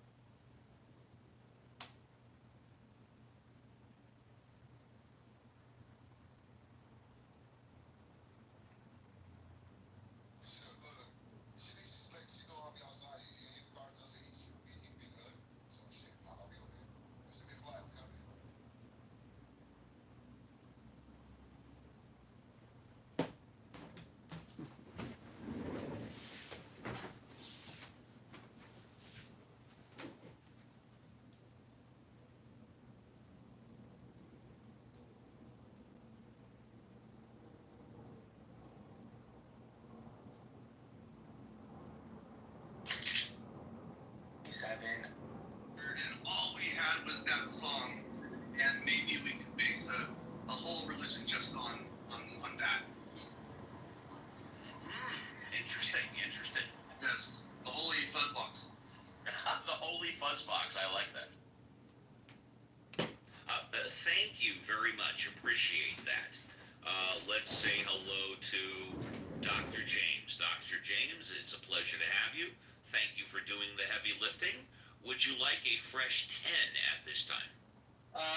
Let's see what happens. Good morning, everyone. I have gobs of news that's been accumulating from the week. A lot of this stuff I'll probably end up talking about in the rooms that I run Monday through Friday, but